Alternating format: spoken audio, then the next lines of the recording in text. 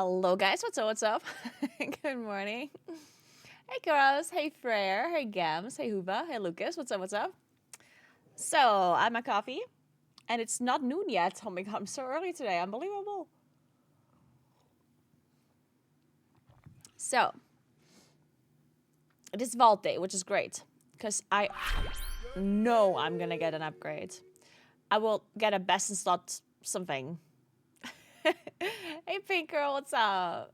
Gorgeous intro, how's you? Thank you so much for 3 months. Appreciate that. And I'm glad you enjoyed the intro. It's new. How are you? I'm good.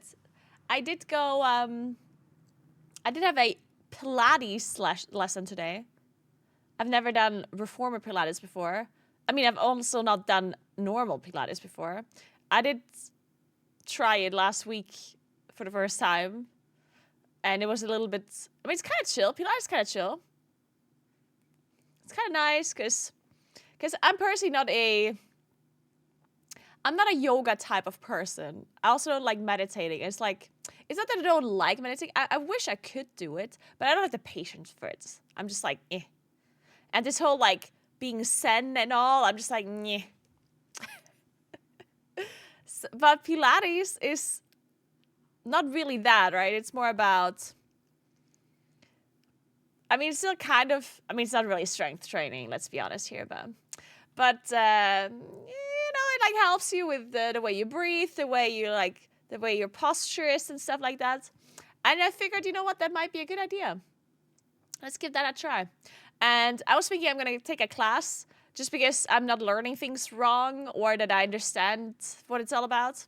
And it was kind of cool. The lady that did the reformer class, she is from here, like she's South Tyrolean, but her mom is Norwegian and she's born in Norway.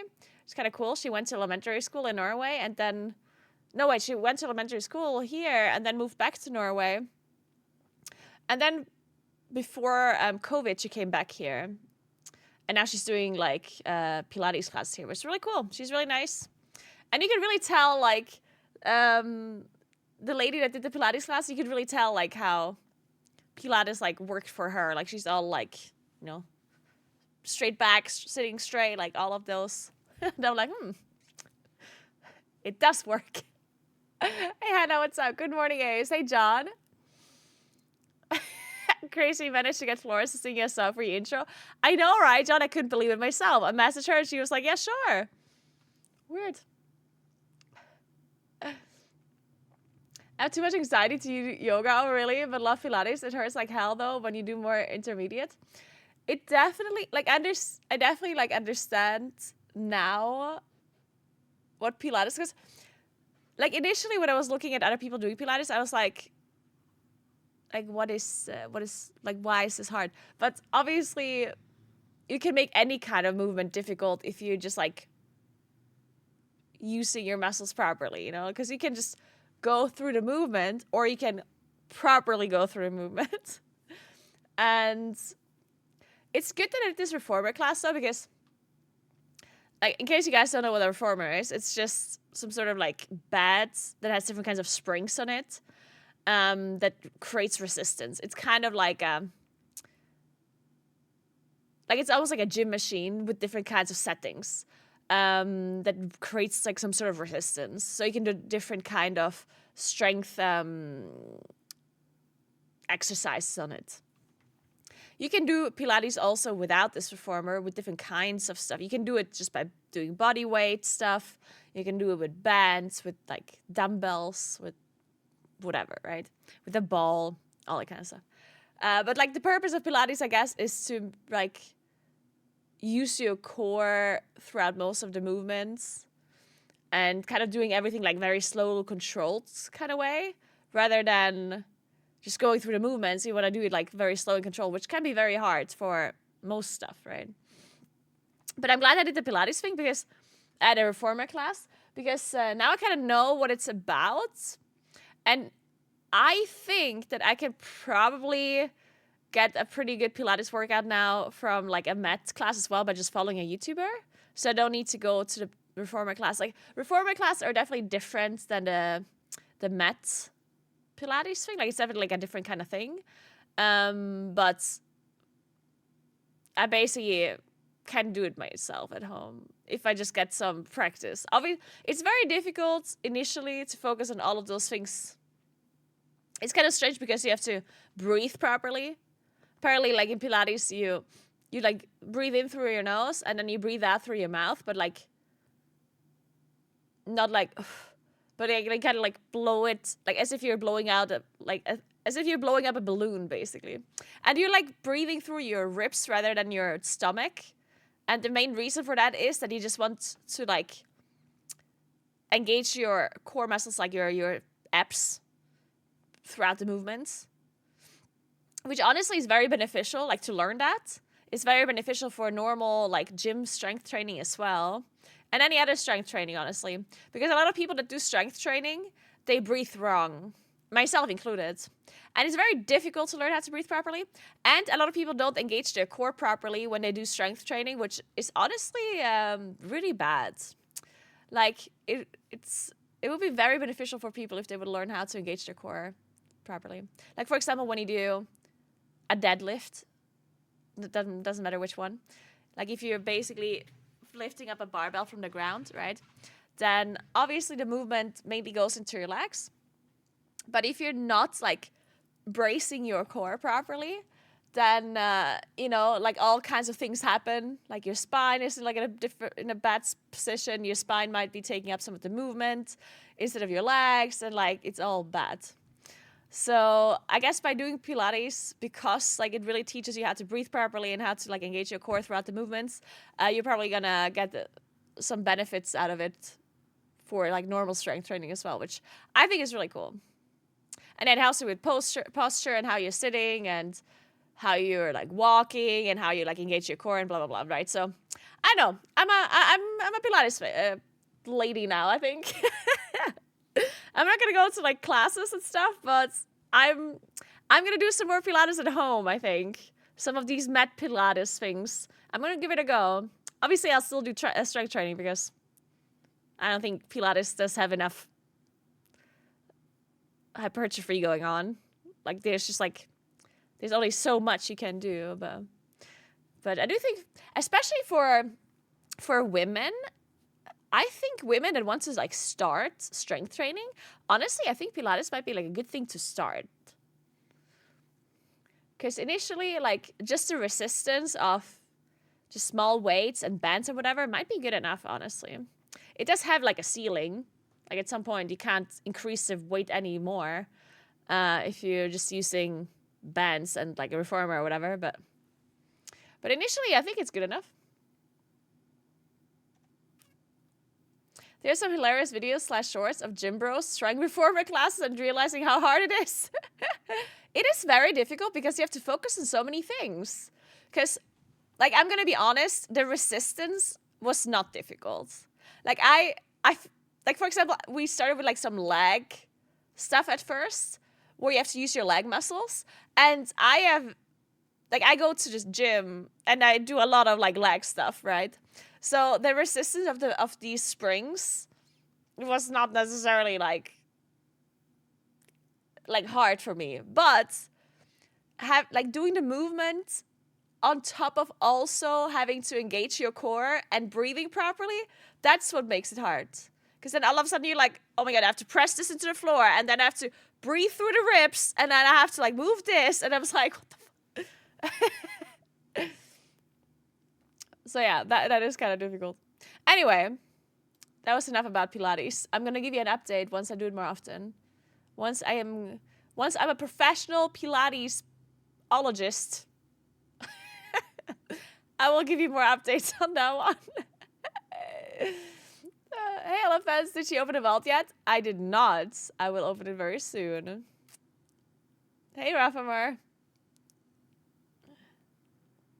2 times House of Cards involved. Damn, Game Boy. Wow. Well, if you're taking all of the House of Cards, then I'm not getting one. Do you think it's good to play Druid for N+7 and N+9? Of course. Any class is good for N+7, N+9. But Druids especially. You want a Druid in all key levels. Need to get back to the gym, but it seems to have had multiple injuries in a row lately. Did you get the injuries from working out, from the gym, or just like, you know, other random stuff that happens, I guess? Have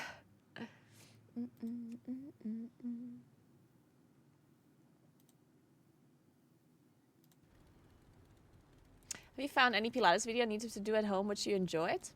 Well, I only have done like beginner Pilates stuff because I wanted to really like learn how to do the basic thing. Because I think Pilates only really makes sense if you do it properly, right? Like if you do the proper like breathing and the controlled movement and stuff, right? Because if you're just like going through the movements, then you might as well just do any workout. Any like at home kind of workout. You don't have to do Pilates then, right? So I tried, I mean, there's so many different ones out there. The one that I did is from this like, so there's two I wanted to do. The one that I ended up doing is from this like Australian lady. She is called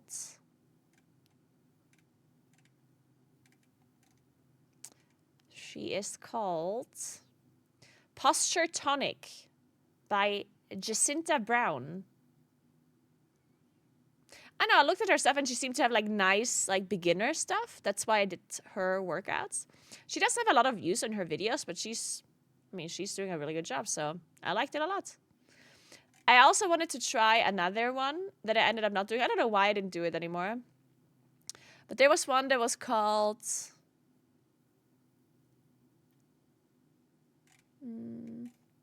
something Raven? Pilates Body Raven. She seems really fun. I think in the end, whatever Pilates instructor that has good reviews online, like you probably can't really go wrong with a lot of them. There's different. I'm not advanced enough to know that what kind of Pilates I want to do yet, because there's different kinds. I think, right? There's like classic, but then there's some sort of like band weight stuff. I don't know, like there's different kinds, and I don't really know enough about that. But I think if you just take a YouTuber that you enjoy like the personality or like the vibe of, then you're gonna enjoy it more. Because, for example, I hate it when instructors are overly like, if they like focus too much on like your like this like mindfulness thingy, like I personally could vomit. Like if I hear people say, now think about this and it's gonna be so nice for you, and this whole motivational speech thingy, like I hate when people do that. Or when they just like smile through the pain. No, I will not do that. Shut the fuck up, yeah? Anyway. So yeah, I hate when people do that. I love it when the instructors are a little bit more like just be normal, you know? Like more casual about it and more just like normal. And this lady here, this like Raven lady, she seemed really nice. Like she was just kind of chill. Wait, I have to watch advertisement now. But she was just like, yeah, you know, let's do this and blah, blah, blah. And she was... Today, we are going back to basics. So all you need is your mat. We're gonna be doing some Pilates foundational core. So yeah, she was kind of like chill. But anyway, like it depends on what you're into, right? This is a video for you. If this is not your no, she's a little bit more, like she's not very like proper. Like, cause there's some Pilates instructors that are very like proper, you know? And I'm like, eh. I like it when it's more casual and more like, you know, there's a little bit fun involved. And I think she was kind of like that, so I liked her. But I didn't do her Pilates class. I only like looked through it a little bit. This is the video for you. Geocentric, thank you so much for 20 months. Appreciate that so much. Have a great stream. Thank you. Have a great day. I can be active in gym, but I'll never eat healthy. Yeah, honestly, eating healthy is it's so difficult. One thing that I noticed though, Because I used to eat so unhealthy. Like, it's crazy. Like, I think my whole eating thing is super fucked up still from having eaten badly for so long in my life. Like, when I was in my peak gaming like times, I would eat like the most horrible things at the most horrible times, and it was just like, oh, it's just like bad. And the one thing that I noticed when I did start eating healthy, because I actually eat really healthy now. The one thing that, it's not that I am super like strict, you know, like I will still drink beer whenever I feel like it, or eat sweets or, you know, stuff like that. But all of my like normal meals are like healthy meals. And honestly, I don't struggle with that now because I've changed. Like, this is hard to describe, but initially, when I ate unhealthily, I was thinking, why the fuck would I eat this like healthy meal? Like, it tastes disgusting. Why would I eat chicken and rice with vegetables instead of eating a lasagna or a pizza, right? Like, that made no sense to me. And even though I still really like pizza and lasagna, obviously, I also do like just eating chicken and rice and vegetables. Like, it's not that I have to force myself to eat that. I actually do like eating that. And I think it just kind of happens when you start eating more healthy. Your body gets less addicted to the like carb sugar kind of thingy, and then you like crave it less. And I guess when you eat healthier, you automatically eat a little bit more. Because the thing that really is helping is like eating more protein and fats. And I mean, you still want to eat carbs, right? But don't eat like shitty carbs. You know, like if your carbs are like rice and potatoes and stuff like that, rather than sugar, then the carbs will also fill you up more, and proteins definitely fill you up more. And it just feels like all around you feel just more satisfied. Like, if I eat like a healthy meal, I make sure that it tastes good enough. Like, I'm not pouring lots of oil and whatever on it, but I'm gonna make sure that I'm seasoning it enough, that I make a sauce or whatever that is good. Like, instead of ketchup, maybe I'll just make a proper sauce, or I'll just make sure that there's enough like other seasoning on it, right? And then when I eat that meal, afterwards I feel satiated and I feel good, you know? And that feeling, you at some point you associate it with the food, and then that's why it makes you feel good, and that's why you like it more. Because, as I said, like, initially when I was eating really shittily, I did not have this feeling. But I have it now because I have been eating healthier. This kind of happens over time, you know? Like, the more health, like the more you change your diet to a more healthy diet, the more your body and your mind also appreciates the healthy food, in a sense. Because initially you eat something healthy and you're like, this sucks, this tastes like nothing, I want the other thing that is much better, right? So initially it doesn't make you feel good to eat healthy, but the more you do it, the more this kind of change happens, and the less you're craving the sugary foods, as long as you still eat enough. I think a lot of people make the mistake when they want to switch their diet, they mainly do it to lose weight, right? And when you want to lose weight, you obviously want to eat less, right? So not only are you switching from a unhealthy, like sugary kind of carby diet to healthy foods, you're also eating less. And then that's when usually this is impossible to work out, because not only is your brain not used to the less sugary foods, which will satiate you less because your brain is still craving sugar so much, but you also eat less, which means that you're hungry, and then it's almost impossible to resist stuff. Like, one of the things that I had to learn the hard way is if you want to change anything in your diet to like a more healthier lifestyle or whatever, then you need to make sure that it's as easy as possible because your brain will make up the absolute worst excuses that you could possibly imagine to eat whatever it is your brain wants to eat. And you will not be able to resist it, yeah. People think, oh, you just need more discipline. Oh, you just need to do this. Or I just need to, like, not eat that thing. No, no. No. Like, there's no one that has the willpower to be able to just go from a horrible diet to a perfect diet from one day to the next, and it just works. No, there's no willpower in the world that can do that. Like, it's because your body is actually just craving it so hard. Like, it's like, and then it's such a like deep instinct to want energy because your brain thinks it needs this sugar because you've been giving your brain and your body so much sugar and so much like energy.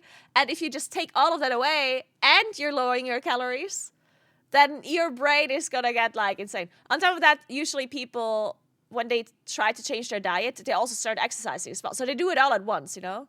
You go from not doing any exercise to eating, like, not doing any exercise, eating unhealthily. And then you want to all of a sudden switch to doing exercise, eating healthy, and eating less. Like, it's not gonna work. Because not only is your body craving energy because you're eating less, but you're also burning more calories through exercise, which makes you even hungrier. And yeah. But yeah, if you do it kind of slowly, then usually it will, like, over time, you will actually, like, teach your body that you don't actually need that sugar stuff. And then you will crave it a bit less, which is great.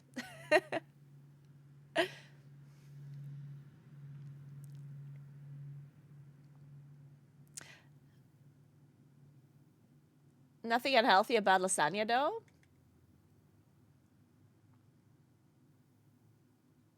I mean, I didn't say that, did I? I didn't say lasagna is unhealthy. Not in theory. In theory, there's no foods that are really unhealthy. It's just like, it's mainly the like, first of all, it's like the variety, I guess, but then it's also like something like lasagna isn't unhealthy in theory. The problem is if for lunch you eat a lasagna, but then and for breakfast you had I don't know, pancakes, and then for dinner you're gonna have a pizza, then your whole carbs for the day were made out of your whole all of your calories that you were eating throughout the day were mainly just like carbs. Because lasagna is a lot of carbs. Of course, you can make a lasagna a little bit differently by, you know, adding more protein to it or whatever. Like, you can always change things around to make it like heavier in a certain like part of it, right? But like the usual problem is just that a lot of the meals that people have normally in like a current day and age kind of like diets are just very, very, very carb heavy. And again, carbs aren't necessarily bad. It's just that you want to make sure that you also eat enough protein and fats, which we don't usually tend to have enough in these like standard meals that are like very normal for people to eat. So as long as you eat enough protein and stuff, otherwise you can eat a lasagna totally fine, you know? Like, if for breakfast you had eggs and I don't know, like literally eggs and vegetables, if that was your breakfast, and then for lunch you had, I don't know, like a chicken wrap or whatever, and then for dinner lasagna, perfect. You know, like, it's not that it's bad. You just need to make sure that you have like a balance of stuff. Usually a balance is all you really need. Nutrition doesn't even have to be like super complicated, honestly. You can obviously, if you want to be super exact and use some like sort of athlete or whatever, then of course nutrition has to be complicated. But if you just want to eat healthier, then all you kind of need to understand is that you want some sort of balance of carbs, proteins, and fats, and try to not incorporate too much super processed stuff. And then usually you're fine. You know, as long as you eat enough vegetables and like fruits, and you want to make sure that you get enough protein through, like, I don't know, like meats. And if you're a vegetarian, then make sure you have enough, like, I guess vegetarians can eat cheese, right? Yeah. So if you have like cheese products, like yogurts and stuff that have proteins, any kind of nuts or whatever, like, just make sure you have enough protein. Beans, you know, stuff like that. And just have enough fats. And then just make sure you don't eat too much like super processed stuff. And then usually you're fine. Not only are you going to be healthier because your body is going to get more of the stuff that you need, but you also feel more satiated for longer. You crave processed food less because your body slowly gets off of that addiction and stuff, and then you're going to be fine. And this whole, like, there's a lot of people, especially like people that are taking strength training and stuff very seriously, and generally like fitness very seriously. They are sticking to their like macros perfectly. They're like, I'm going to eat this amount of protein, this amount of fat, this amount of carbs. And I'm not saying that's wrong.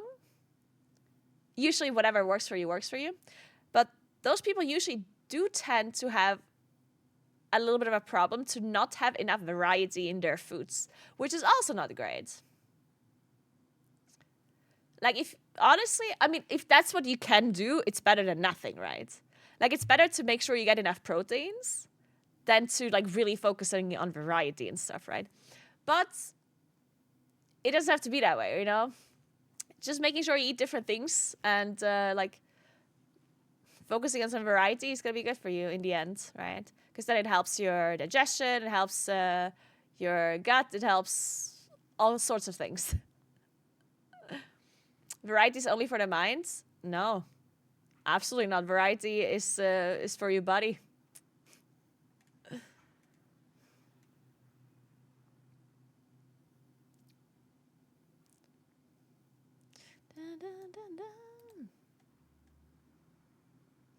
Stop saying lasagna. I'm crying now. I want some.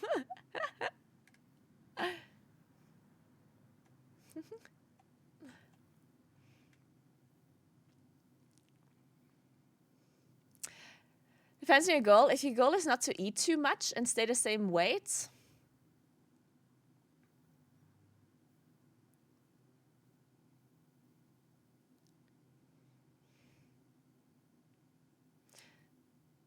it's good not to eat heavy carbs every meal.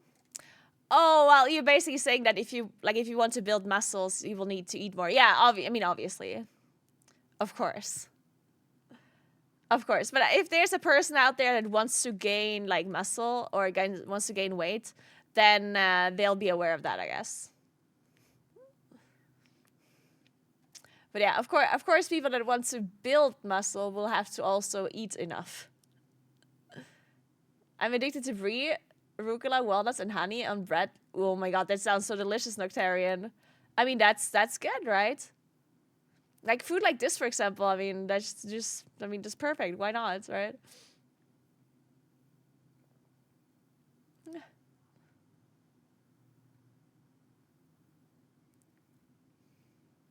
If you switch and follow a strict, healthy diet that you make out of nowhere, you might develop some serious health concerns. Always follow with a nutritionist. Yeah, like if you go from eating zero fiber to eating loads of fiber, then you can get serious digestion issues, for example. You need to be a bit careful with that one for sure.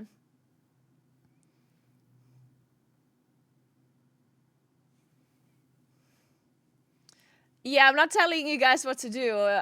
In the end, I'm a streamer. You can decide if you care or listen to anything I say or not. Like, I'm not forcing you to do anything. You can do whatever the fuck you want, really. I'm just talking, you know. And you also don't have to believe me. I'm also not a nutritionist. If the things that I'm saying make sense to you, though, then I'm glad. In the end, it always has to make sense to you.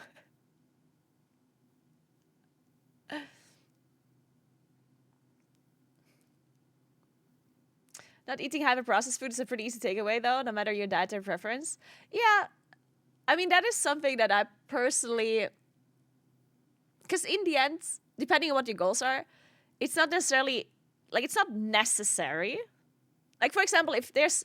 Which, to be fair, a lot of people's goals nowadays is losing weight. A lot of people that are, quote-unquote, unhealthy body weights, like people that are just, like, not fit.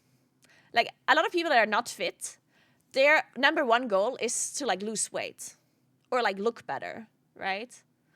And usually, and it's true, if you just eat less than what you do normally, then you will lose weight, right?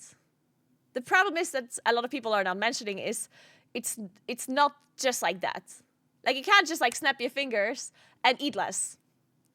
People, and I feel like that is a big problem. Like, honestly, people are, like, beating themselves up when they set that as a goal and then they can't do it. You know, like, there's a lot of people that want to, like, lose weight, that live like maybe an unhealthy lifestyle, and then they're like, one day they get the motivation and they're like, oh my god, I'm gonna do it, I'm gonna eat less, I'm gonna lose weight. And then they attempt to eat less, and it might work for a little while, or they attempt some diet or whatever, and then either they fall back to eating what they did before, or they, like, can't do it, or they, like, binge eating at some point, or, you know, like, they basically just fall off the track, right? And then they beat themselves up because they didn't manage to do it, right? And then you're sitting there and you, like, blame yourself and you feel even worse because you didn't manage to do it and blah, blah, blah, right? And the biggest problem there is that you're kind of making it really hard on yourself by thinking that it's all on your mind. Like, you're basically thinking it's all my fault. Like, if I could just be more disciplined. And that's the problem, because if you're making it really hard on yourself, it's going to be just infinitely hard. Like, if you look at, like, super high performance athletes, for example, that are, like, doing loads of endurance sports and whatnot, how do they manage to do so much sports and eat so healthily? Like, what is it they're doing that they manage to just be disciplined every day? The truth is they aren't. The truth is they actually enjoy what they do. They're not beating themselves up every day and forcing themselves to work out or forcing themselves to eat healthy. They actually enjoy what they do. They have gotten to a point where they actually enjoy the healthy foods, where they're not craving as much sugar, where they're, well, obviously they will crave carbs if they need it. Like, if they're high performance athletes, they will need more carbs, obviously, and they will be eating it. But that's besides the point. Like, they basically just are... They are enjoying the process. They're enjoying what they're doing. And you're not. If you're not an active person, you're not going to enjoy doing endurance sports for an hour. Of course not. Right? And that's something that I, in the past, did not understand either. Like, I thought people that go running every day, I thought that they just have some special, like, mental power that makes them do it every day. Like, I thought they have such a strong mental that they can just decide to do it. Like, such a strong discipline. The truth is that it's not true. These people that run every day, they like it. They don't do it. They don't force themselves to do it every single day as if it's the worst thing in the world. They actually they got them to a point where they really enjoy doing it. And I've only realized this now because I have gotten to that point where I actually do enjoy doing stuff. Of course, it's not that I, like, every single day I'm like, oh my god, I'm gonna, like, I can't wait to do this. Like, it's not that I'm, like, I still have to have some sort of motivation to do the workouts, right? But not nearly as much motivation now than I needed at the very start. And that's the big problem, right? Because a lot of people that go from nothing to working out, that's like the biggest difficulty, because you really need to motivate yourself a lot, because you're going to hate the workouts because your body is not used to the workouts. So they're so much harder for you than for a person that does it all the time, right? A person that goes running all the time, it's not going to be so hard for them to run because they're so used to it. They know how it works in their hearts and their cardiovascular. Everything is like so used to the workouts that they are more okay with it. Like, their heart is not gonna go up immediately. Their heart rate, I mean, their body is better at providing oxygen to your heart, to your brain, generally to everything, right? The muscles are built better for whatever activities you're doing, and so on and so on and so on, right? If you're a person that's really inactive and you start running out of nowhere, then all of a sudden your body's like, what the fuck's going on? Like, your body's like, what is happening? Like, you don't have the muscles built for these movements. You don't, like, your heart is not ready for this, and that's why it feels so much worse for you. It doesn't just feel worse, it is worse, right? So when you start out with something, with any kind of activity, just keep that in mind. It is going to be infinitely harder for you to start an activity if you have been not doing anything than it is for other people that do this all the time. So if you are going to go and do a run, then if you're completely unfit and you haven't, not active at all, then it was much harder for you than for a person that has been running all of the time. And you can actually, you can be so proud of yourself that you managed to do it, And you don't have to beat yourself up if you don't want to do it again the next day. And if you don't manage to motivate yourself the next day, then you won't, If you manage to go running again a week later or 2 weeks later, perfect,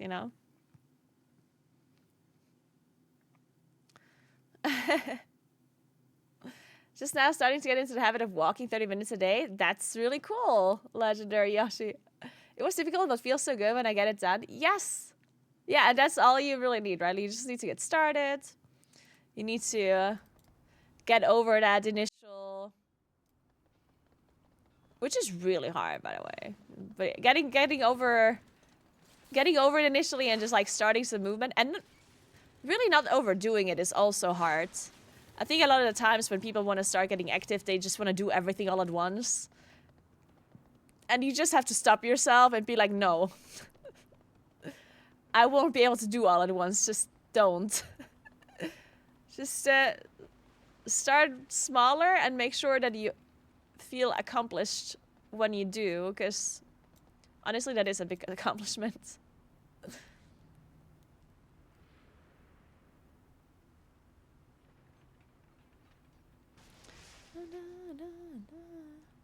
I used to get runner's high from running, now I'm lazy. See, that's the thing though, I don't think that you should tell yourself that you're lazy. It's just that you're not used to it anymore. Right? So back then when you were getting runner's highs, it almost felt like, okay, I'm going to explain something that is a really weird thing. But for me, it's almost like the opposite now, because I'm a pretty active person now, right? And if I am not doing something for multiple days in a row, then I feel really bad.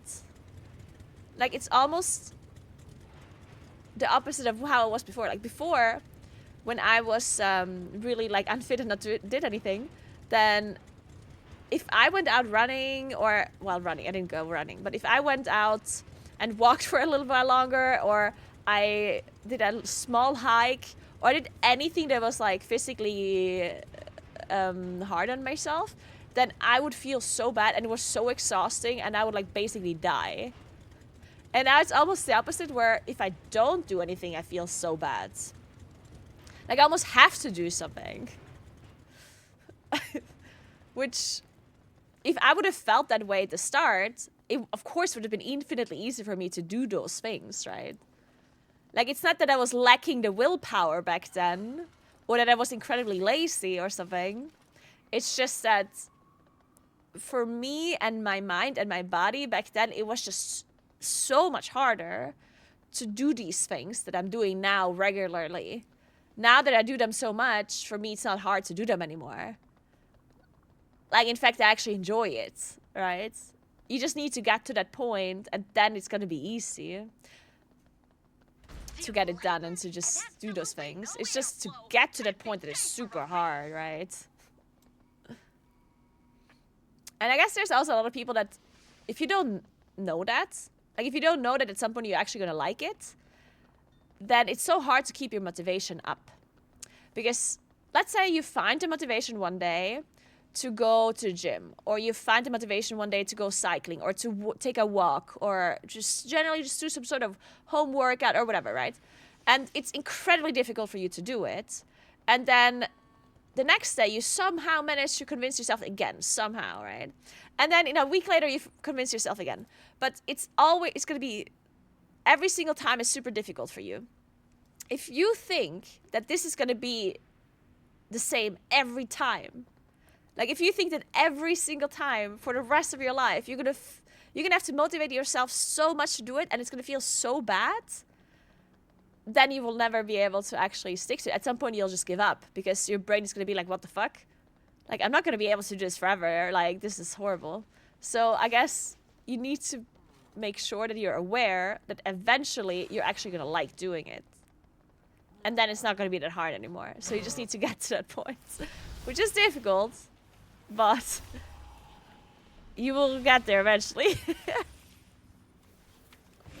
cartels are always hiring temp workers to pick up odd jobs. See if you can lend a hand. How's your vault? I didn't open it yet. What did we talk about? Oh, I was talking about like getting a little bit more active and like generally like healthier. Just how to get a little bit more fit. And I was just explaining my experience of how I went from being completely unfit to like being more fit, and how impossible it felt when I started out. That's the main thing I was talking about. I would say do whatever it takes to do anything for a month and go from there. Yeah, setting like a goal, like a little bit of a longer goal initially. I mean, obviously you shouldn't be overshooting your goal because otherwise it's going to be very hard to stick to it as well. But yeah, I mean, whatever works for people, everyone's so different, right? You also have to choose the activity that you hate the least. And people always say, oh, do what you like. The thing is, like, when I started being more active, I didn't like anything. Because the physical activity itself was the thing that was so hard on me. Like, my cardiovascular health was so bad that any activity felt really horrible, right? So when people say, oh, just choose the one activity that you like, I was like, well, what if I like fucking nothing? Like, I don't like any of these things. What the fuck should I do then, huh? At that point, what I ended up doing, and this helped me a lot. I'm not sure if other people, I don't know, like everyone's different, right? Some people like going to classes or whatever. Some people like doing solo stuff. Some people like doing strength stuff. I don't know, it doesn't matter. But something that I personally really enjoyed, that helped me a lot. Well, actually, I didn't enjoy it. That's a lie. I did not enjoy it.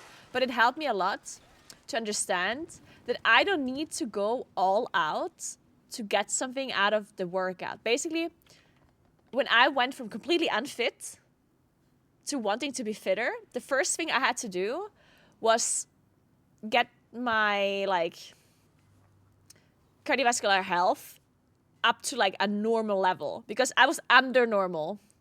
I was basically, if I had to walk up one flight of stairs, I was sweating and tired and I could take a nap, right? And that's like not the norm. Like I was under the norm. So at some point I figured out that if I just do some sort of like activity that is really like easy on me, then that will help my body to just get used to being a little bit more active. And that's what I needed to do to not get so completely exhausted from like anything. So what I did was I bought a heart rate monitor. One of the ones you do a chest strap. They're not that expensive. I think I have one from Wahoo or whatever they're called. So anyway, I bought one of these heart rate monitors, and then I made sure that my heart rate, when I did like an activity, I either did cycling. You probably shouldn't be doing running, because running generally is really hard on you. But I either did cycling or I did like walking, a little bit faster walking, or you can do walking a bit upwards. You can, I don't know, you can do whatever you want. You can do like whatever. And I made sure that my heart rate actually does not go above a certain number. And back then, I think it was 130. But it kind of depends on like your age and your resting heart rate and whatever. But basically, I just like picked a number that I calculated on the internet. In the end, it's supposed to be some sort of, it's called like zone 2. Basically, you should get your heart rate high enough that your body is working, but it shouldn't be so high that you can't talk anymore properly, or you can't, like your heart should be beating out uncontrollably, basically. You shouldn't be profusely sweating. You should be sweating, but not like insane, right? So I guess the best way to check it is, can you still breathe in through your nose and out through your nose? It should be annoying to do that, but it should be possible. Because if you're like super like running or whatever, your heart rate is really high, then you will have to breathe through your mouth because you won't get enough oxygen otherwise, right? So your heart should not be that high that you have to do that. Of course, it will be nicer, but you should still be able to do the nose breathing thing. And you should be able to have a conversation with somebody without having to like take a breath after every word. It should still, like the person that is talking to, like if you're talking on Discord or on your phone, whatever, you should still, like they should hear that you're working out. Like you shouldn't speak as if I'm speaking now. You should have, like you should be struggling when you're talking, but it should still be possible in a sense. So that's kind of like the heart rate that I was looking for when I was doing these initial like workouts. And the reason why it helped me so much to do this was because it wasn't as daunting to get it done. Because to me, if I had to do a workout where my heart rate shoots up to 180, that was so exhausting that just the thought of it put me off, right? Like I didn't want to do that. But if I thought of just doing this thing, and if I remembered it doesn't have to be that exhausting, I only need my heart rate to be like 130-ish, then my brain wasn't as like stressed out, I guess, from it. And I managed to do stuff while doing those workouts. Like I was cycling at home on a spin bike, so I was able to still play Hearthstone, play TFT. I was sometimes watching shows. Sometimes I listened to audiobooks or podcasts or whatever. So I could still do some of the things that I actually really enjoyed while getting this movement in. And walking would be the same thing. Like if you walk fast enough for your heart rate to go up, but not shoot up into the sky, then that's kind of like a good way to start to get a little bit more fit, I think. That really, really helped me personally. I breathe through my gills.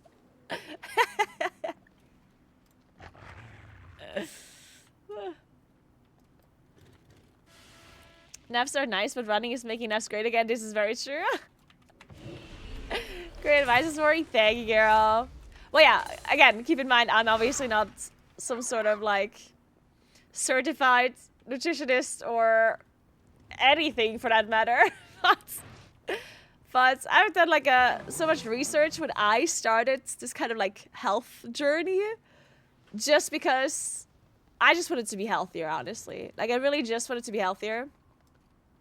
And I went through so many different things and so much stuff. So like in the end, obviously, when everyone is different and everyone has to do their own stuff, and everyone needs to do their own research about whatever it is you personally need. But in the end, if I can help someone get a bit healthier, or if I'm motivating somebody, or if one of the things I said makes sense to you, then that's great. And again, I'm obviously not trying to give any kind of medical advice or whatever. In the end, you're always gonna have to figure that out yourself, or talk to an actual person that knows what the fuck they're talking about. But you know what it is. So.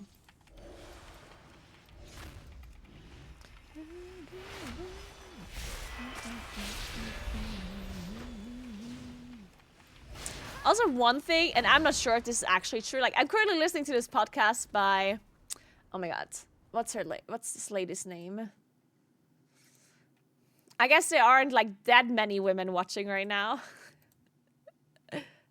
since most of the people that watch my stream are usually men. But some of the women that are watching, I can recommend this lady. Her name is Dr. Stacy Sims. I really like her. She's basically like, she was like an athlete, and she also like did her PhD in, oh my god, what is it? Let me guess. Something smart.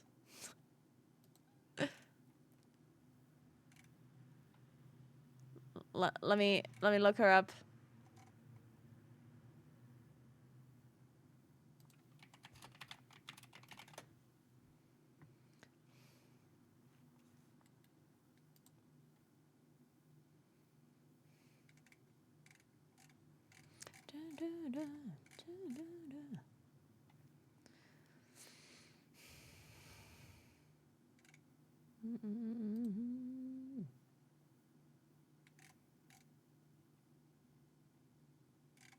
Oh my, why is it so hard to figure out what PhD she has?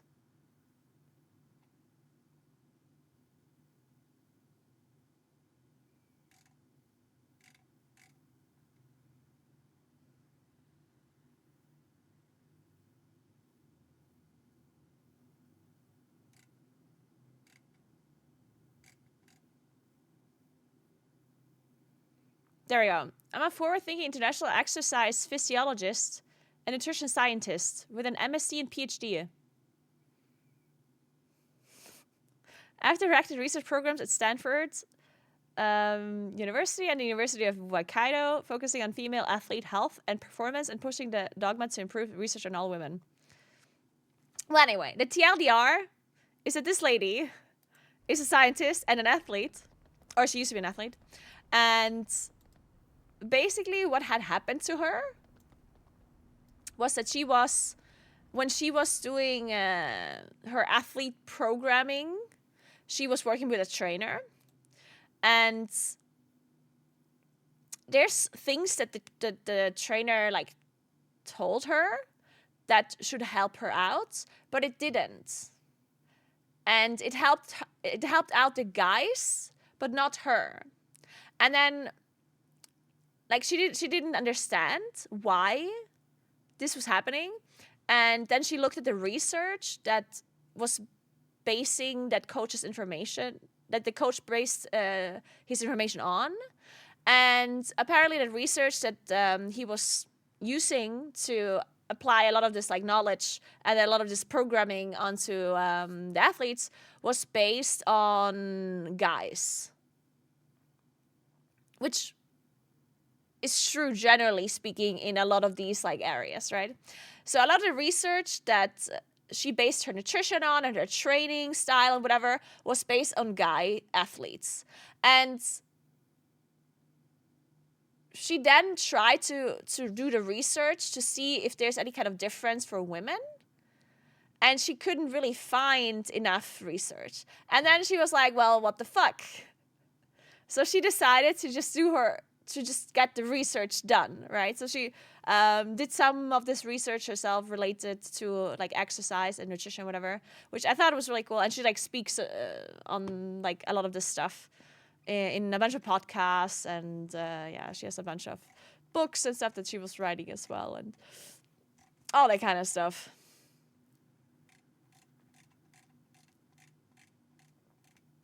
But yeah.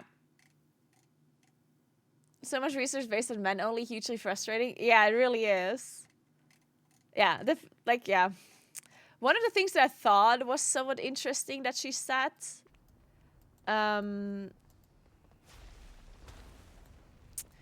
is like apparently, and I'm gonna butcher this information now because she said it much more smarter than I am, and she had like all of these scientific facts and whatever to base up her opinion or her like her like information and advice. But anyway, she said that men's muscles are, it's not that they're completely built differently, but there's different kinds of muscles that we have in our bodies, and men generally tend to have more of a certain type of muscle than women do. And I don't ask me which type of muscle. I think it's the muscle that uses fats mainly rather than carbs or something stupid. I don't fucking know. Don't quote me on this. But anyway, so we have like our muscles are kind of like built differently, right? Not all of them, but like we just have more of those type of muscles than men do generally. So anyway, what she said, or the reason for that being important, is that she's saying that if a man wakes up in the morning and does not eat anything in the morning and then does a workout, then they're going to be fine. They can eat something afterwards and they're going to be fine. And obviously it might not be ideal for a man either to do this. Generally, a man would also, like if you get some fuel into your body first before you start a workout, it would also be better for them. But they can do it without, and they should mainly be fine. Apparently, for women, this is different. If you want to do some like super like heavy workouts in the morning, but you don't provide your body with anything, like without protein, nothing, then your body gets in some your body thinks, oh my god, I'm not gonna have enough, like I don't have enough protein to tear down the muscle tissue and to build it back up. So I'm gonna try to store like fats from here on out, because the next time I'm gonna do the same exercise again, I will need it, right?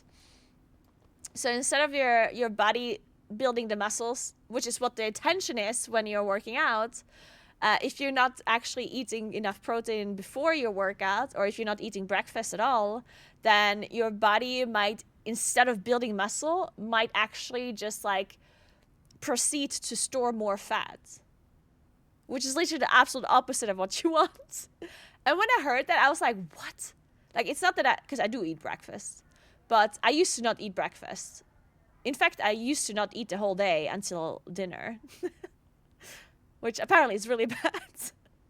But anyway, so apparently women tend to need breakfast a little bit more than men because of the way our muscles are built. As if you're actually doing a workout in the morning. If you're not doing anything at all in the morning, then maybe it's not that important.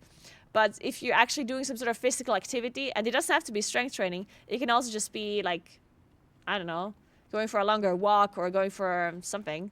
If you're doing any like kind of physical activity that requires you to have energy, if you're not eating something before, as a woman, then this can actually be not just like neutral. It can literally just be bad for you. Like you can literally do the opposite of what you want. Which I was like, that's crazy.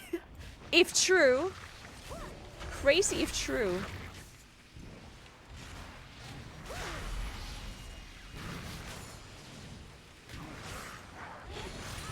That's where I am. I didn't eat almost anything except dinner, but now I did the same thing, oh my god, for years. For years I would only eat once a day. I still didn't open the vault. I'm talking about stuff. Don't worry, I'm gonna stop this conversation soon. I'm really passionate about this stuff, guys. I'm sorry. I know I'm gonna be annoying and boring a lot of people that are watching. I'm sorry.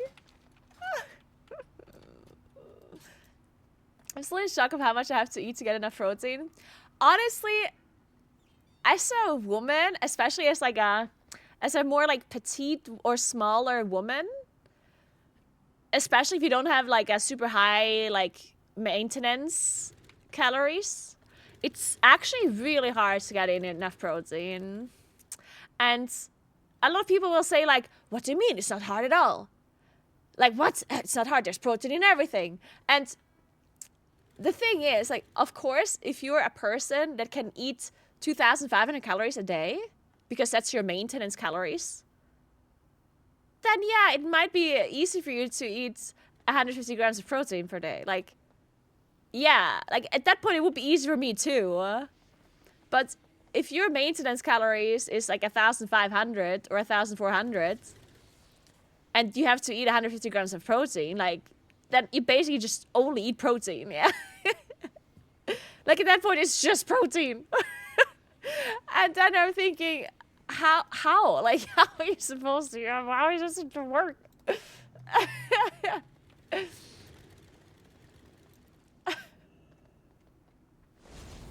Yeah, the struggle is real. I somehow managed to do it currently, but I still have, like, every meal is so heavy protein still, like, for example, today in the morning, I honestly really like it though, which is, it's so nice when you find a high protein, like, meal that you really like that is also, like, healthy, because in the end you can also, like, substitute protein with, like, protein powder and whatever, but I try to not have a lot of protein powder, because in the end protein powder is like you should eat it if you can't meet your goals otherwise, but if you can avoid it, it would be great, right? So I'm always really happy when I find meals that I really enjoy that are super protein heavy and not super calorie high, because it's difficult to find those. But yeah, today what I found now, first of all, like any kind of like omelets in the morning, like anything with eggs in the morning is gonna be nice. But there's also this thing called shakshuka, I guess what it's called. That one's delicious too.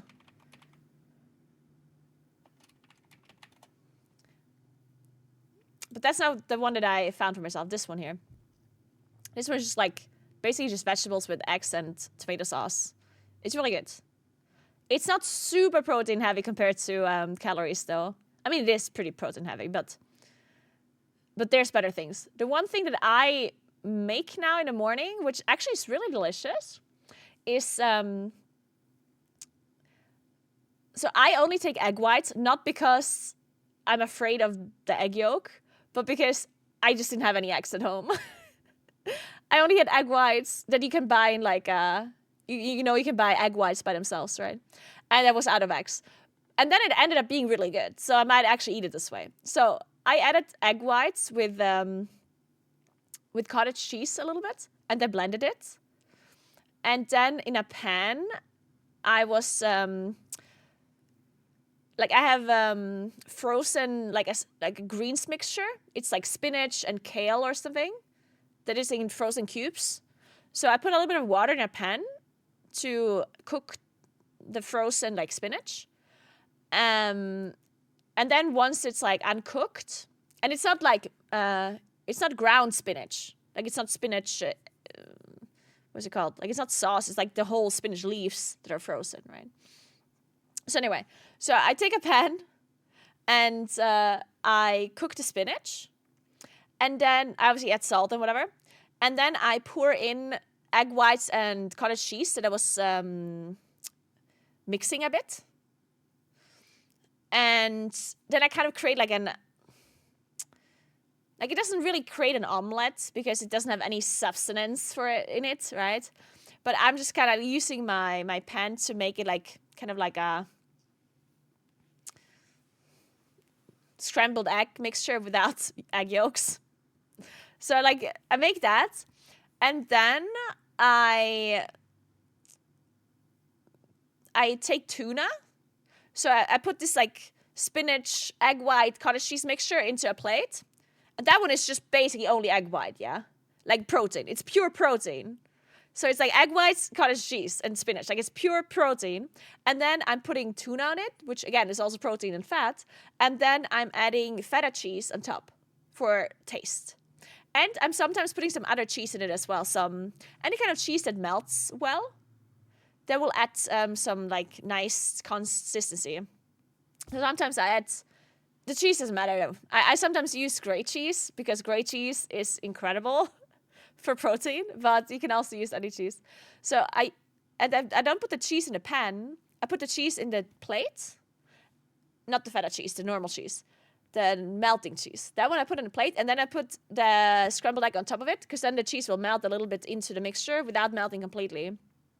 And then I put the feta cheese on top and the tuna next to it. And that is so high protein and has like no calories. And if you want more carbs, then you can just eat it with like a slice of bread or something, or with a toast bread or whatever. You can toast it. It's really good. I'm literally gonna tell you. I'm telling you the macros. So the thing that I had in the morning today was 400 calories with 60 protein. Crazy, right? 60 protein, 18 grams fat, 4 grams carbs only. So basically no carbs, lots of fats, and an insane amount of protein. It's really good.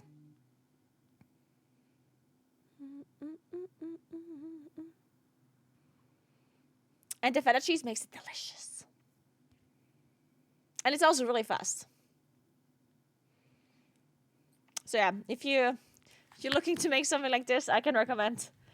You can probably also make it with normal eggs. I don't think you need to make it with only egg whites. As I said, I didn't have any eggs at home, and I liked it this way, so.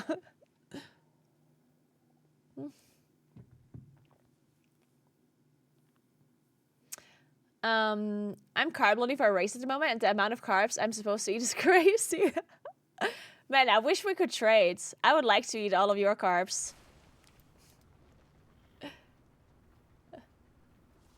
But yeah, I understand that sometimes when you have to actually like eat loads and loads of carbs, like I know that, like I understand that it can get super exhausting, and that it can be super difficult as well.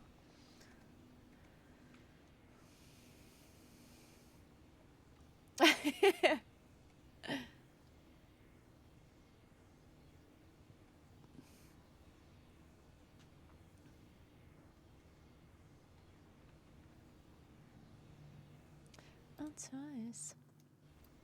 I race in WoW and I still eat loads of carbs. Perfect. Have you seen New Snow White? New Snow White? No. What do you mean New Snow White? Is there another like movie coming out?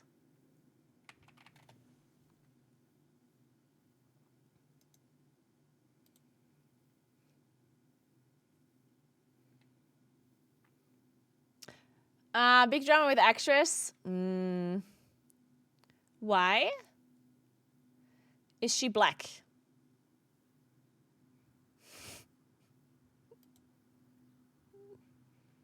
Is it a black lady?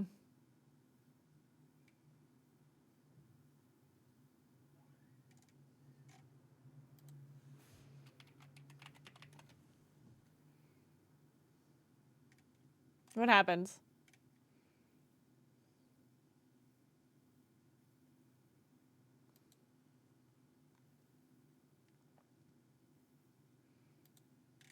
She's very rude. Okay.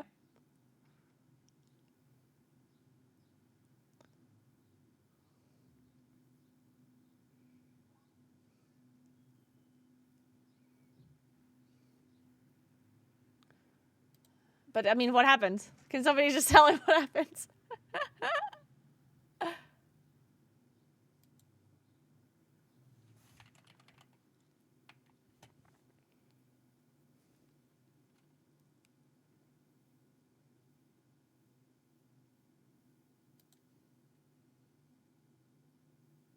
I feel like I know this actress from somewhere.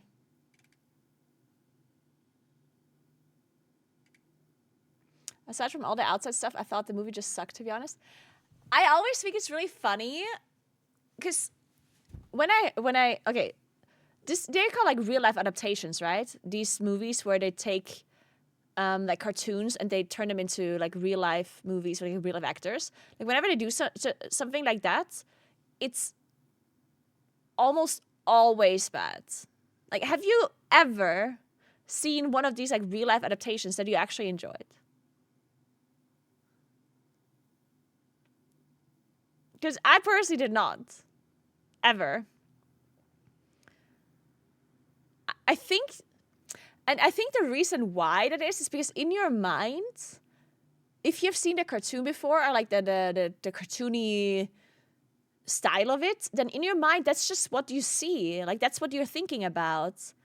And it's just not, it has nothing to do with real life at that point, right? So whenever you see real life actors trying to like imitate that kind of cartoon style, it's just not the same. Like it's just different. It's how a lot of people, when they read a book and then the book turns into a movie, then they don't like the movie many times. The movie could even be good, but it's just like your mind created this kind of like, I don't know, like it's just like there's something in your mind. Or anime, yeah. I guess, like, I don't know, like whenever there's something that is not real, like some sort of fantasy thing, that is not a real thing. Like if in your mind it's somehow fantasy, either you read it only and then you created the visuals in your head, or you watched like a cartoon or whatever, or something drawn or whatever, and then it's turned into like a real life adaptation through like real actors in real worlds, I feel like it just never hits the correct way. It's just always wrong. So whenever there are these real life adaptations, there's always so much controversy around it. Lately, at least. And I never understand why. Because, like, don't give the shitty movies so much attention. I almost feel like they're doing it on purpose nowadays. I feel like sometimes these like the people that create these adaptations, I feel like they sometimes even try to do something controversial to give it more attention because the movie sucks so much that they want to make it controversial to give it more attention so people watch it more. That's almost what I feel like. And then I was like, why the fuck do you care if they do something controversial? If this movie's gonna be a bad movie anyway, you know? Just don't watch the fucking movie. Like, it doesn't matter if they used this actor or this other actress, or if the actress was rude, or if it had the wrong skin color, it was the wrong whatever. Like, just don't watch it. Like, would you have watched it if this lady would have been a not rude lady? It's basically what I'm trying to say. Like, this lady there, like the Snow White lady, if she's rude, or if she's like, it's like a, I don't know, if she's like some controversial pick as for the role, think about the fact if you would have watched this movie, if that role would have not been controversial. And if the answer is no, then why even think about who the actress is for this movie that you wouldn't have watched anyway, right? At that point, I was like, just don't give a shit about it, you know?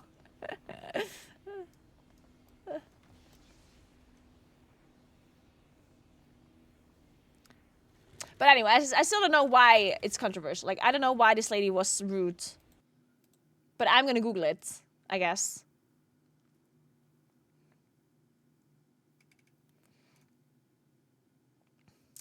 Okay, I'm reading a Reddit post where it says, why is there so much negativity towards the actress playing Snow White?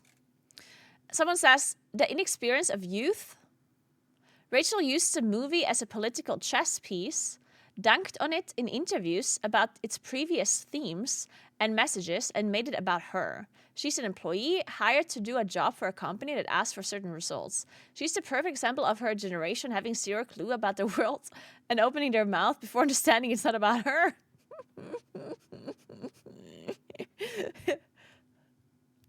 Sounds about right then. I never heard of her before. This is like another person now. I never heard of her before this movie and still have no idea who she is. But I wouldn't watch the movie either way because I'm so sick of the live-action Disney remakes. It just shows that other than copying the Marvel comics and changing the stories to fit their narrative, they have completely run out of ideas. And someone said she's a spoiled brat. Okay. She's 23 years old, being casted as one of the most iconic legacy characters of all time, being asked to comment on film that is close to 9 decades old. Stated times have changed for better and worse. She didn't articulate herself well, but she gave her opinion. As a woman with brown skin, it didn't go down too well. But let's not pretend like Snow White was close to everyone's hearts in 2025. Other than kids seeing her in costume at Disneyland, nobody cared. Everything else is on Disney. She didn't cast herself. She didn't design the CGI dwarfs. She didn't cast Gal Gadot, who seems to escape criticism for a worse performance than Rachel.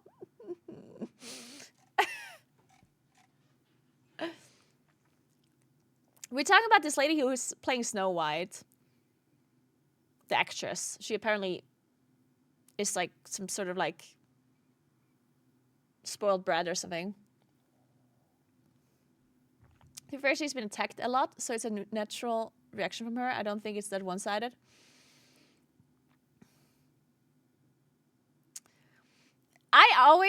So I'm a person, and I'm like a little bit torn whenever something like this happens. Like if there's a person that has public interviews that go a little bit wrong, I always am a little bit, like I always want to, I pity them a little bit and I feel a little bit bad for them, especially if they're like young and new in like if they're kind of like famous out of nowhere or whatever. Because I think a lot of famous people that do interviews, they have been coached before they do interviews. Like there's almost not a single person that is famous that has not done like coaching for public speaking and for how to give interviews, how to behave, what to say. Like these people go through like training for this, yeah? If you would take almost anyone in Twitch chat right now that is currently in chat, if you would take a random person from Twitch chat right now and you would put them in an interview that is like one of these like famous interviews, I can guarantee you they would say at least one bad thing that would have people hate them. Almost guaranteed, because these people that do the interviews, they're purposefully trying to get some of these answers, right? They're purposefully trying to trick the person that they're interviewing. They're trying to like bait certain shitty answers and whatever, because obviously if they get like a really fucked up answer, then their news or their interview is gonna get famous, right? They want this to happen. They want the person they're interviewing to say something wrong, or to say something controversial, or to say something weird, right? So many times the people that do the interviews, they ask weird questions. They don't ask super easy questions to answer, right? They ask kind of hard, tough questions. And if you're not coached and you don't know how to answer these things or how to react, then you're probably going to answer in some way that people are not going to like. So sometimes whenever these younger people or people that are new have these like interviews where they say something bad, or not bad, but when they say something that is like clearly not liked, then I sometimes feel a little bit bad for, obviously it depends what they said, but sometimes I feel a bit bad for them because I'm thinking, like maybe if she would have just thought about it for a second before she said it, or maybe if she had enough coaching, or maybe if this and that happened, then she wouldn't have said it, right? Because if every thought that you have, if you would say it out loud, a lot of people wouldn't like you either, probably, right? Sometimes it's just like the lack of like coaching when it comes to public speaking or whatever, where it's like, yeah. Oh, yeah, and lots of stuff is taken out of context as well, yeah.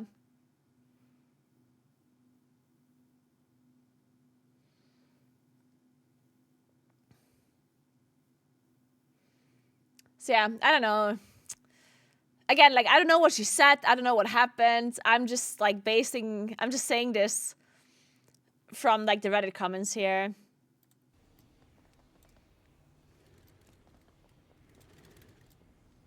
And I think a lot of people that maybe wanted to not like her, like a lot of people have prejudice before they even see the interview, right? And then when she says something that is slightly like controversial, like bad, then it will like in their mind it's proven, oh, see, she sucks, you know?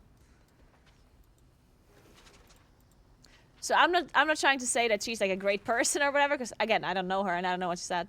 But yeah, sometimes these things are a bit difficult, I guess.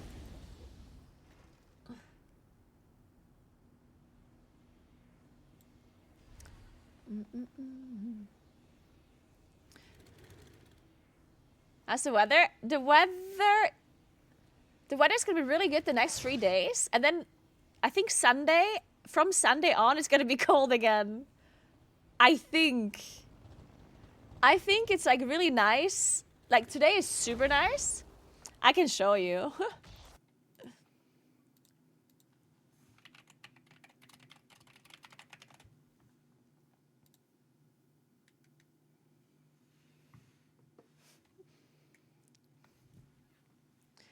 So yeah, like you can see the temperature, right? Tomorrow and Saturday, it's gonna be like 20 degrees. It's gonna be really warm. Sunday, I think it's gonna get colder again though, and it's like really windy apparently on Sunday.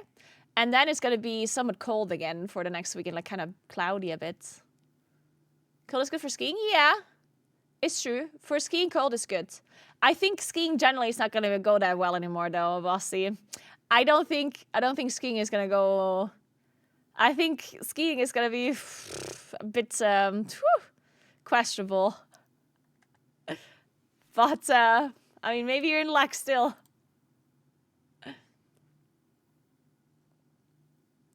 But why? It's too late. It's too warm. The snow is shit. The snow is just bad.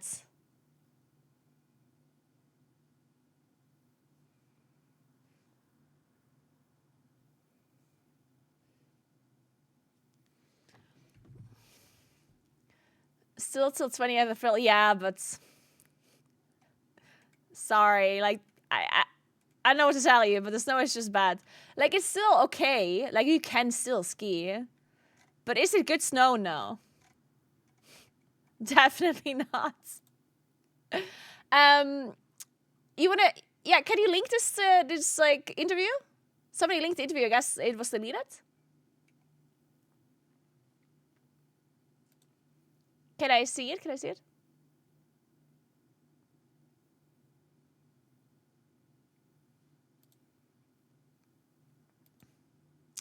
Okay, so this is the interview that people were upset about. Let's watch it. I wanna see it now.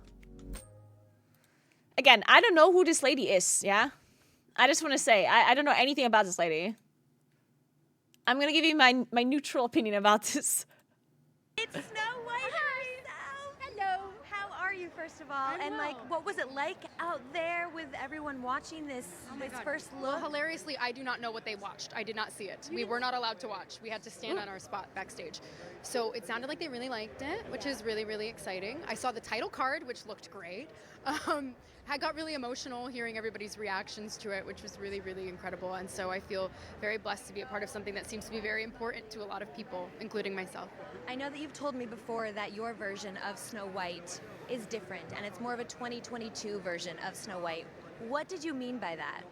I mean, you know, the original cartoon came out in 1937, and very evidently so. There's a big focus on her love story with a guy who literally stalks her. Yeah. Weird. Super weird. So we didn't do that this time. So no prince, or a different kind of prince? We have a different approach to what I'm sure a lot of people will assume is a love story, just because like we cast a guy in the movie, Right. Andrew Burnap, great dude. Yeah. It's one of those things that I think everyone's going to have their assumptions about what it's actually going to be, but it's really not about the love story at all, which is really, really wonderful. And whether or not she finds love along the way is anybody's guess until 2024. All of Andrew's scenes could get cut. Who knows? It's Hollywood, baby. Is But it loud enough? It's one of those things. so true, It's yeah. an inner journey that she goes on to find her true self, and she meets a lot of people along the way that make the journey really incredible. I know I'm almost wrapped, but I quickly have to ask you about the Hunger Games prequel. I am so excited for you. Thank you. Was this the answer people were upset about? Or is there more?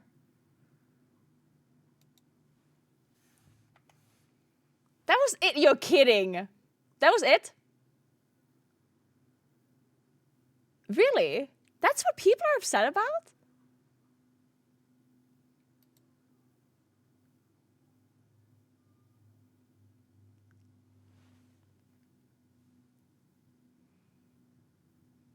Okay, I don't get it. I don't understand why people are upset. She basically just said that the cartoon, or like the plot of the cartoon, origins are from from the 1940s, and she says basically that it's pretty evident that it's written so long ago, and that the focus that the movie is now about is different. That it's more 2022s or whatever, 2020s, I guess. Which, like, I'm not sure I'm understanding what they're even upset about. This is what constitutes a big controversy these days.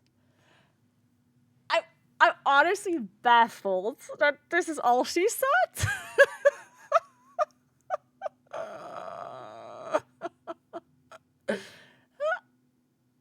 Then film something else. Why are you filming Snow White? Huh?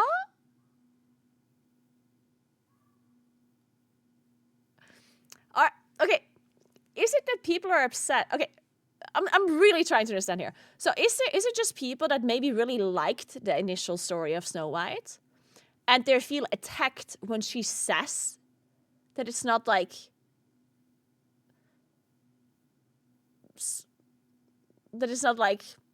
modern thinking?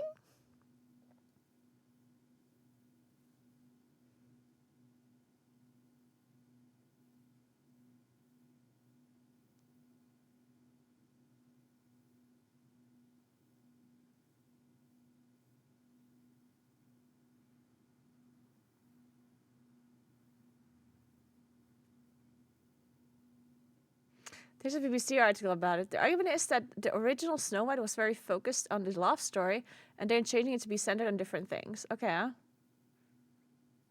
I still don't get it, really. Oh, true. She did say that the guy apparently was kind of a stalker. Well, true. She did say that. Honestly, I don't even remember Snow White. I don't remember the initial story, so I don't remember if that is true or not. Because one thing that is true that I know for sure is that some really old cartoons or even some really old stories are really fucked up. So the problem is I don't remember Snow White, so I don't actually know if that guy that was in the love story and initial thing was actually anything stalker related. I just took her word for it. But I guess it's possible that she's exaggerating. So maybe he wasn't. Maybe it was normal and she said stalker for no reason. Because sometimes people are exaggerating nowadays, especially younger people. I hear that's something that bothers me too, when younger people call everything everything is exaggerated. It's oh my god, this guy messaged me once, he's a stalker. Oh, this guy didn't believe me once, he's gaslighting me. Oh, this one, I'm sad. This one day, I'm depressed. You know, people tend to exaggerate a lot with stuff nowadays, which is something that bothers me too. It's no, just because you're sad one day doesn't mean you're depressed. And no, you might not get gaslit just because somebody disagrees with you. Stuff like this. That is so maybe that is part of it as well. Maybe the fact that she called this guy a stalker in the initial story is not actually something. But on the other hand, in my mind, it's also possible that it was actually fucked up, right? Because I know that a lot of old school stories are really fucked up in hindsight. So I'm not sure if she was exaggerating or if it's actually true what she said.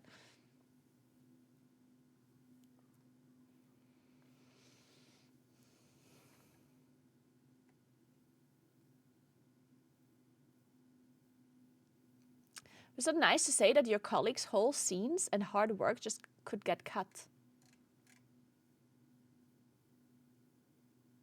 But maybe I'm just not understanding this properly. So people are saying that she's basically rude to her colleagues as well. But isn't this a movie that was written beforehand, right? Why would like, stuff doesn't get cut out in hindsight. You're... Like, I'm confused. Like, you're implying that they were shooting the film and then afterwards they cut out some parts. But that's certainly not what happened, right? Like, certainly they wrote the story first and then had it be filmed. So, like, she's not being rude to a colleague by saying that they're not including that part with the guy more. Like, that's literally how the initial script was going, right? She was just following what they wrote, I guess, right? I assume I assume so, at least. It would be kind of strange to do it the other way around. Die originalen Grimms-Märchen möchte auch niemand lesen. Ja, also einige von den Märchen sind richtig fucked up.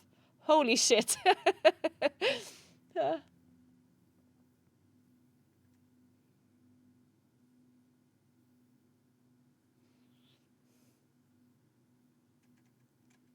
But yeah, honestly, I'm again, like, I'm not saying that I necessarily like this lady. I feel very neutral about her. I don't know her. Like, I just watched a minute of her interviews. That's it. But to me, I was not upset about anything she said in this. Like, none of this that she said felt controversial to me or necessarily bad at all. If other people feel otherwise or whatever, then fine, so be it. One thing, I guess, that maybe happened, which, and when I say maybe, it's very likely what happened. Like, she probably said this thing here that she said, and then some people got upset because, I don't know, people are sensitive nowadays, I guess.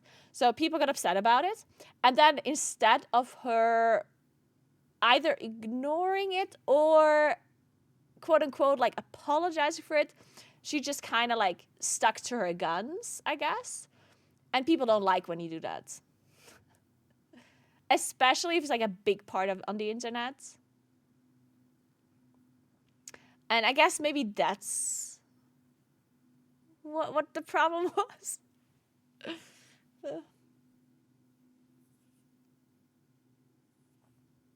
She's not likable, that is basically it. Yeah. Maybe that's it. Like, maybe...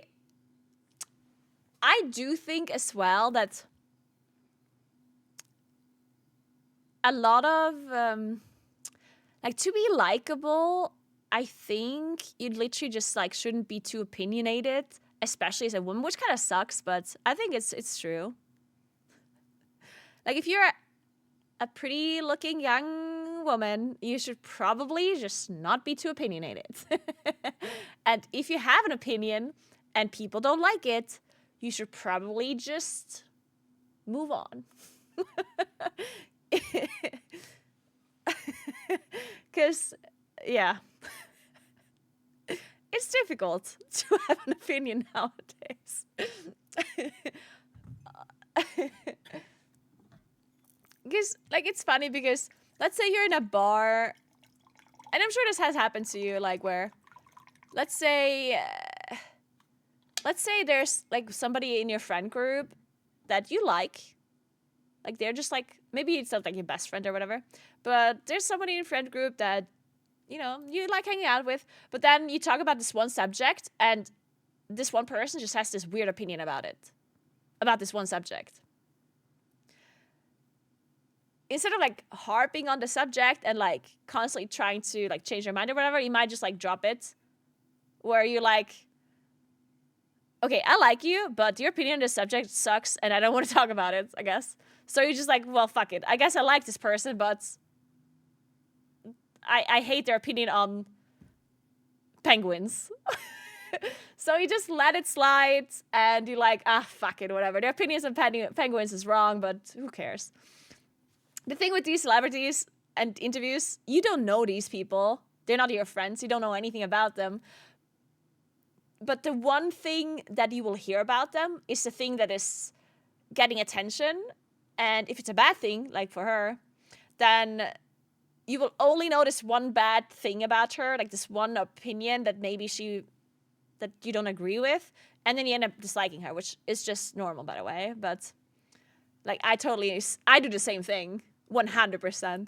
There's many people that I immediately dislike because I heard one opinion of theirs. And I'm trying to be better at this. I'm trying not to do this, but it's super hard not to do this.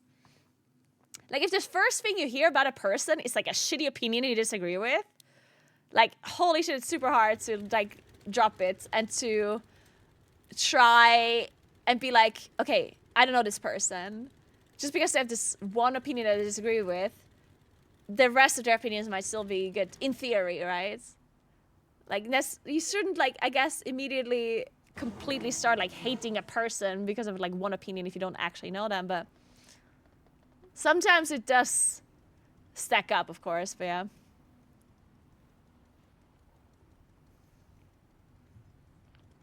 They've probably also been asked the same question 50 times in a row, which eventually one response won't come out well. That as well. Oh, ooh, that is something that is so... And I get, this is something that I struggle with.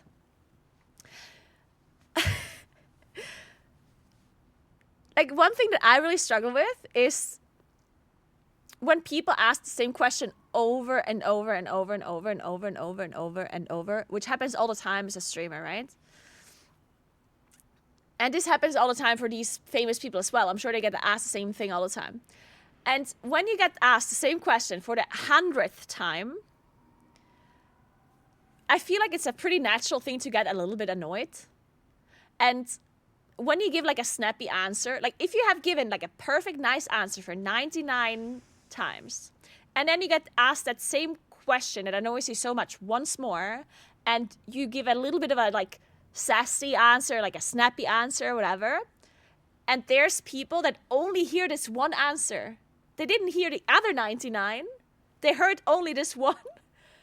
Then then they think you're an asshole, right? They're like, what the fuck? Like, why is she being rude? I just asked this, you know? And then you immediately have a bad opinion of this person because you don't know that this person just answered that same question 99 times. You know what I mean? And I try not to do this because, again, like, I shouldn't be mad at a person asking a question because they don't know that this question has been asked 99 times before, right? But I also can't help getting annoyed sometimes when, especially when the question is like one of these like annoying questions, you know? And I don't mean like, how are you doing? You know, I mean, could I get an example?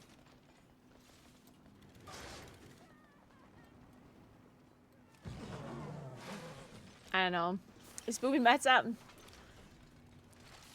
What I do sometimes is when I get asked a question a lot, I just ignore it. Mainly because, like, if I don't feel confident enough to give a calm answer, then I'll just ignore it, which is something they can't do, right? Like, if you're a star and you get interviewed in a one-on-one interview and they ask you a question 100th time, they can't just, like, ignore the question. That would be funny, though. I mean, I can kind of ignore this if they want, but yeah, I just don't answer the question, I guess. If I feel like... Not only because I might be scared to get snappy, but also because there's people that watch my stream for a longer period of time. And if the only thing I ever talk about is the same thing over and over and over and over and over and over, then people get annoyed, right? That's another thing why I don't answer the question every single time. Because I don't want to be repeating myself every 5 minutes, right?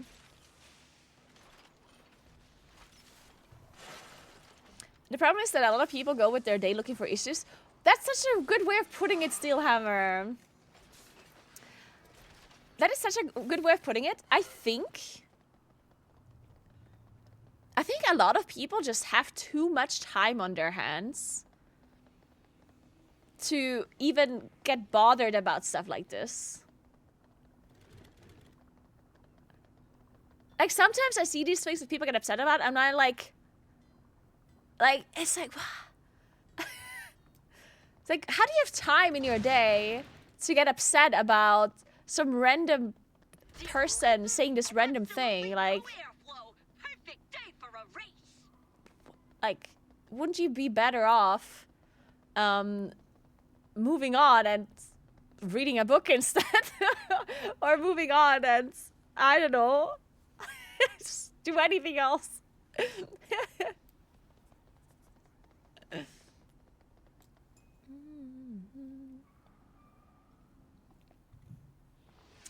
Not to say that you shouldn't, like, I feel like whenever I say this where it's like, oh, you have enough, you don't have, like, you have too much time. Like, I'm not trying to say, like, I'm not trying to blame people for having an opinion, right?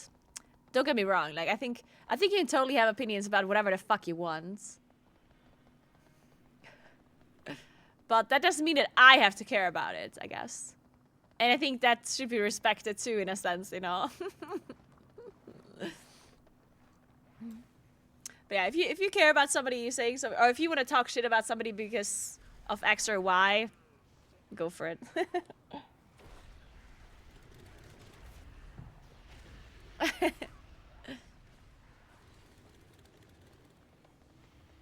Sometimes they're complaining just for the sake of complaining. Yeah, that is true. Yeah, people love to complain for the sake of complaining. This is very true.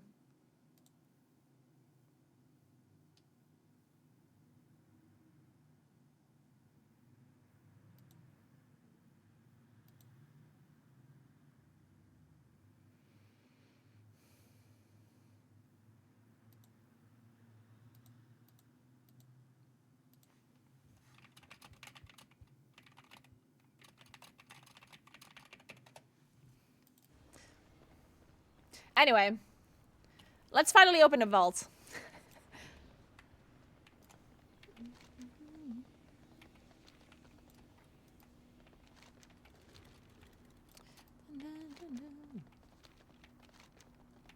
But yeah, I don't know what to think about some of these like younger people that's... I don't know. Sometimes I do feel like younger generation like stars are just kind of being, I don't want to say entitled, but I guess a good way to put it is I think that they're too like it seems like they think that their opinion is so important / relevant and other people should care about it. I guess that's what I mean. Like some of those younger like famous people, I feel like they sit there and share their like thoughts and opinions as if it's like I don't know, like it feels like as if another person would have to sit there and write it all down and like write a book about it, you know? As if everyone would like really care about it, right? And then I'm thinking like, and I'm not sure, it probably has to do with social media, where you kind of get the illusion of this. If you're like if you're a star nowadays, people effectively care what you think. Like they really do. At least the people that follow you, right? The people that follow you on socials, they kind of do want to know what you think. And they want to know everything about you in a sense. So people take that reality and apply it to everyone else too. They don't understand that the people that care about their opinion are the people within their bubble. So if you go out of the bubble, then this is not actually true anymore. You could say the same thing about me as a streamer, but except that I understand this. Like, I know that when I'm streaming, I can sit here and talk about my opinion all day. And a lot of people that are watching probably, like, care. Because, I mean, you're here listening to me speak, right? So it would be kind of strange if you wouldn't care about my opinion, right? Because why are you here otherwise, right? So I think for me, I need the same mentality. Like, when I'm streaming, I'm gonna say things out loud that I would never say out loud in a conversation with, like, a bunch of people that are not related to my stream. Like, if I'm just talking to random people in a, like, like in like a, I don't know, like if I meet up with my friends or I meet up with strangers or whatnot, I'm not gonna say everything I think out loud to them. Why the fuck would I do that? Like, they don't care about everything I think about. But I understand that, right? Like, if I can share a lot of my opinions with you because you're like part of my bubble, I guess. Like, we have like a community and I care about what you think and you might care about what I think, and we like that exchange makes sense, right? But if I'm in some random setting with other people outside of my bubble, that's not going to be true, right? Other people couldn't care less about what I think about Snow White, for example, right? So in that setting, I will understand, okay, I'm not going to be sharing the same amount of information as I share, like, with my stream. But I think some of these, like, younger people, they do not understand it, I think, sometimes. I think some of these younger people that grew up with social media and that immediately had a big following on social and whatever, they never were living in a reality where no one cared about their opinion. They always lived in a reality where everyone always cared. When they grew up, of course, as children, everyone cares about your opinion, at least you think so. Your parents care about your opinion, like, your friends care, like, you think that everyone cares about you so much, right? And everyone cares about your opinion. And then when you get a teenager, it's all about you anyway. And you have social media. And then it's all about your bubble, right? And then they become famous. And then they also have a huge following. And their bubble gets bigger and bigger and bigger. And people care about them and about their opinions. And then when they are put in a situation where they're outside of their bubble, then all of a sudden they don't have an understanding for this, I think. And I feel like that's what makes them unlikable. Because if you're somebody that's never seen this actress before, but the actress thinks that you care about them the same way as people care about her in her bubble, then you're like, what the fuck? Like, what? I could care less about what the fuck you're saying. Like,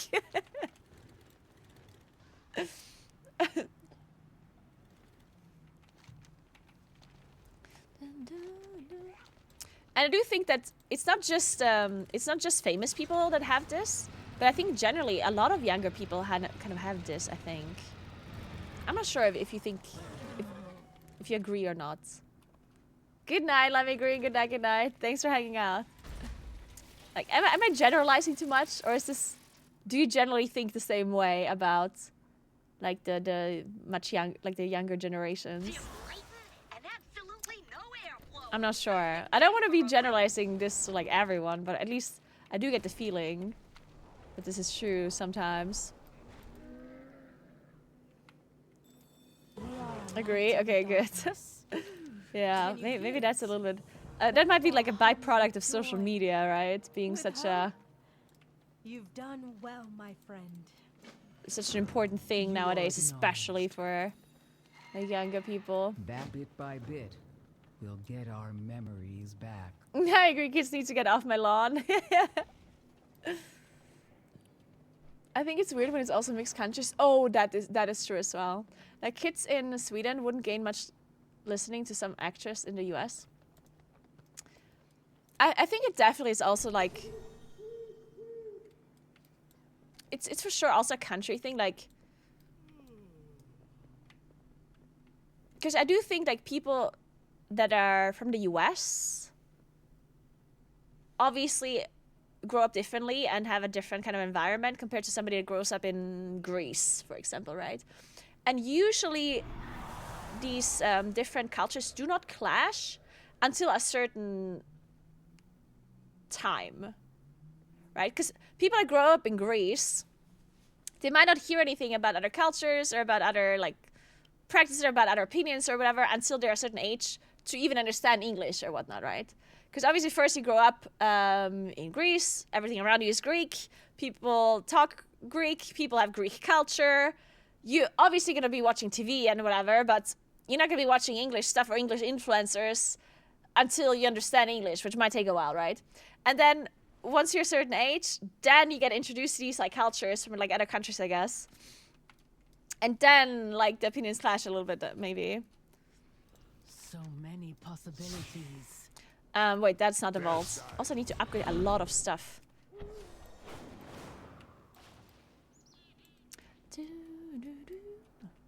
It's interesting because when I grew up, or when I got introduced to like the internet, so basically when I was able to talk to other people from other countries, which was basically in WoW for the first time. Like when I started playing WoW and I was actually talking and like stuff and communicating with people that are not from here, I had this kind of like, I had this thing where I was thinking that everyone around me sucks. I obviously changed my opinion about this now, but back then I was so used to like the culture around me that when I interacted with people from other countries that were different, that all of a sudden I thought, oh my god, they're so much nicer, or they're so much like... I mainly got introduced to Germans because I was playing on German servers because my first language is German, but I'm from South Tyrol, and people in South Tyrol are definitely like a little bit different compared to people that grew up in Germany, right? And I don't want to say nicer as in... Like, I felt like people that I interacted with, the Germans that I interacted with, were more open.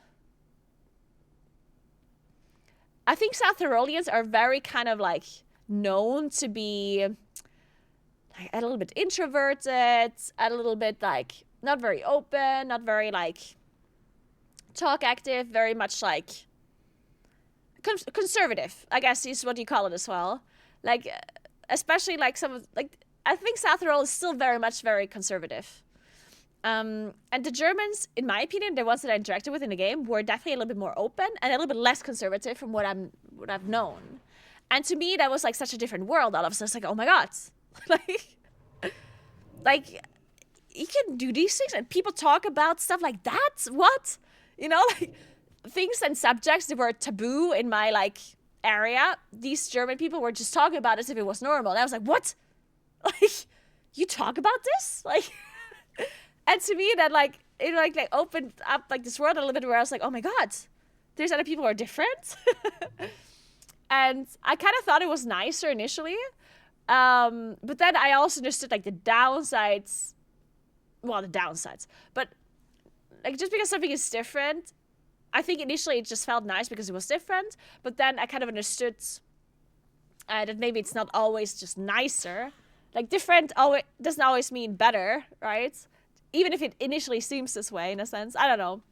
It was this weird thing where I was like, oh my god, Germans are so much better than South Tyroleans. And the culture and like the social aspect of Germans, in my opinion, was just like much better. Anyway. And when I was then a part of the German like culture a bit more in World of Warcraft mainly, at some point I also saw the downsides of German culture a lot. And I don't think it has exclusively to do with Germans generally. Like, I don't want to be saying that this is like a German thing, but what happened a lot, and I think it also happens with other cultures as well, especially like smaller like communities, where there was so much like behind the back kind of like shit talking that happened, which don't get me wrong, that happens here too, but it felt like there was so much like fakeness almost.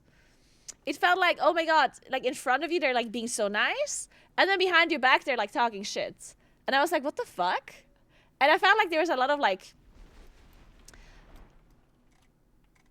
yeah, a lot of that happening, I think.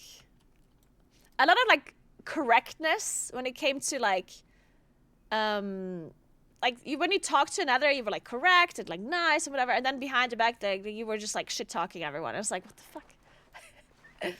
And then I entered the English-speaking European community in WoW. Like, so I first went from only South Tyroleans to then Germans to then like English-speaking Europeans who came from like all over the place. And then I was like, what the fuck? This is the nicest thing ever. All of a sudden, when I entered this like English-speaking space, I felt like no one could care about anyone else any less. And I was like, this is heaven. And then no one really cared about how they speak or how they talk because English wasn't anyone's first language really, except the UK people, obviously. And then you kind of just communicated the way you did without, I don't know, like you weren't super, like, organized or correct about it, and kind of everyone just cared about the game. And I don't know, like the English community, when I joined them, I was like, oh my god, this is so much nicer than the German community.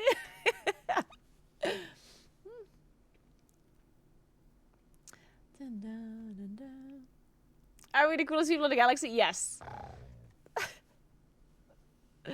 People are nicer when they do not speak their native language. I think this is actually true. I think people are nicer when they don't talk their first language. Well, they're also a lot less funny, which sucks. And they seem less smart. Trust me, I'm so funny in German. Only German dialect, though. I'm also, like, much smarter in my German dialect. Trust me, bro. Trust me, I really am.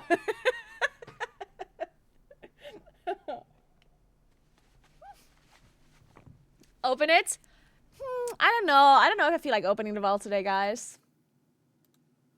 I don't know. I'm not really feeling it, guys. Should I? Don't open it? Okay, I won't. Don't open. Okay, I won't. Really open it if I give this up? I'll do it for 5. Do it in German.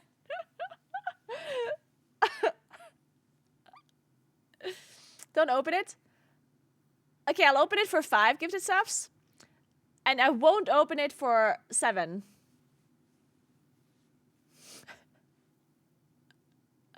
Let's talk about cheese instead. I had cheese in the morning. It was delicious. I had feta cheese and grey cheese. It was so good.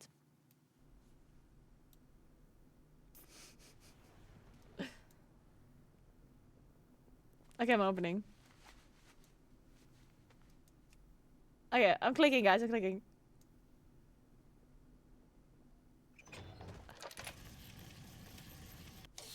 Fuck, I don't think this is good, guys. Actually... Yeah, I could use the legs. Wait.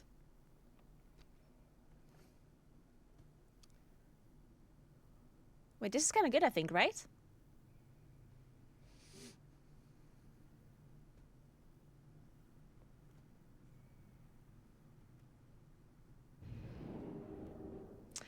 Yeah, I mean, I know that I've crafted, but...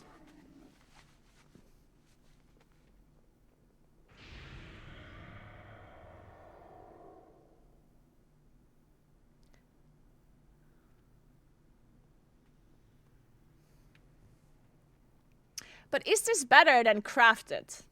Is the question. Because if it is, then I should take it. Because I can just craft something else.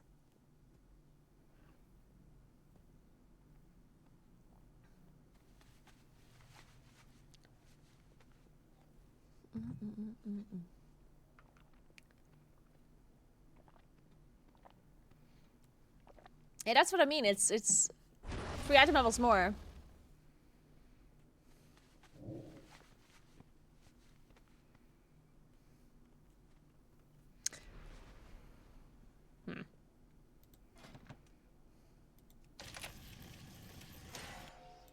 I just have no idea how good this weapon is. Or if it's good at all.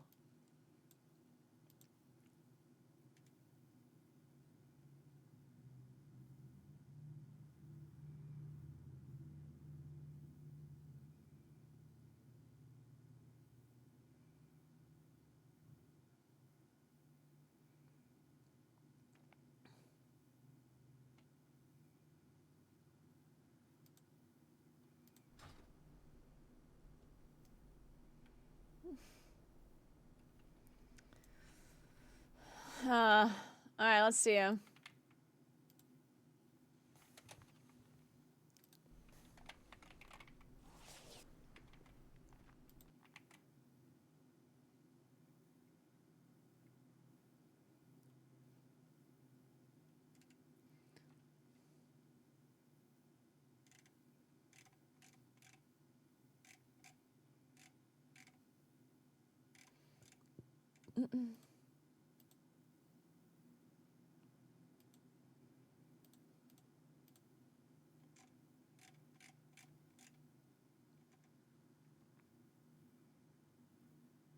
Wait, what's the weapon enchant again?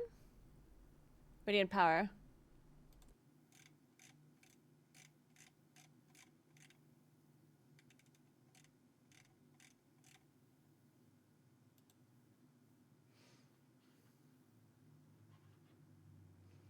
Dun, dun.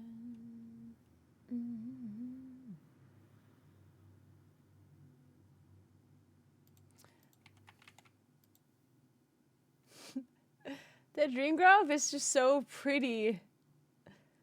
The website, it's so good.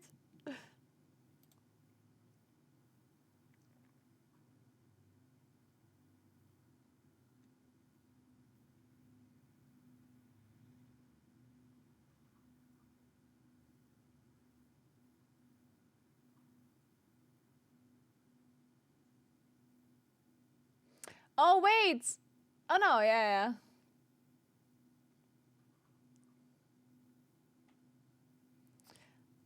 So, the Dream Grove says Season 2 offers some weapons with special effects. Generally, a 675 crafted stuff performs better than heroic versions of these weapons.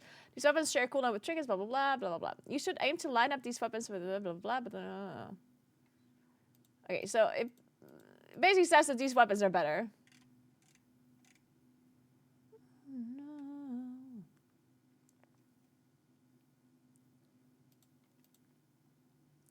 If I sim it, I have to do some complicated sim, though. Well, I mean, it's not going to be that complicated, but let me see.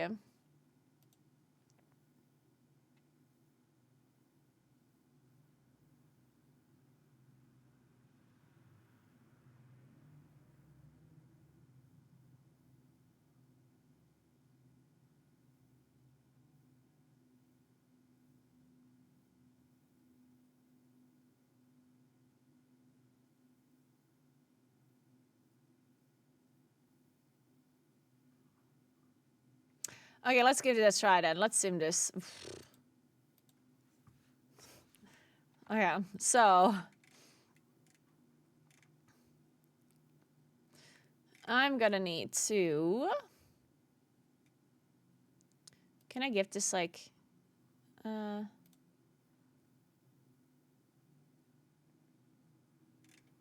we do this, and then we do...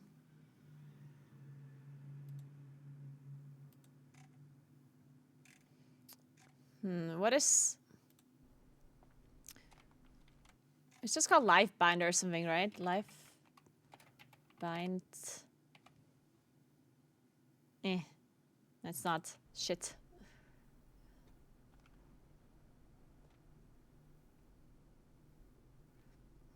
What's a crafted belt called?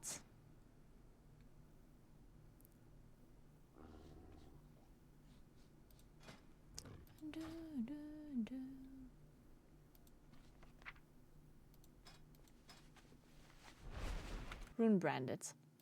Thank you. Rune branded. Waistband. Item level. What do we have my waist at? 658.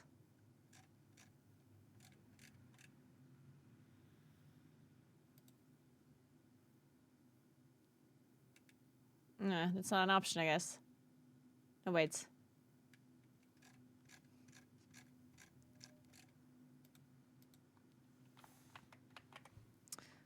Only usable. Okay, whatever. 658.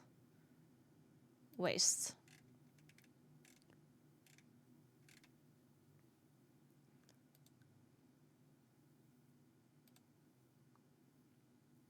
What's with this? Item may be too expensive to upgrade. Craft based on your item upgrade currency settings. Oh, because I only have an embellished item selected, I guess. Wait.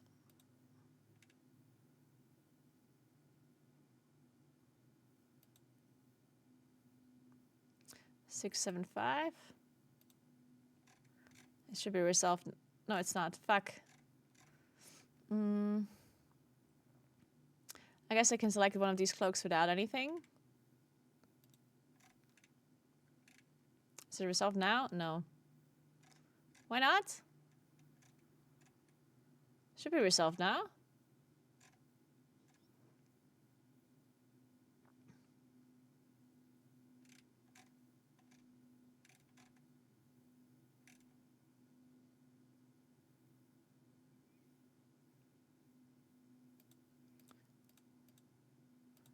Is this a problem?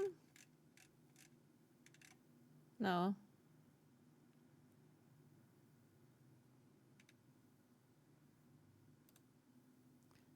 I'm not sure what the issue is.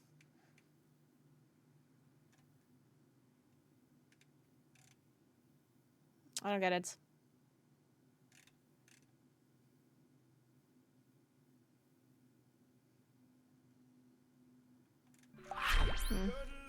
Hey Panda, thanks for 4 months. What's up? How are you doing?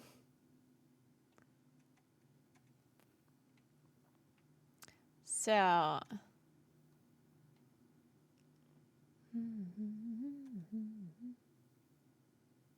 Yeah, this doesn't make any sense.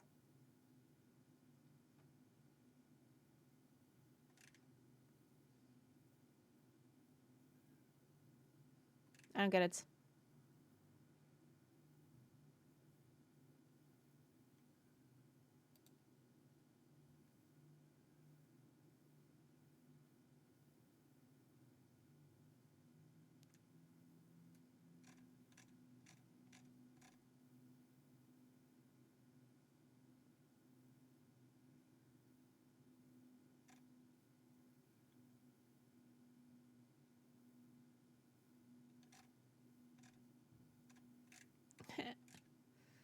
Somebody tell me why this is not working. I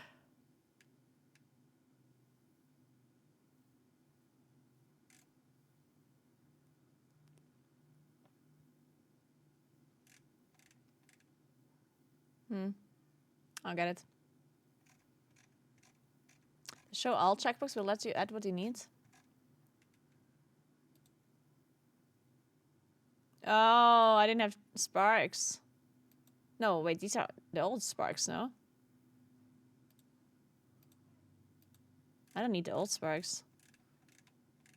Wait, it worked? Okay, whatever. Okay, we're good, thank you. So... let's sim this now, see what happens.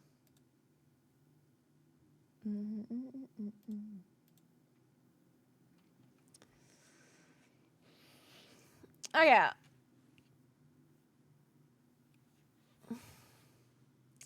Man, I wish I had better trinkets though. My trinkets just suck.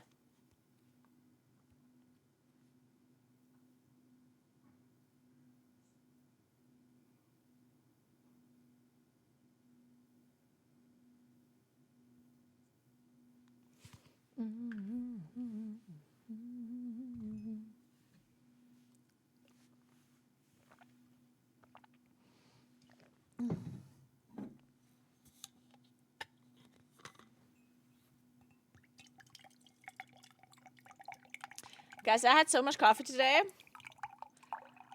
I potentially might not be able to sleep tonight. But I don't care, I'm still drinking it.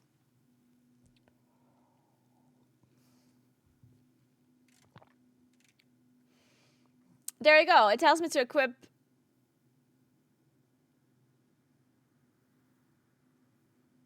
Oh no, it tells me to equip Ascendance. Yeah, so it doesn't want the other weapon. It is 0.3% difference. Obviously, you would have to consider that you can upgrade this to 6 to like 1 higher item level. So let's sim that as well. Then it probably is better. But if it's not better by a lot, then it doesn't really matter, I guess. Can I just sim this again? What if I go back? Will it select the same things? No. Okay, fuck. Then we have to sim...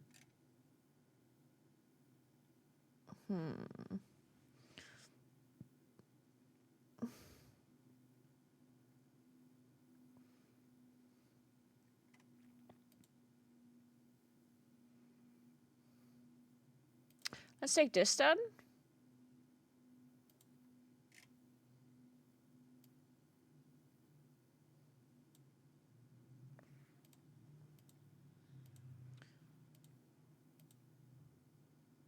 No, wait. Wait, why can't I modify this? Cannot afford it.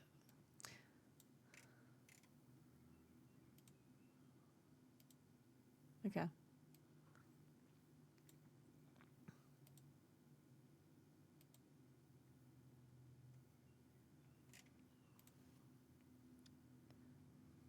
Oh no, wait, I had to, fuck, wait.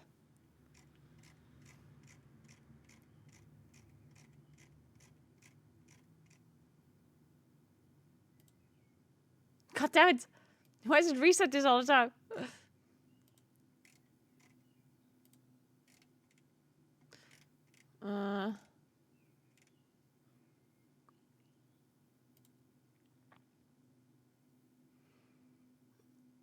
What is it called again? Breathing armband? No, wait, I have that on my back, right? Oh no, this is nothing.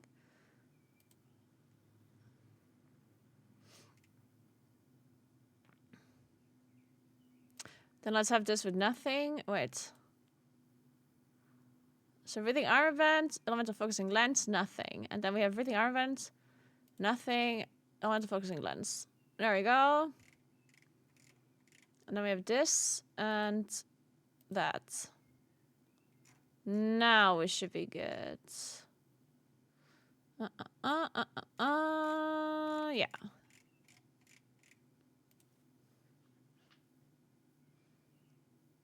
Is that cool when it does come out? Raidbots has existed now for quite a long time. Like maybe, I don't know, 6 years? 5 years? Maybe more? Nah, probably not more. Maybe 5 years, 6 years?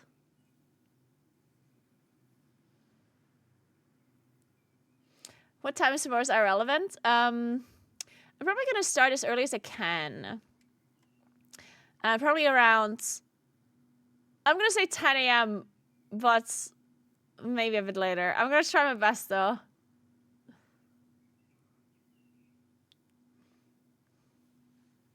But yeah, I'm really excited for tomorrow. I think tomorrow's gonna be super nice weather.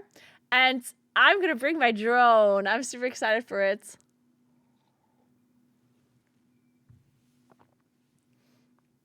Six years? Okay, yeah, that makes sense.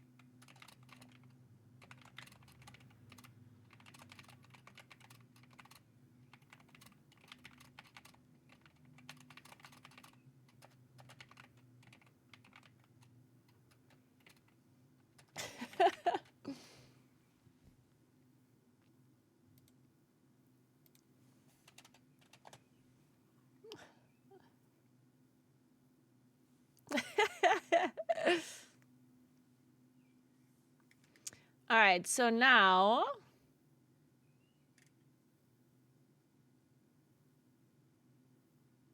okay, well, it's still worse, even 6 out of 6. Unless I simmed it wrong. Did I sim it wrong?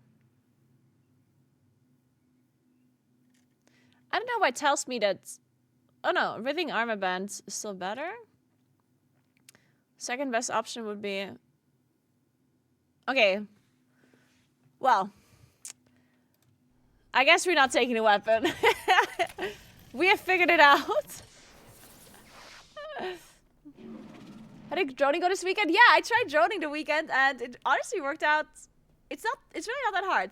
The one thing that I did not try is like the fixating, where the drone can fixate on you and like follow you around. That's something that I'll try tomorrow. Like I didn't try that much of the droning, but I do think I can make it work tomorrow. I hope.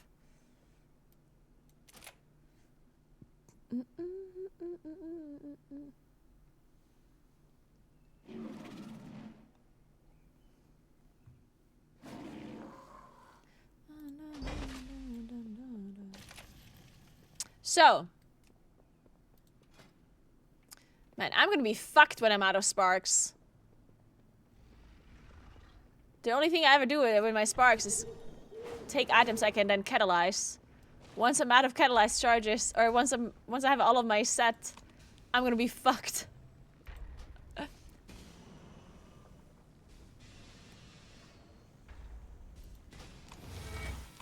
So then I won't have anything to catalyze anymore. I'm just only gonna get bad items from my vault from then on out.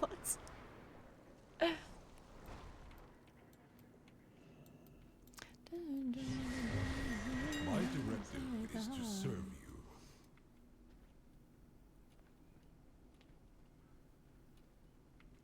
Did you know Common Plus had webcams on the top, Big Panda? Again. I do know that they have webcams on all of the skiing areas, yes.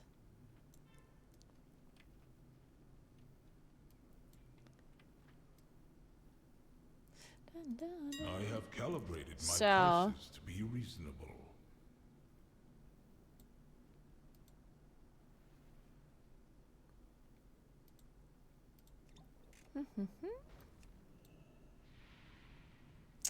What's the enchant I want again?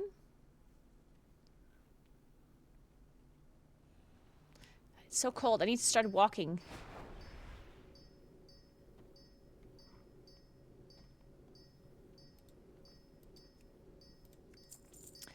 It's still, it's 16 degrees in this godforsaken room.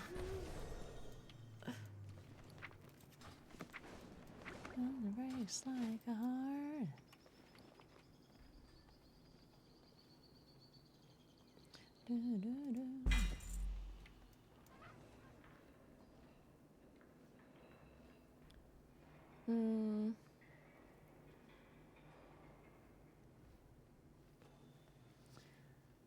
I don't see it. Where's the spell threat?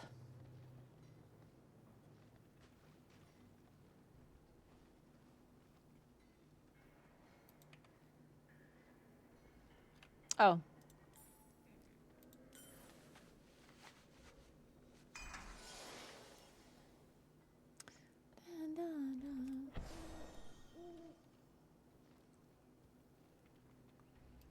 If you don't... Until you don't feel your bones due to the cold, then you don't get it. You're right. You're right. We should start gatekeeping the cold. We really should. Like, can you really complain about it being cold until you lose a bunch of your limbs? Like, at least a toe. I think at least a toe. Before you can say it's cold.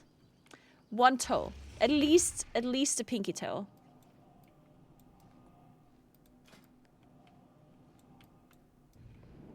What do you seek? So, let me upgrade some stuff.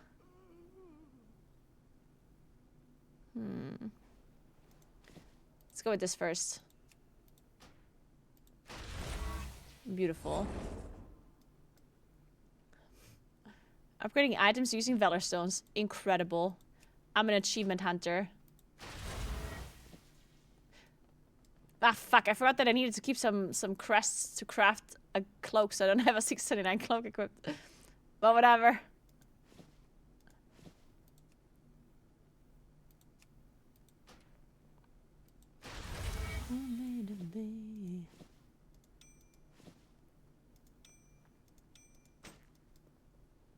Okay. Farewell.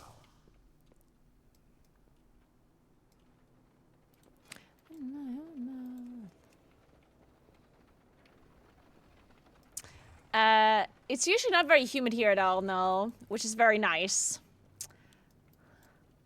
Humidity is the devil, so I'm glad we don't have it.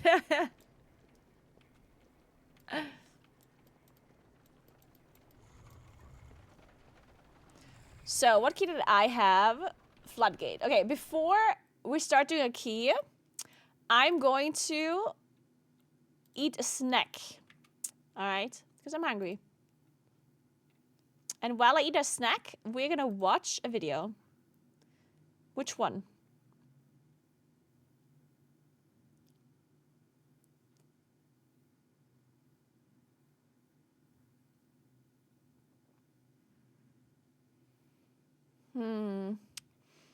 Ooh, a new Dreadnoughts video? Ah, just a weekly vault. Eh. What about Tattle's video? Any Tattle's videos out there?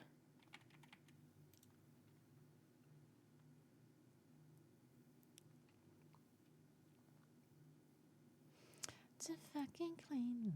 Thanks, Salem. What's up? How you doing?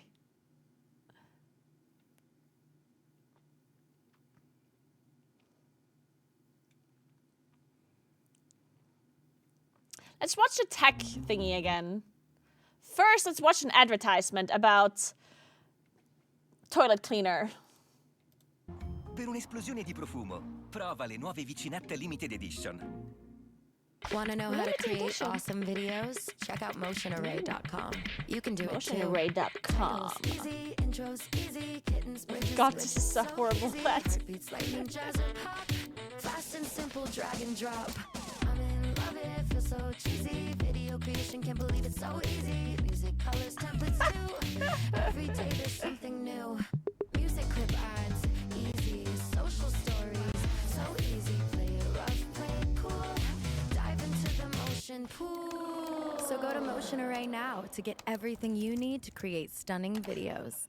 This is an ad for Zoomers? It seems like it, honestly. Okay, so you guys like my last video where we talked about some All right, tech be and back 1 tips second. where you can play like the pros and learn some new strats. Let's take some time today to actually talk about some more tech that I've discovered inside the dungeons for Season 2 of The War Within. And starting off, we have some stuff in Dark Flame Cleft. Dark Flame Cleft is actually kind of an interesting dungeon, and learning how to do the minecart correctly is one of the most important aspects of improving some of your time and some of your speed in this dungeon. The minecart, what you need to know about it is that it has like a combat state, and whenever it's in combat with mobs, it'll stop moving.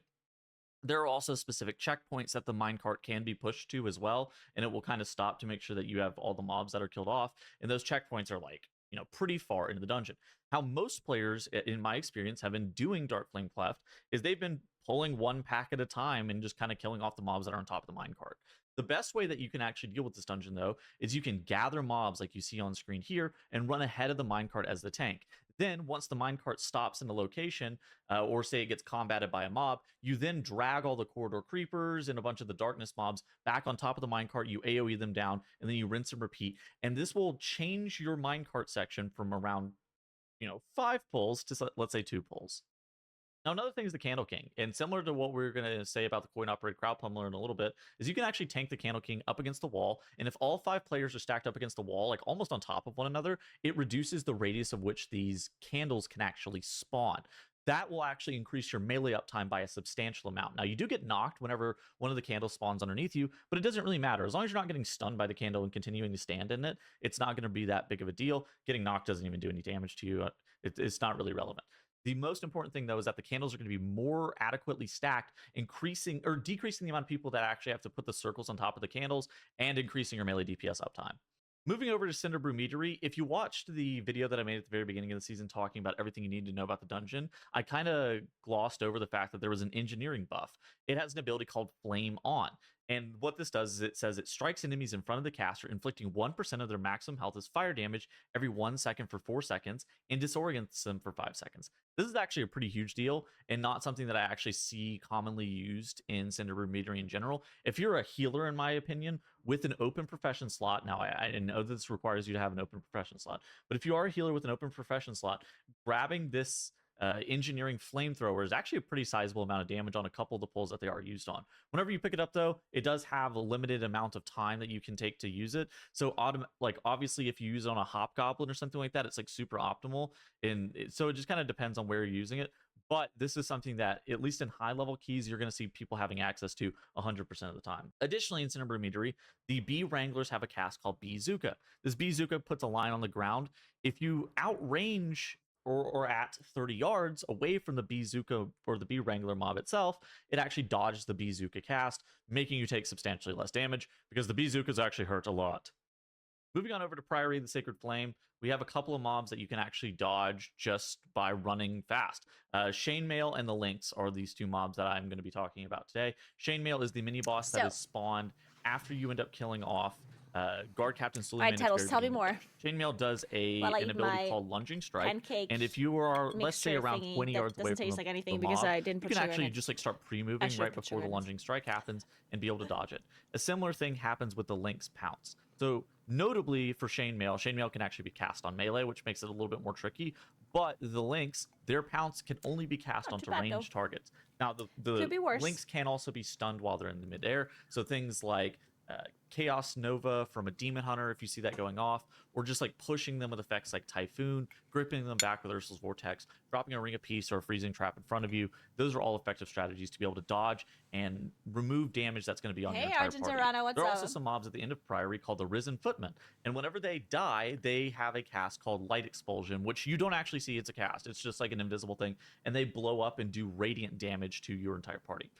What you don't know about these mobs is if they are CC'd whenever they die. So say they're in a Chaos Nova or a Hodge or something like that. Whenever they die, they actually don't cast the Slight Expulsion cast. So what high-end groups are doing is they're pulling, a couple of these, like 4 of these at once with the 2 packs that are onto the side, and then making sure that they press an AoE CC right as some of them die. Obviously, you're not going to be able to like even cleave all of them, but if you even mitigate like 3 or 4 of the casts, that's a lot less damage that you're going to be taking just in general from those mobs.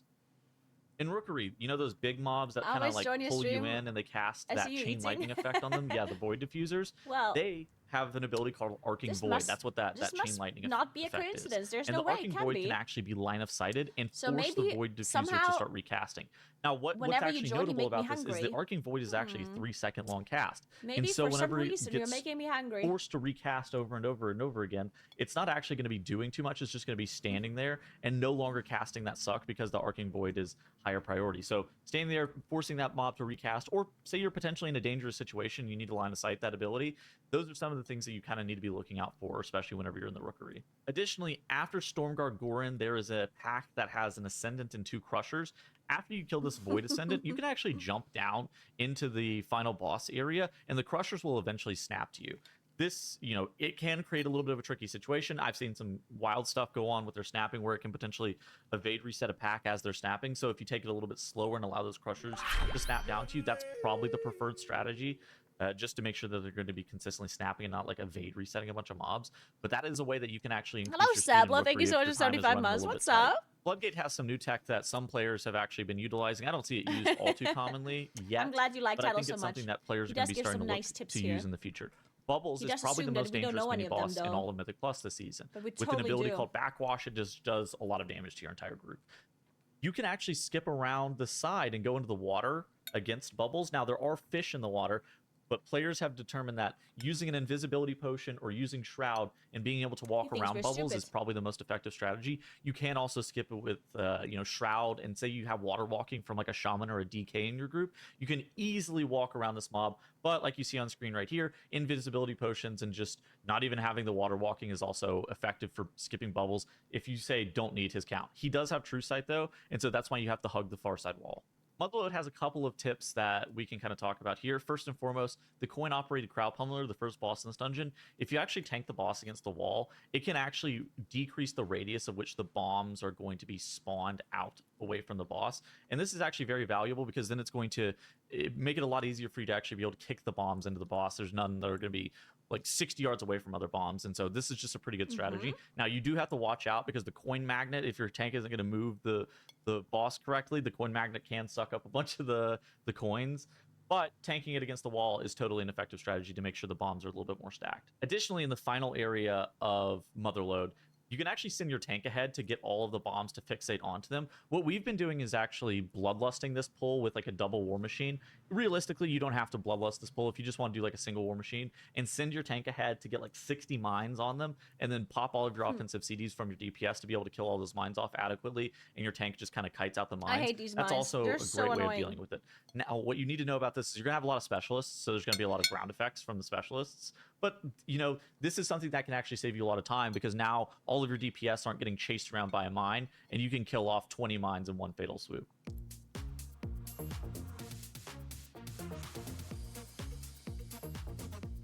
Oh god.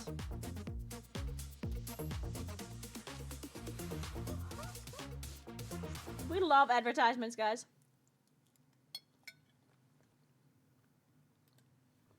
The first Polo Workshop's one that players have been looking at high-end groups doing and wondering whether or not they can do it. The answer is, more often than not, you probably want a warrior or a vengeance demon It's hunter. almost Now, always the a reason bait for this to is pull because all of this Silent at Sigil and once. Interrupting Shout are abilities that lock out It's a mobs, bait, don't do it. and they just like in for a lockout, and the bombs don't recast for 20 seconds. Something like a Solar Beam or any other AoE CC does not incur a lockout on the mobs, and the mobs will actually recast once they come out of the CC. But what you can do is, if you're playing with a Protection Warrior or a Vengeance Demon Hunter, is after the mobs get grouped Okay, I have up, to you start throw a walking a bunch little bit, of because AoE otherwise CC I'm at gonna the be pack. cold as fuck. Then, whenever the mobs are all going to cast synced up with one another, you press Just a Interrupting small Shout little from Prot walk. Warrior, you press your Silent Sigil from your Vengeance Demon Hunter, I don't know and when, but bang, my you're going to be able to headset finish for off no all these reason. bombs and put them on a 20-second lockout, which will allow you to basically finish off the pack. So it should be pretty easy. A similar thing is also true for the BlazeCon room. So if you want to do a pull like that in the BlazeCon room, that's basically how you should be looking to do that pull as well.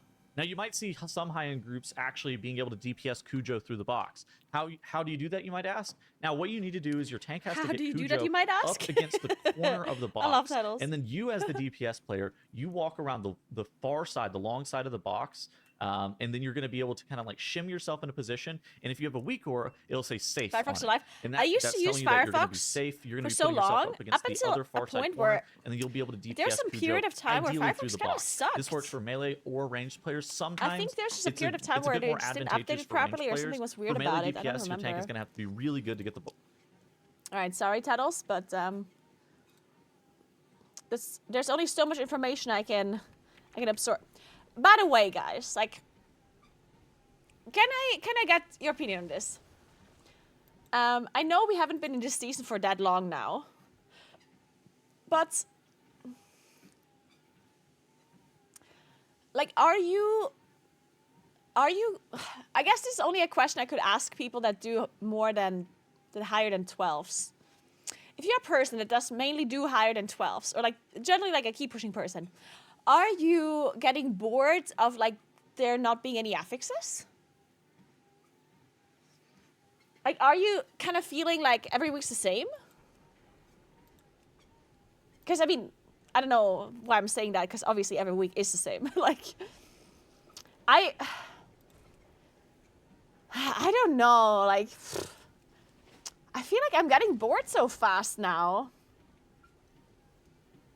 No, I know that has been the case since last season too, yeah. I felt like I'm asking this question now because now we had 2 different dungeon rotations. So I feel like now we can get the opinion a bit better. Like, now we can form our opinion a bit better.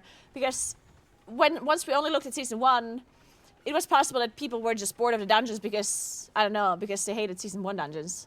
I personally hated season 1 dungeons. I don't hate season 2 dungeons, though. But yeah, I hated season 1 dungeons, so for me, the whole affix thing, like, I couldn't really form a proper opinion about it because I was thinking, maybe I don't have anything against the affix thing. Maybe it's mainly just because I hate the dungeons. Because yeah, season 1 was like really not for me. But now that season 2 is out and I actually do like the dungeons, I don't know, like, I'm not sure.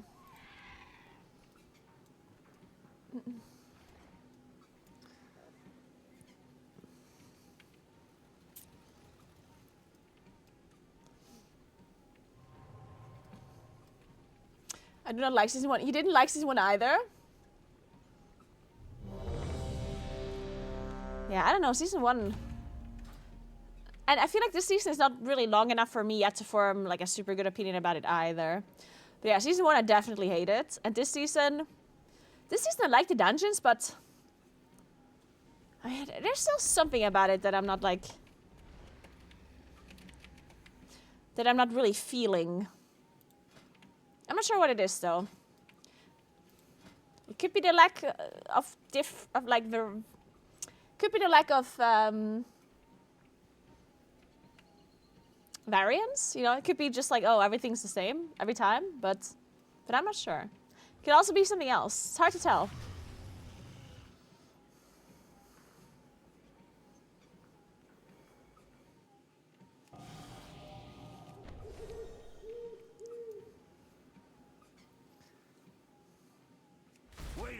Nah, the Gigas string is not good. Like, none of my trinkets are good. My trinkets suck. I wish I had different ones. I mean you.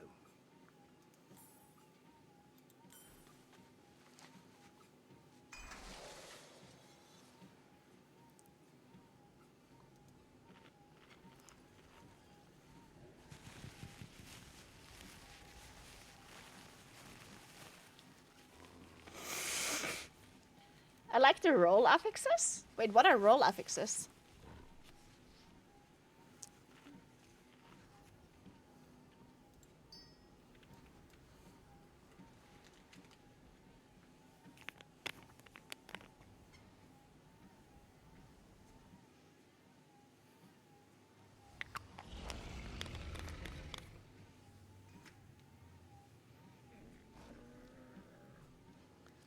Oh, Grievous, Necrotic, Skittish.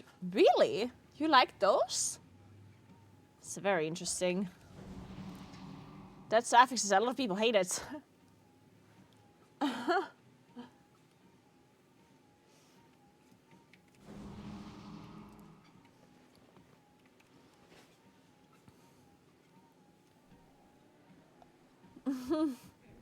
You always wear the comfortable looking jumpers? I do. I tend to buy jumpers that are, or the things that makes them look more comfortable. I don't think they actually, well, maybe they even are more comfortable. But I like having like oversized stuff, you know? Like, you see how there's like there's like so much stuff here and it goes 4 in 3, at the bottom. Like, 2, cause I like that 1. that style when it's like all like, you know, big. I feel like it's nice. It's very comfy.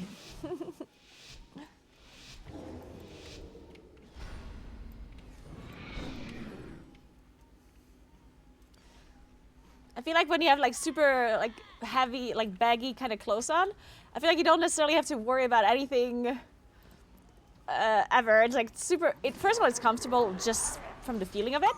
But then at the same time, you don't have to worry about, you know, like maybe maybe you ate like a shit ton of food and you like your belly is extended like this.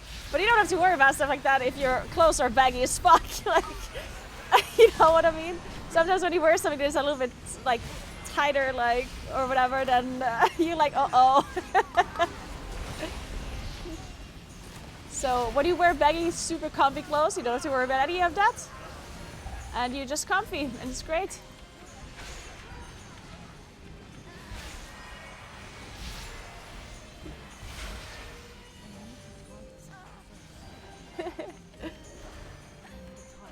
Yeah, baggy clothes are honestly broken. I agree, it's sick. Love them. The only thing I personally can't really do, well, I mean, it's not that I can't do it, but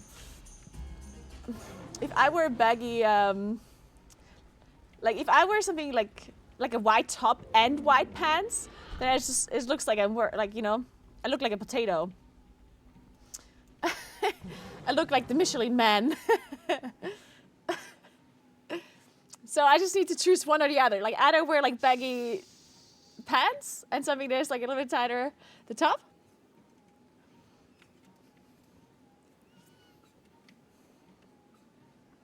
Or I do the opposite. Apparently our paladin is in rate spec, so we go again.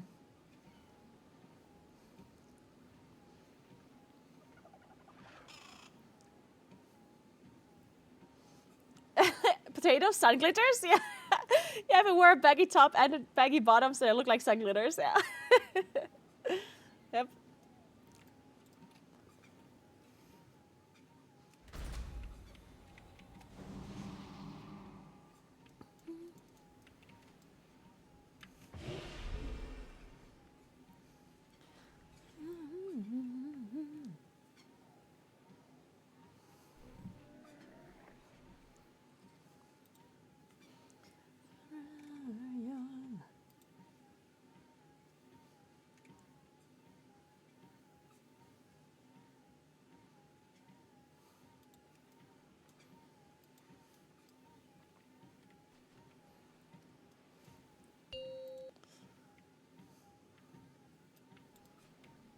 5, 4. Does Emerald ever 3, reset? 2, Emerald does not reset, 1. no. It just keeps going up. At some point they squish levels and stuff. They did that a few times. But it doesn't like... But it does keep going, generally speaking.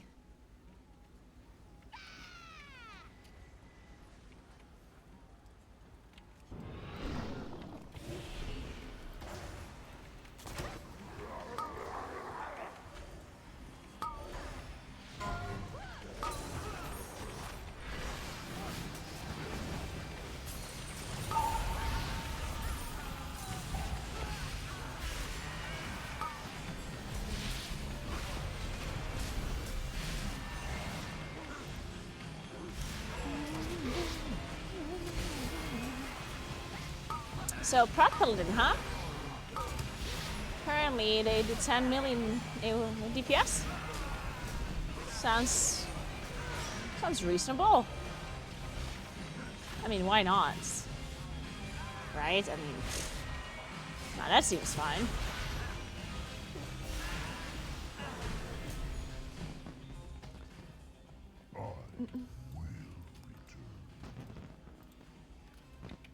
Wait, how do you jump up here? Oh. Oh. You jump up here? Oh my god, that's sick. Huh. Incredible.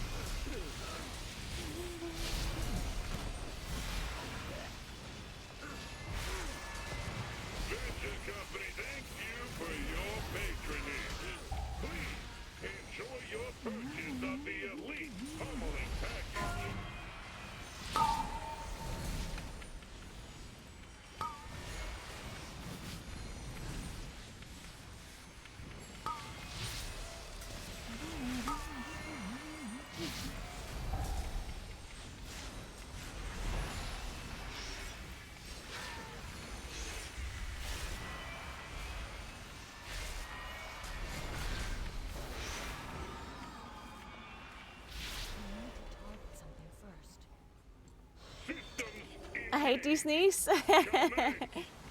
It is so it's like nerve-wracking, I think.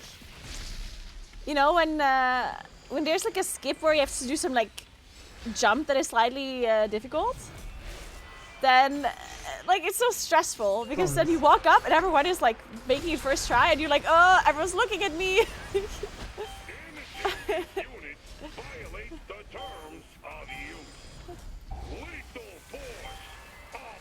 Oh, nice.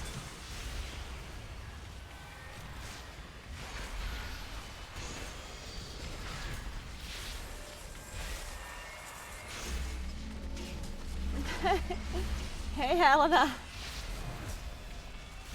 Yeah, the walking while playing is something that I had to get used to a little while. But it's not that bad now. I'm not like walking super fast.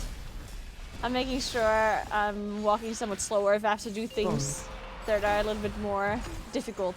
If I'm just leveling or doing something like chores or whatnot, then I can actually walk pretty fast. But yeah, if I do like a hierarchy or something, I'm trying to not walk as fast because the faster you walk, the more you're moving with your upper body and the more exhausted you are, I guess. But generally, if you practice it a little bit, walking while playing is not that hard. Because walking just kind of happens naturally, right? Like, you don't really have to actively think about walking.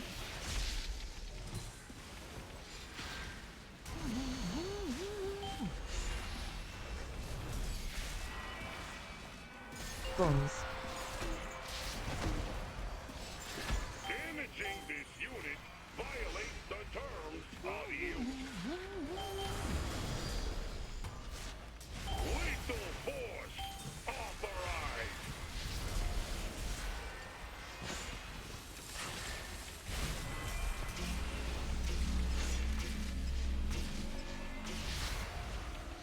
It is, yeah, it's a very good idea to get some steps in, yeah, 100%. Defensive. I really love the walking pad. I'm super, super glad I got this set up.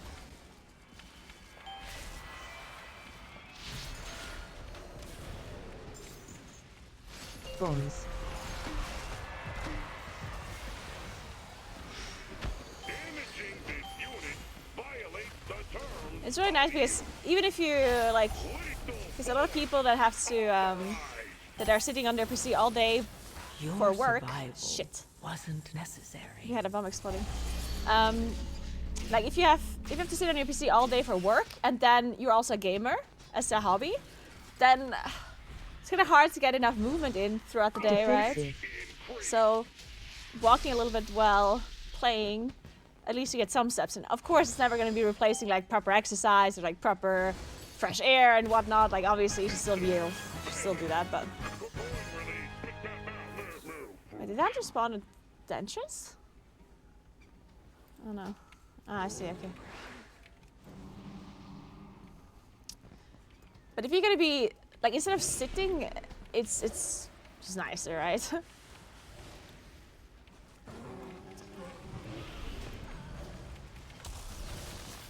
I definitely used to have this thing, like if I was sitting on my PC all day and I didn't get any like exercise or movement in or what, like nothing, then I would feel so bad. Like when I got home, I was like, oh my god, I didn't like move my body like at all today.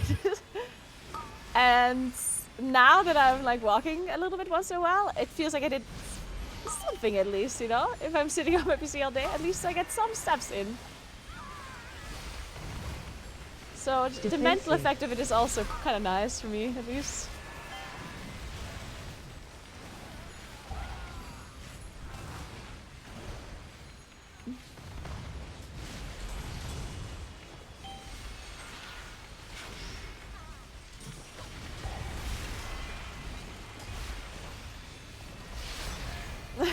Kept right. Defensive.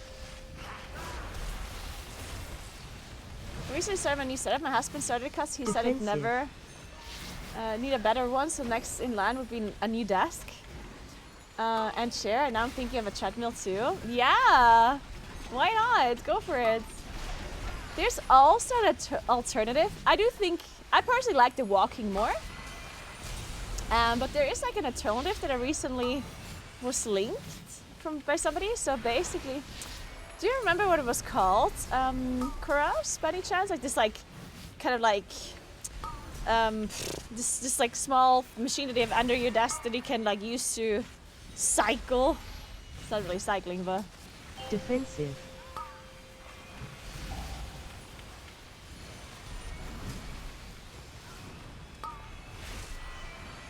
So basically, there's the brand, yeah, or whatever it was called, or the brand, I mean, as well, yeah. So basically, there's a thing like a tiny little like stepper, I guess that's what you call it, where you're defensive. Like you put your feet on it, and then you can kind of like make a cycling motion with your feet, and you can do it while sitting. And that's something that is pretty nice too, I guess, if you want to get some movement in, but you don't want to spend the money on an adjustable desk or on like a walking pad, I guess. That's something I didn't know existed, but I thought it's pretty cool. I do still think that walking is a little bit better than using that stepper thingy, because obviously when you're walking, I feel like walking comes a little bit more natural to you than doing this like kind of cycling movement. I think walking is just generally easier, and you're like moving your whole body a little bit more compared to just moving your feet. So it's probably also better for your back and whatever. But it's gonna be more expensive to set this up, so... Defensive. So you don't have the money or the space or whatever to invest into like a adjustable desk and a walking pad, then, but you still want to get some movement in while gaming, then we can look into that stepper thingy.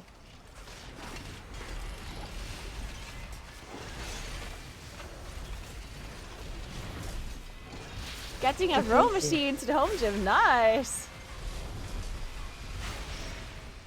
There's a lot of people that really like the rower machine. I was personally never a fan of the rower. I don't know. I never really liked it.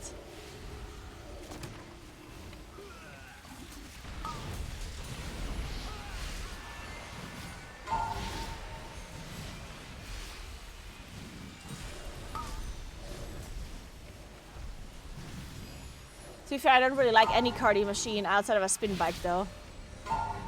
I don't even like the normal bikes, like these like gym, like the car, like the bikes at the gym that have these like super wide, like seats, and just like that they like move kind of slowly or whatever, or like not smoothly, I guess is the word. I don't like them. I guess I'm too spoiled by my spin bike. Because the spin bike is just so much smoother, you know, like the movement of it is so smooth and nice.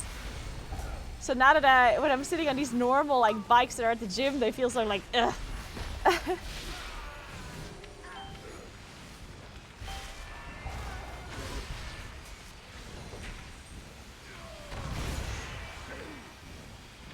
Oh, you got it for free? Well, perfect.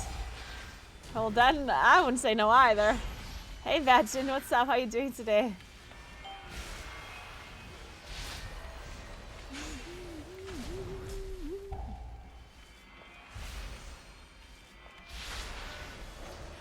Yeah, so I have a spin bike, but I don't actually do spinning, like proper spin biking. I don't. I used to do some spin classes, but Fixated. kind of stopped doing it because I mainly do like... whenever I do cardio, I mainly just focus on either like low heart rate cardio, where you don't want to do spin bikes, or I do like HIIT, high intensity like interval stuff. And then you don't, I mean, you can do some spin classes for HIIT, but I usually just do like super simple HIIT, you know, where I go really heavy for, I don't know, 30 seconds, and then I go lighter for 2-3 minutes, and then I repeat that a few times. Swap. Swarp.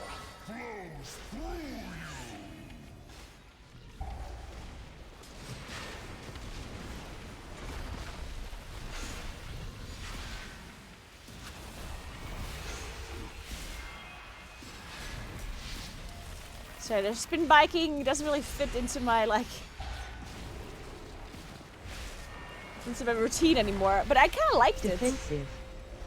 I did have a good time doing spin classes once in a while. It was kind of fun. Very sweaty. If you want a sweaty workout, the spin class is will definitely do the trick.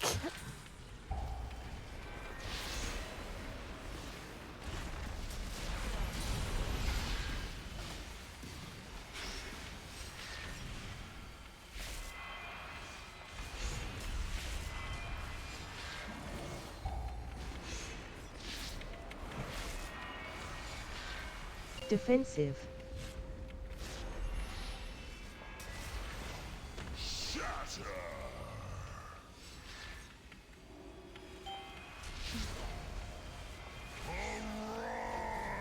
Fixated. Swap. You notice any change on your body and health from like what? Or like what do you say? Like a lot of people always ask me, oh, do you notice changes? Yeah, but like the thing is, like yes, I mean of course like there's things that change with my body, my health, but Like the thing is, like I'm not. It's not that I. Defensive. I was slow. Necessary. God damn it! I could have disengaged out, but I thought I would make it. So. But yeah, the thing is that I Swamp. like it's not that I just changed one thing. Like for example, when I got the spin bike, when I did spin classes, I didn't only do spin classes. You know, like I also did other stuff. And a lot of people ask with the walking pad. They ask, "Oh, Naguura, ever since you started walking, did you like notice any changes or whatever?" And I'm like, well, I mean, like technically yes, but is it like only related to walking, or is it also related to me doing like a bunch of other stuff? You know, I guess it's hard to say what the walking alone does when I also do a bunch of other things in my life that are related to my health and my nutrition and whatever, you know?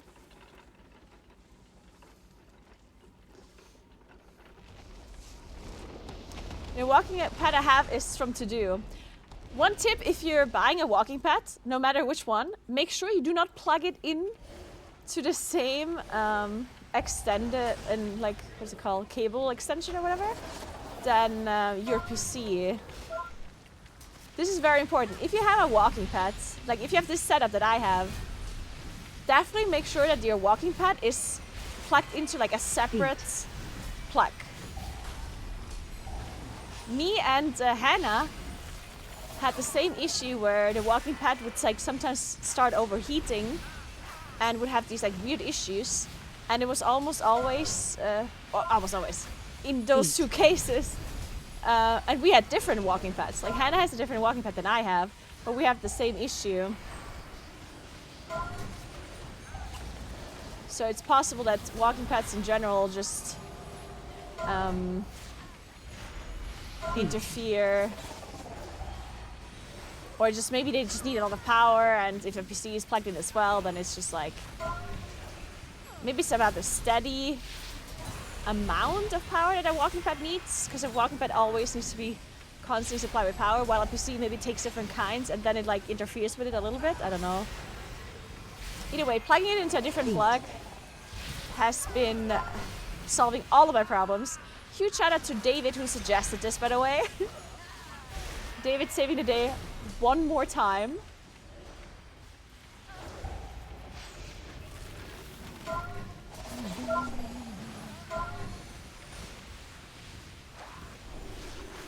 Thank you! That was a nice spell, Wardy.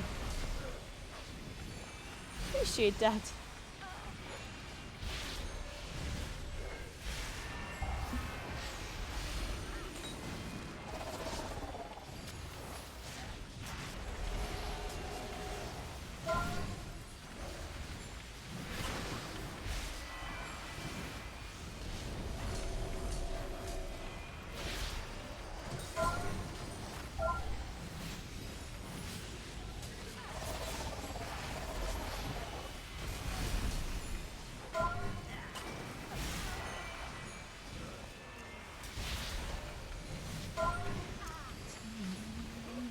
Yeah, so for a long time I didn't want to recommend the walking pad because I was thinking that the walking pad is bad, but it really is just that the plug that was the problem. The walking pad is actually pretty nice.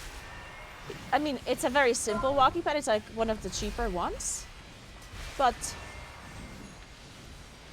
unless you need it to do some special thing, kind of does everything you want it to do.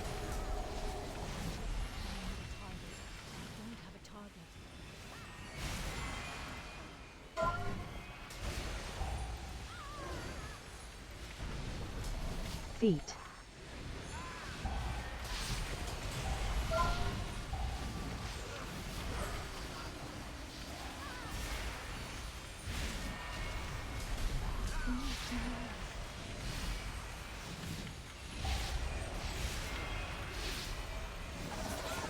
Feet.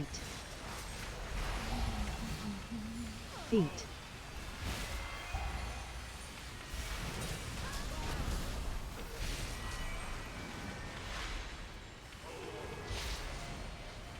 Yeah, walking pets, I guess. Yeah, I don't know if they need a lot of current, but I guess they just need a steady amount of current. Feet. So any kind of interference will cause issues, I guess. But yeah, maybe it also needs a lot of current, like that is possible.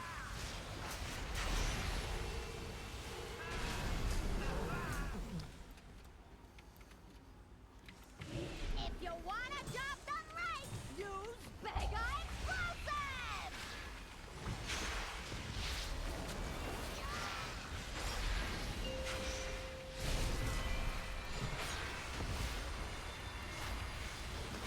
My vault was okay. I did get an upgrade, but I wish I would have gotten a trinket. My trinket sucks so much. But oh well, can't have everything in life. Unless...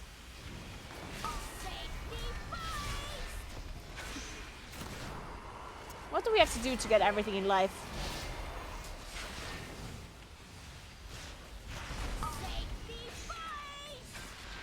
Win the lottery. Marry a rich person.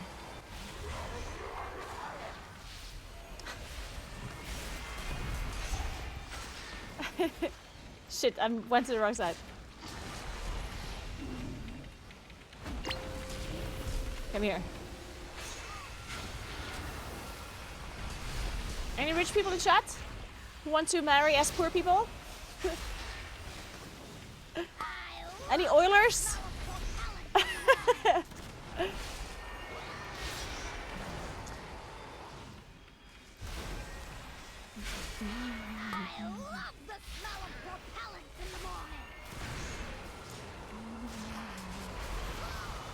Rich here? Perfect. You want to marry us all? We can have like a community wedding.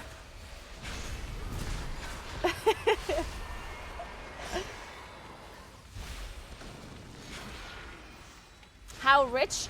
Well, you have to be so rich that everyone in chat right now could marry you and you could still sustain us all while living in a pretty luxurious life. So pretty rich, I'd say.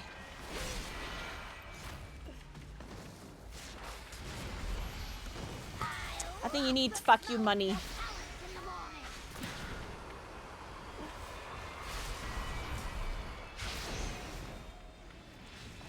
Does rich in character count? Oh, honey.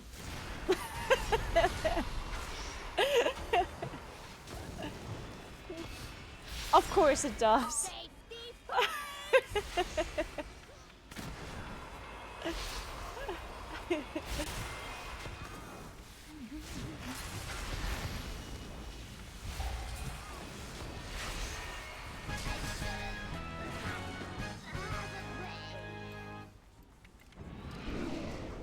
Are we all going?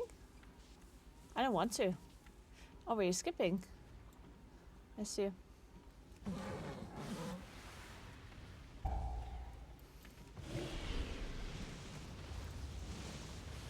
Fixated. Fuck.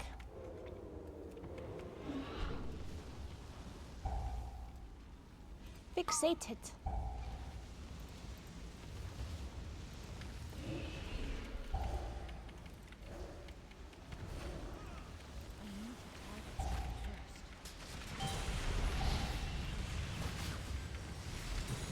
Fixated. Defensive.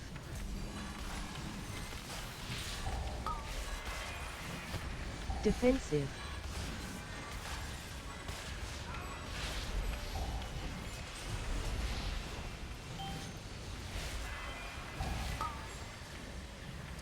Defensive. Fixated. Defensive.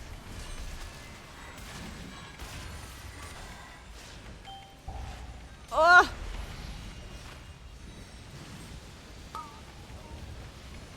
Defensive. I don't have that many defenses, okay? Defensive. Fixated. Fixated.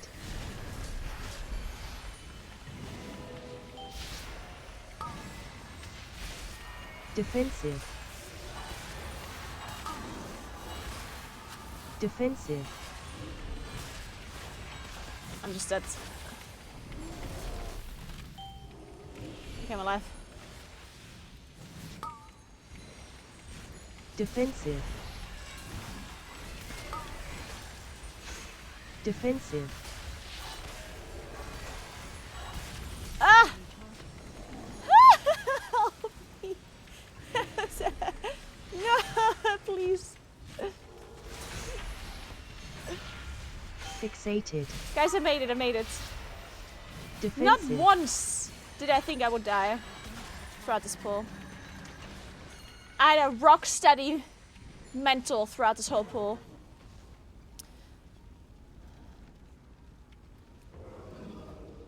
Rock steady. Rock solid. Rock steady? Can you say rock steady? Is that a thing? Is that a saying? I don't know. It's a saying now. Very calm and collected, yeah. Where's the Hellstones? Well, I used them. It's a cooldown.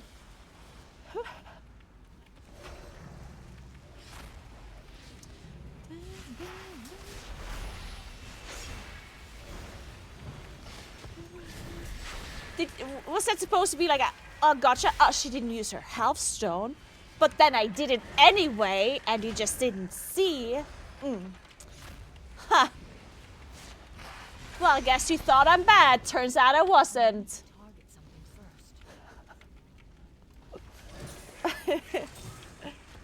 Fixated. Wait, what are we doing actually? Like, what's the plan?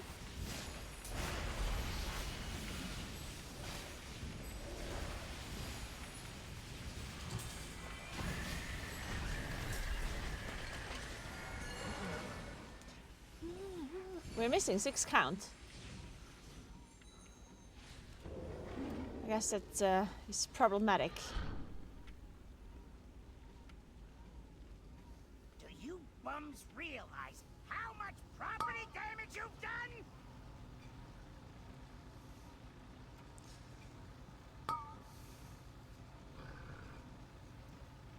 What did you use your renewal? Guys, listen. If you think there was a single defensive I had left to use, then you're wrong. Right where you belong, under my heel. I pressed all of the buttons.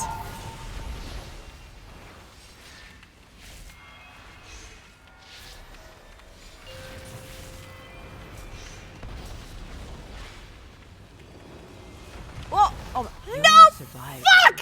Wasn't necessary. Fuck! Fuck! Fuck! No! I was safe and then I walked into it! God damn it! Man, now we don't have rest! Oh man. Okay, I think we probably still would have depleted this key. Because we didn't have count, but... but shit. I'll bill you next of kin for the spent ammunition.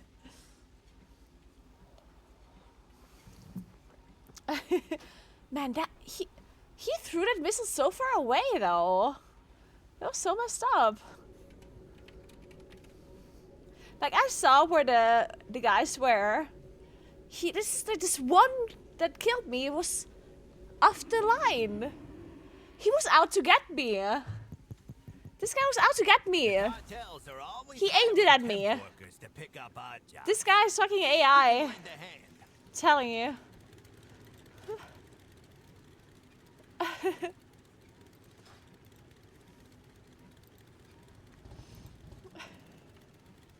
Yeah, it was aimed. Telling you, it was aimed. No, yeah.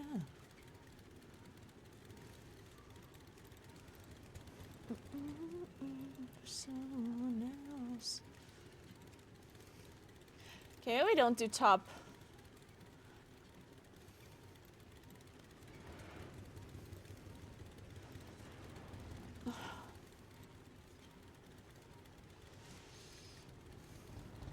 Hey, 2000 days Nintendo Switch 2 announcement so soon. Nintendo Switch 2? Nice, sounds good.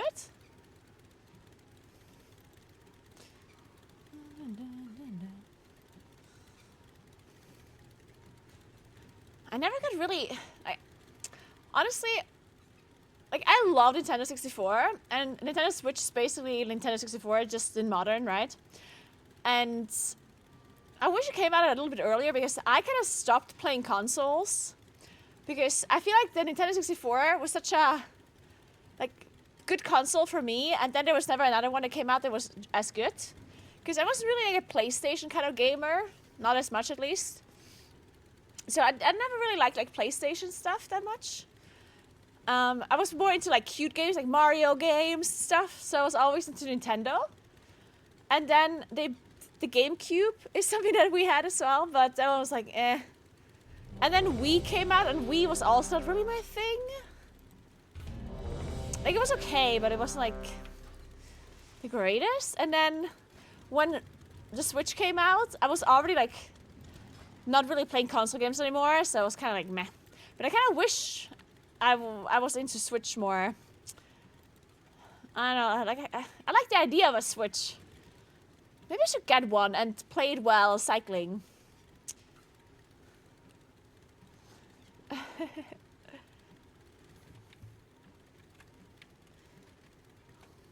So, what was this again? DFC.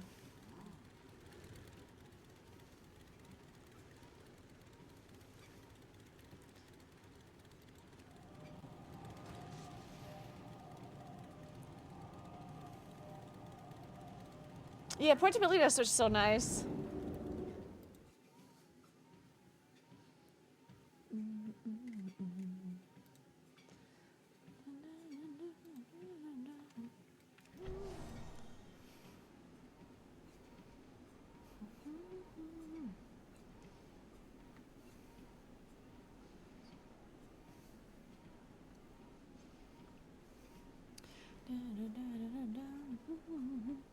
The ordinary.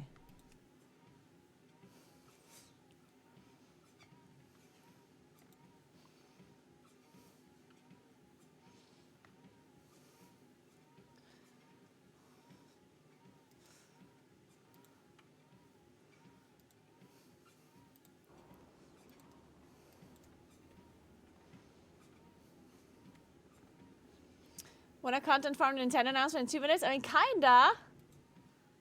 Actually, wait. I don't think I'm allowed to stream that. I don't think I'm allowed to content farm this. Is it streamed on Twitch? You're not allowed to just, like, restream content without permission.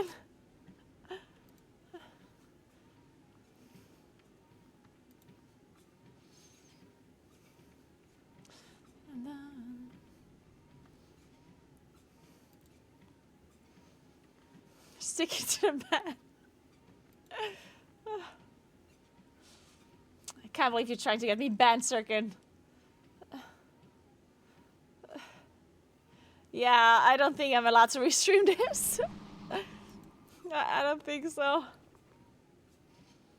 If it's a live thing.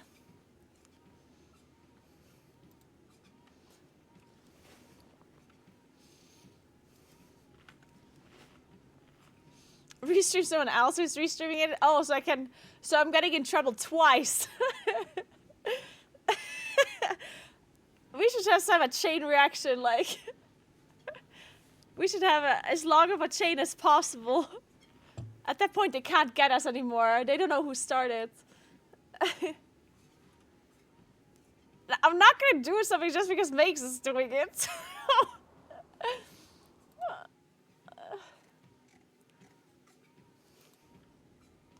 Also, I'm about to start a key, yeah?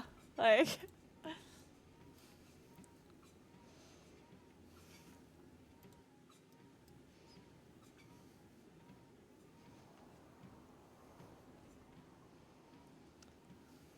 Yeah, guys, I'm not restreaming anything that is live without anyone's permission.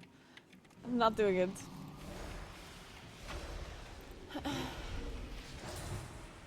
Especially Nintendo. Nintendo is definitely... Yeah, I've heard some things. They don't like when you're making content about their stuff, apparently.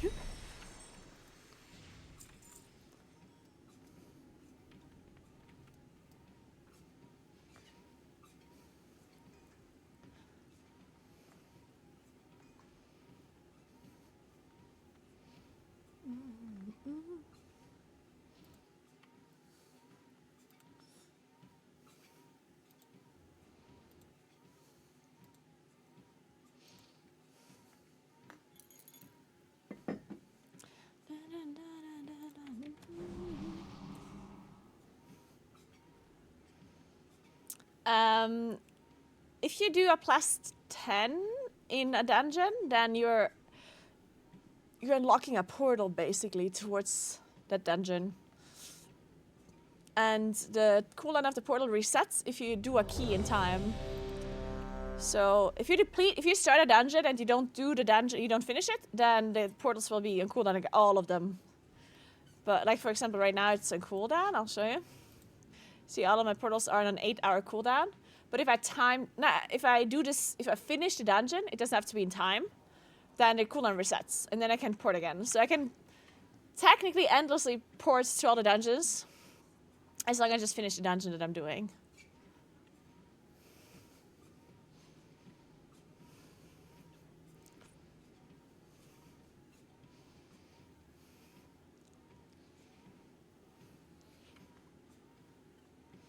Hey Stoffer, I am currently 3k Ryo.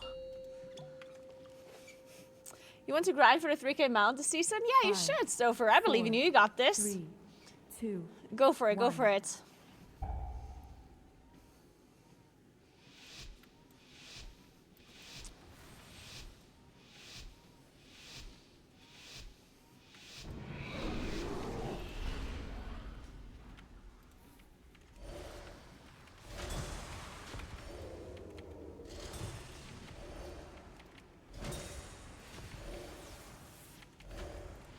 Are we going in? AoE. Oh no, we overlapped our stuff.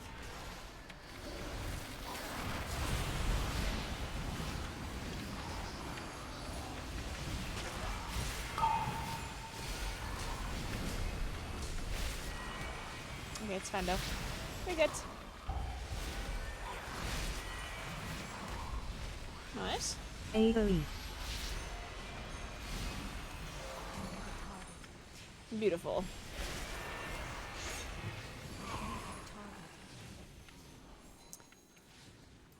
Okay, don't have Vortex for a while.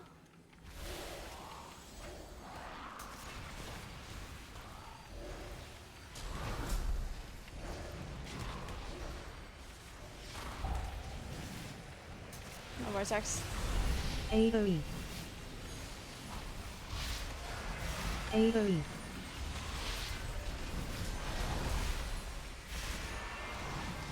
Very nice.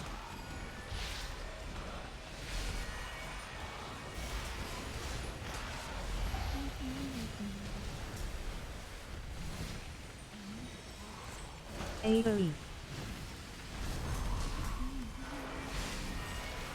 AoE.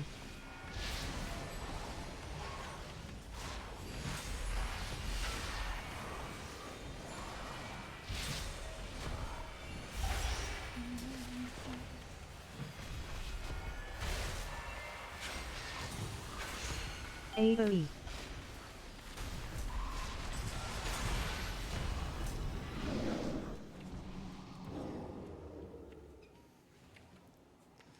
Alright, we're skipping it seems.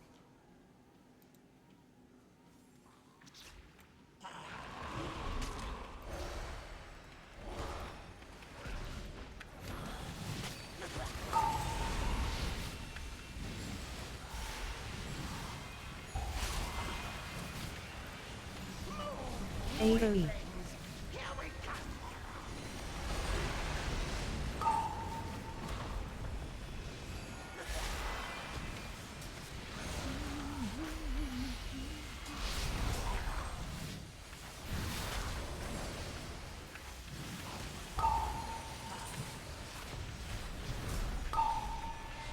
AoE.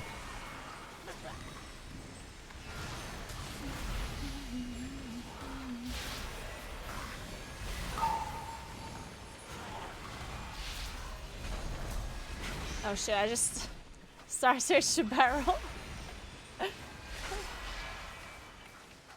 Oopsie. You think that was a damage gain? Probably. Fight Whitebeard. Fight quick. Cart incoming. Assigning fixate. Swap. Swarp.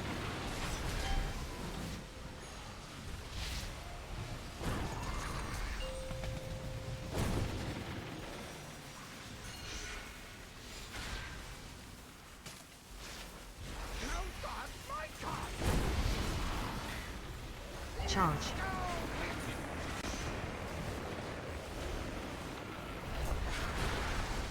Cart incoming.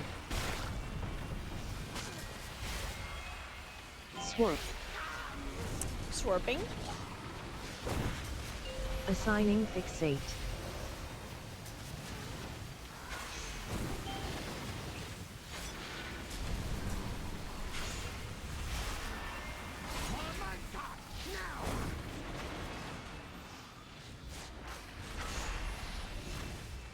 Charge.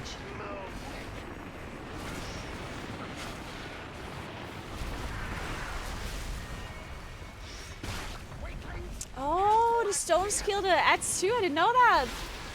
And that's just the card, but it's also stones that fell from the sky. I had no idea.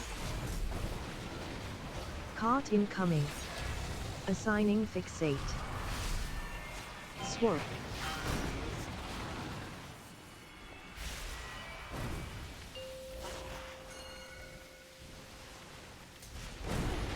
Charge.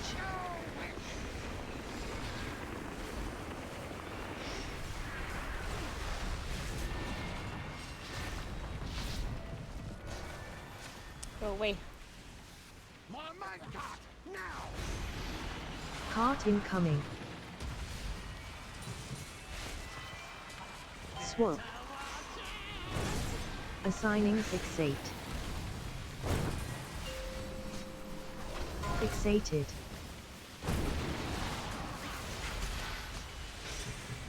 Charge.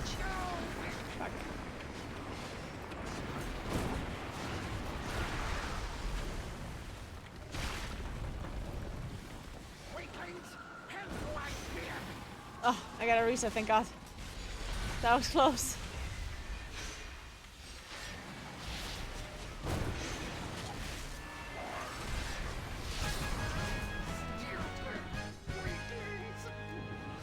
I was 100% spam Starfall, I don't care. I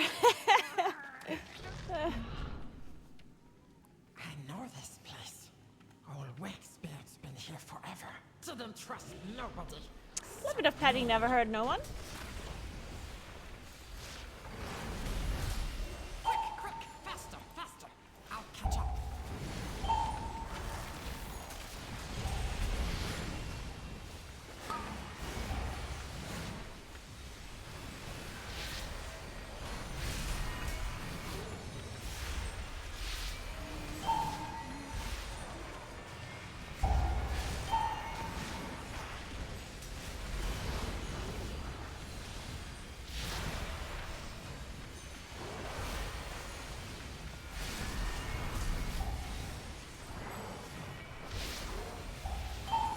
Is that Gollum who?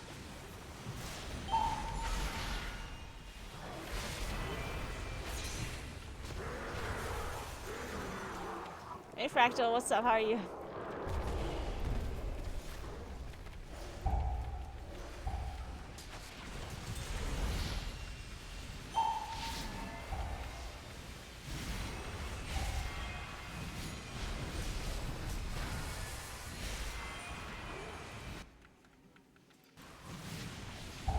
Okay, I think we have to switch music to... Oh no, what are we listening to today? Pop remix. Perfect.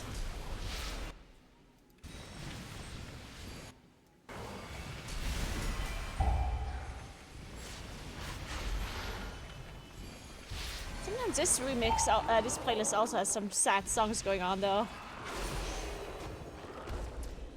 I don't know, there's too many sad songs nowadays. It's about to be spring. We need to start getting like outside chilling on the balcony music. Whatever kind of music that is.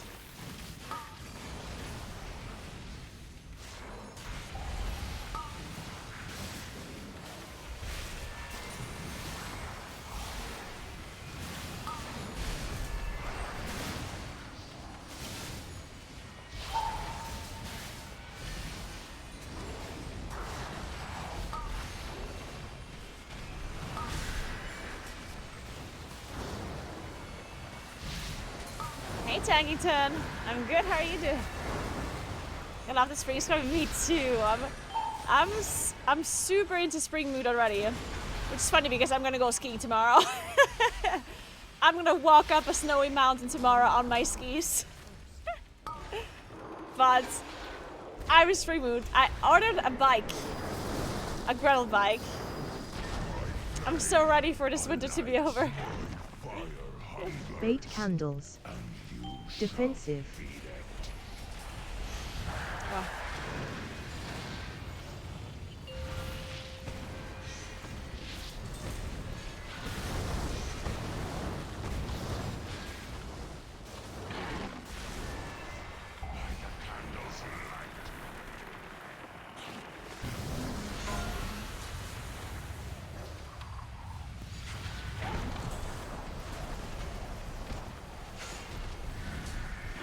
We only get one blown out.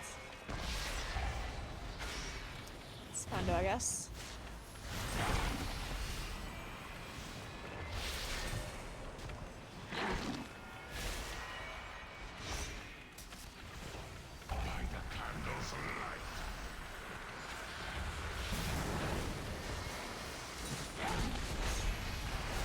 Defensive. Bait candles.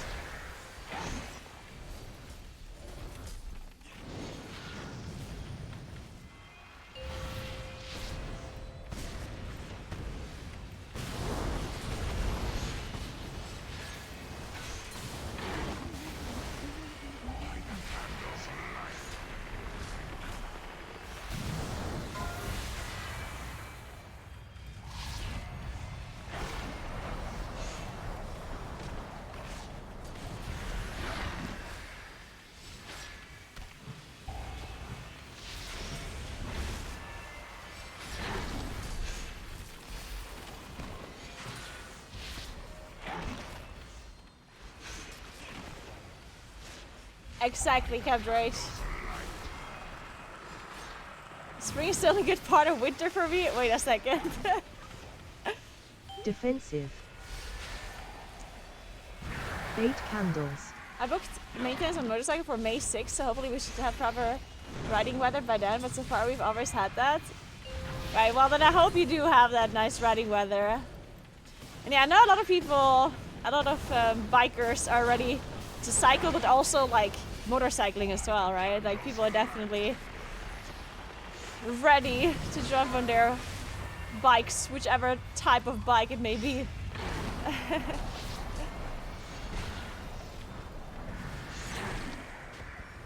It's supposed to be really warm the next 2 days here, so we're gonna have like an early taste of spring.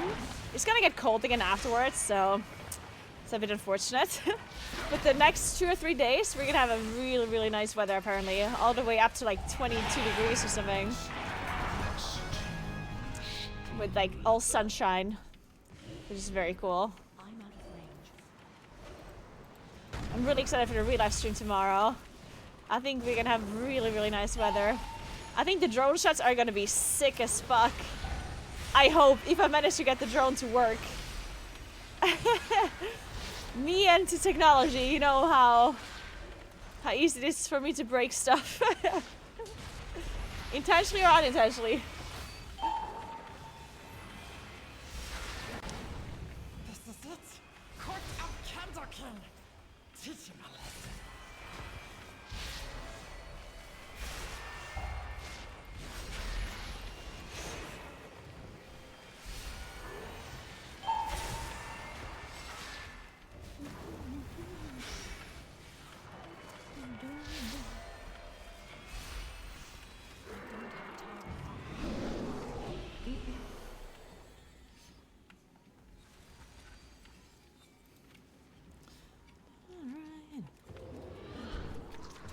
Targeted. Targeted. Sorry. Defensive.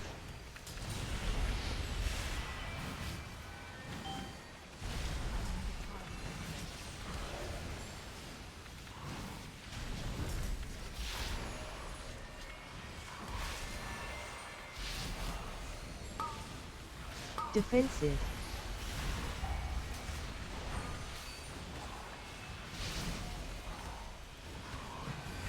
Defensive.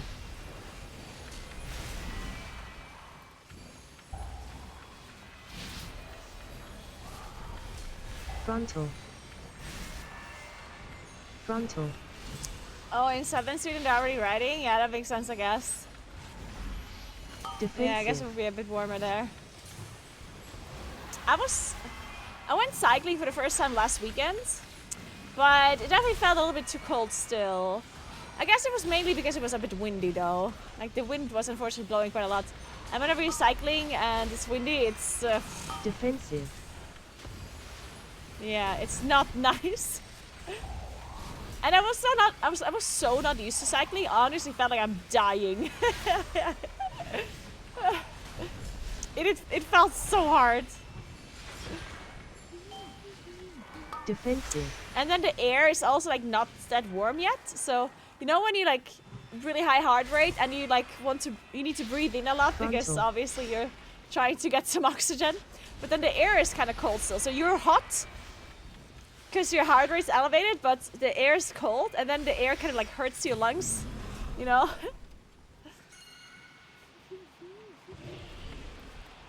So yeah, not quite ideal weather just yet, unfortunately. But the next couple of days for sure. I think the next few days is gonna be super, super nice for any kind of cycling. Or any like outside activity really. Gonna be very nice. Clear statue. Stack soon.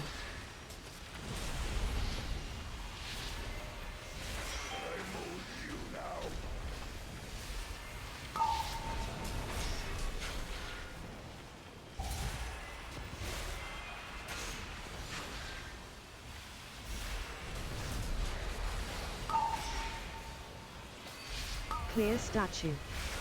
Stack soon.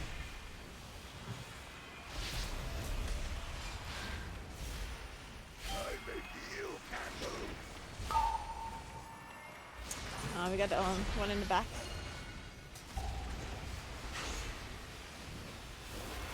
No, that's not going to be clearing the correct one that we want.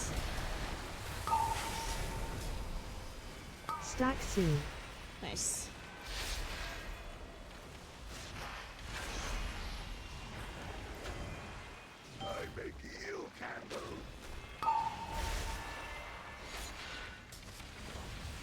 Well, these are a bit unfortunate over there.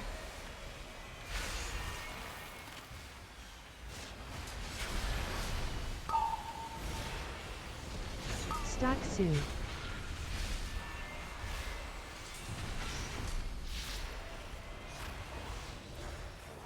Try to not get them spawn inside again? Oh wow, yeah, but maybe we cleared this one, the one that is single. Yeah.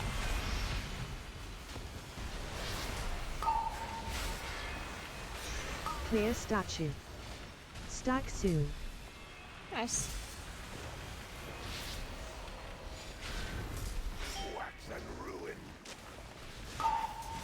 Okay, those are better.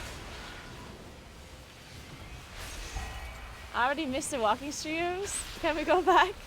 Wait, what do you mean? I'm walking right now. Or do you mean the hiking streams? Clear statue. Stack soon. I'll do one of those tomorrow. But tomorrow I'm not quite walking. I'm gonna be ski touring. Tomorrow I'm gonna walk up a mountain with my skis. And then we're gonna do some drone footage hunting. Clear statue. Then we have some lunch. Stack soon. And then I'm gonna be skiing down. Just the plan. It should be very nice weather tomorrow, so it should be super, super cool. If I manage to make it up there.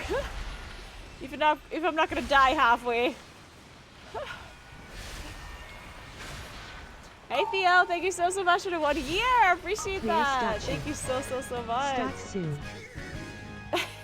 The girl says, does stupid stunts, we love her. Oh yeah, this is describing me pretty accurately indeed. But is it really stupid?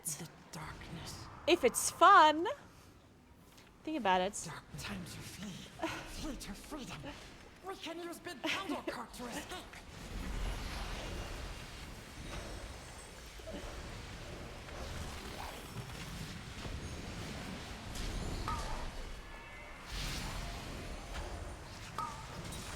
still stupid? Okay, yeah.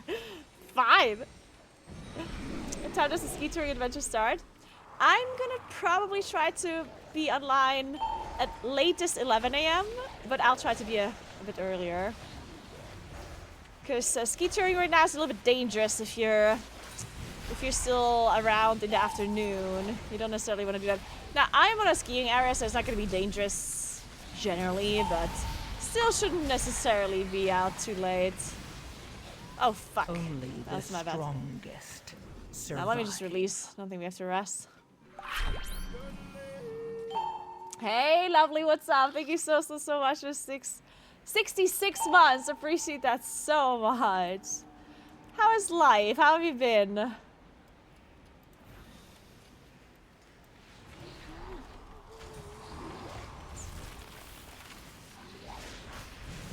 No, because of avalanches. Not because of bear attacks. Well, maybe bear attacks too, though. The bears might be waking out of their winter sleep, you know?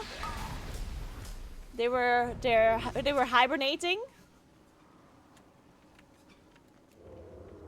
And it's possible that they're now awake and out to kill streamers.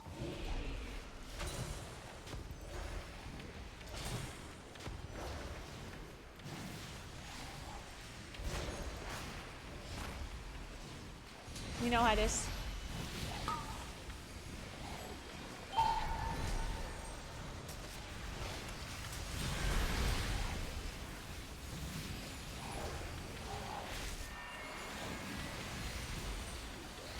Yeah, Emerald Druids.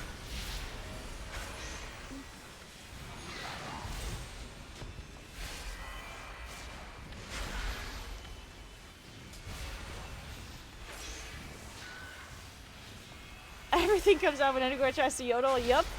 Hey, Mikey here. What's up? How you doing?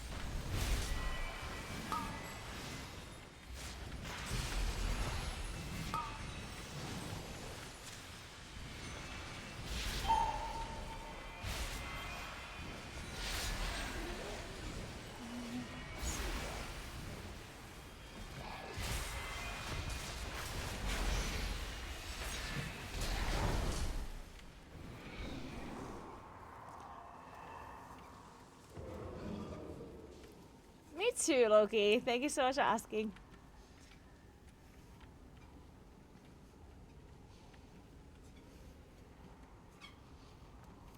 How crazy would it be if humans actually would need some sort of hibernation? Like, imagine we would just have to sleep, like, for multiple months in a row, and we just, like, miss the whole season somehow.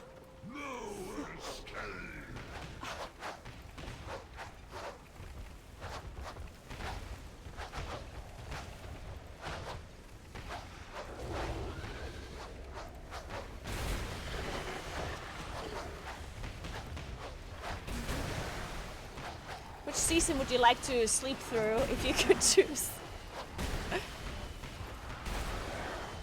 And I kind of want to say winter, but at the same time, then I wouldn't be able to ski anymore, ever. But winter is the most depressing, I feel like. With the daylight. I don't know. This is difficult. I would like to sleep through some of the winter, but not the whole winter. Just like I would like to be awake during like peak winter times, but I wouldn't mind if I could sleep, or if I would skip the shitty winter times, like the start of the winter, at the end of the winter, where it's like it's not winter really anymore, but it's also not spring. It's not autumn. It's just kind of like this in between kind of stuff that is like just eh. Yeah, I need to be awake during December and January and February, I guess. Well, actually not all of it, but at least December because I don't want to miss Christmas. Right? January though. I don't think I'm a fan of January. Could I just do December and February and skip January and March? I'm gonna skip January and March. But I want to be awake through December and February. Can we do that?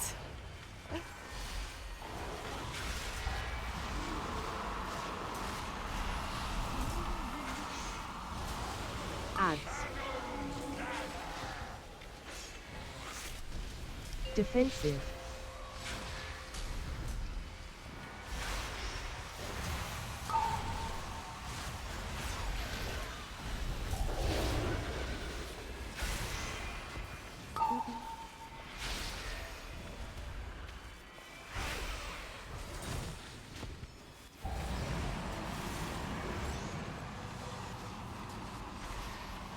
Oh my god.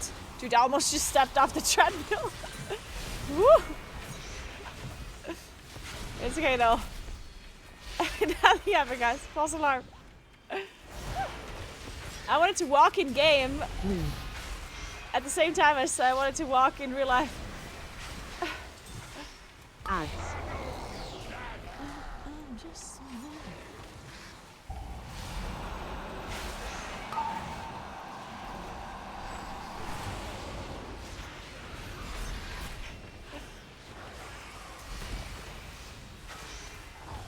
Defensive.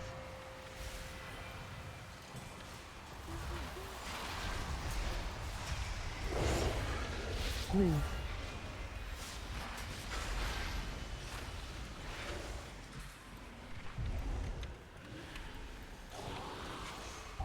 Good point. If everyone sleeps in December, then I guess we wouldn't have Christmas in December. Sure, good point. Yeah, maybe we should just move Christmas to January, because January technically is a nicer month than December. Because when you think about the weather in December, like December is just like not enough winter yet for there to be proper snow and stuff. Right? Yeah. Actually, good point. We should just have Christmas be in January, and we should skip December. Yes, I like this.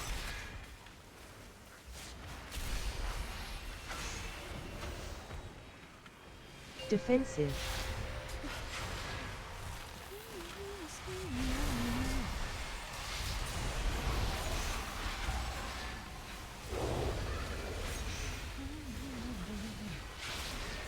Ads.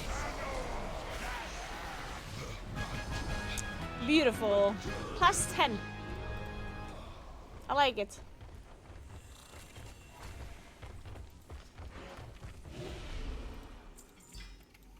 Show me the door.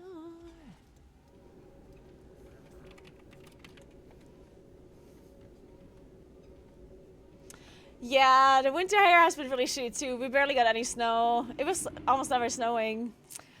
There's some point where it was really warm and it was raining all of a sudden in the middle of February. It was just raining and it's like, yeah, this winter kind of sucked. I'm worried that all winters are gonna be like this from here on out. It's very possible, I guess.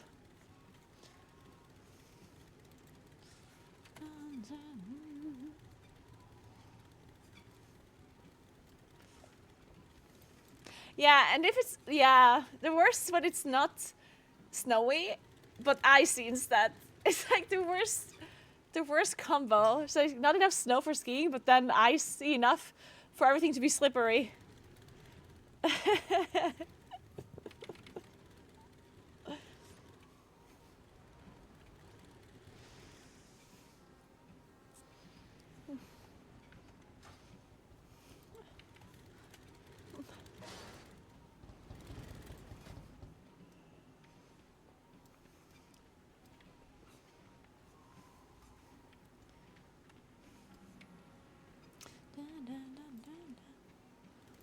So,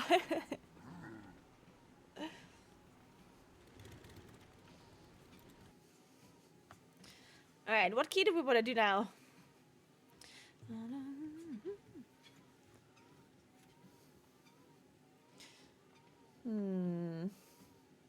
Anything other than DFC and top, I guess. There's just so many druids everywhere. Best would be Motherloader Priory.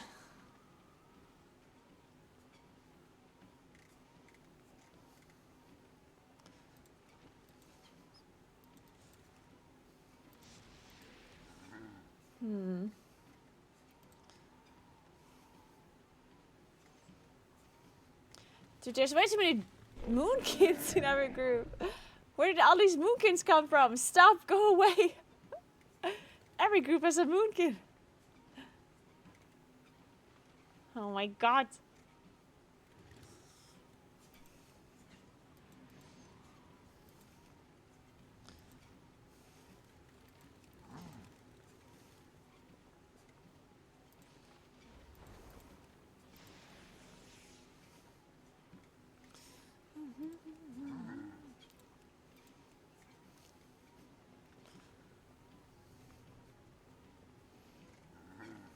My day has been pretty good so far, Loki.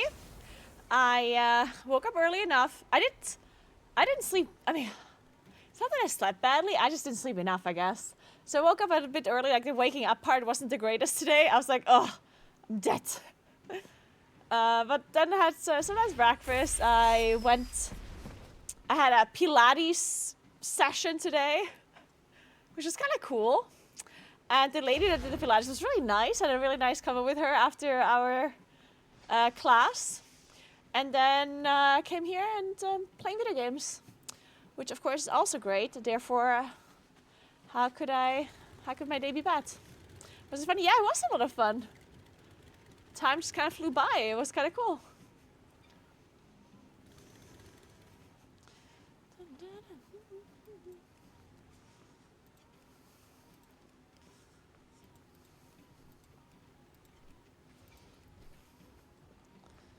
God, I really need a mother load.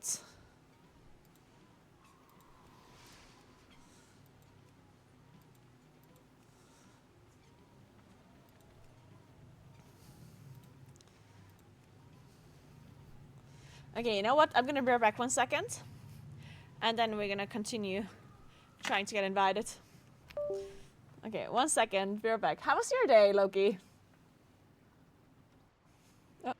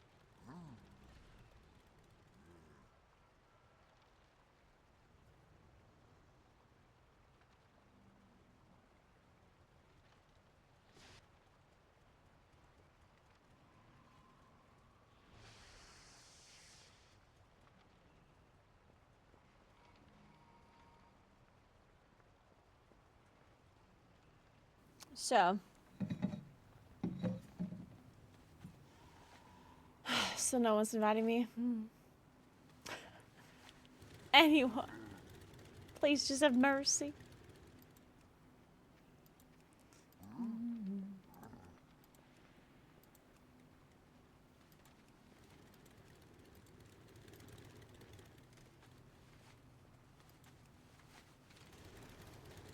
And it's the worst feeling when you sign up to so many keys that you can't sign up anymore. And you're just like, please.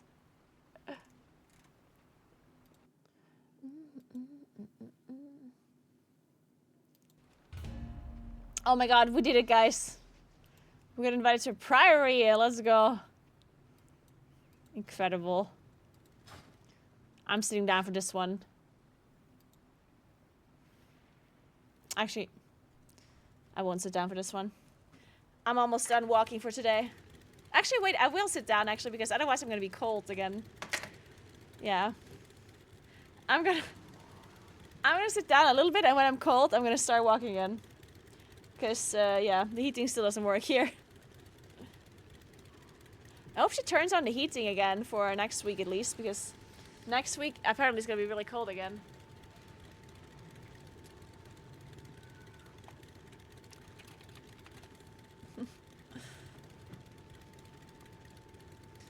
Oh, yours is pretty much started now. I work night shifts. Oh, I see. Do you actually, Loki? Do you actually enjoy? Enjoy, but like, do you mind working night shifts, or is it something that you actually like, that you're like okay with? Because there's some people that actually kind of enjoy the different schedule, I guess, and some people hate it. I don't know. I feel like you have to be like, you definitely have to get used to night shifts for sure. Like, I feel like night shifts they can be really hard. Just depends how important daylight is for you, I guess. I hate working night shifts. It fucks up my rhythm so much. Yeah. Yeah, see, yeah, some people get really affected by it and others don't. Because some bodies just really adjust super badly to not having like a proper rhythm related to like the sun going up and down, right? I guess those people usually tend to get really affected by winter times as well. And I feel like a person who don't get affected that much by daylight. I do get affected a little for sure. Like, I remember when I lived in the UK and it was like gloomy all day, all the time, and like rainy, gloomy, cloudy, and there weren't like proper seasons and stuff, and it was like dark. Like, that affected me at some point. But usually like a normal winter, it's kind of okay.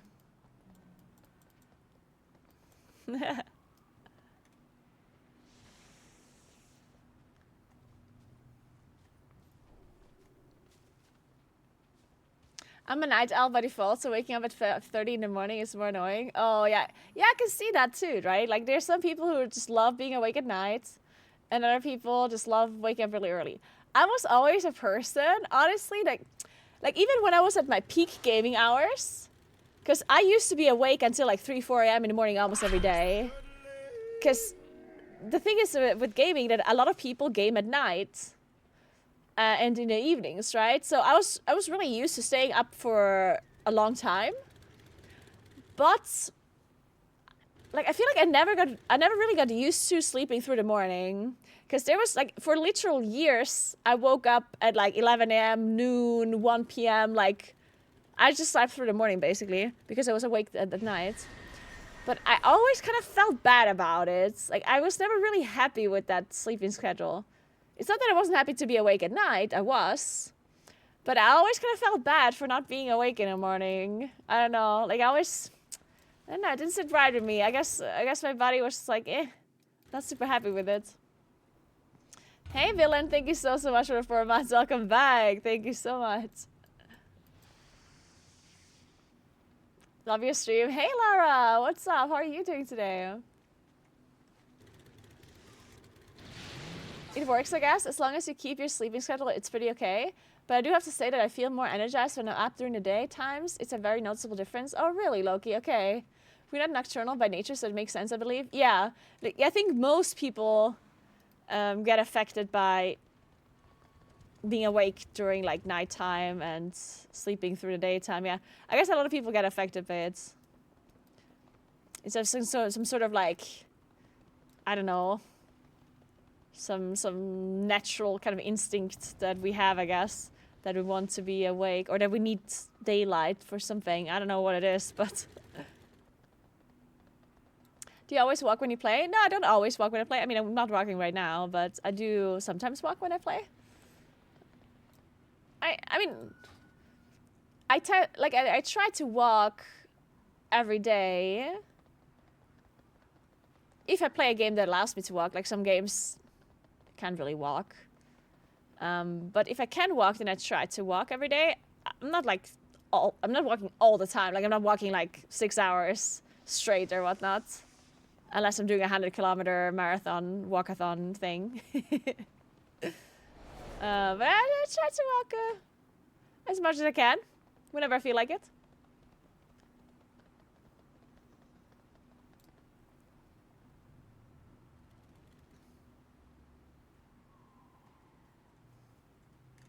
Seriously, Tentacle? Interesting. Huh. I feel like that kind of makes sense. If you read in study, there are a low percentage of people who are night chronotypes, because in ancient times they were the watchers during the night who defended the villages. I mean, I guess when you think about it, it does make kind of sense that you would need people that are awake during the night for a long time, even, I guess. Like, it's not even ancient times, right? That's even like, I'm sure there was people awake during the night even in, I don't know, in the 1500s or something, I guess, like, right? Like, not many, but I'm sure there's some people who wanted to, like, walk around a little bit, make sure everything is in order and whatnot, like guards and whatnot. I'm sure, I guess that has been a thing for a while, yeah.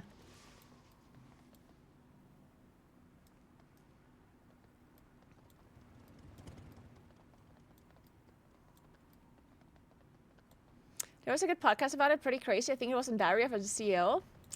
Okay, so I personally, like, I know that there are some really, like, nice... I'm not the biggest fan of Diary of a CEO. Like, I'm not against it in general. Because I think, like, the people that are on that podcast are super, super interesting people. And I also think that the guy that does the podcast, I think he's really smart. I do think that he's just exaggerating the clickbait and stuff so much that sometimes it almost feels like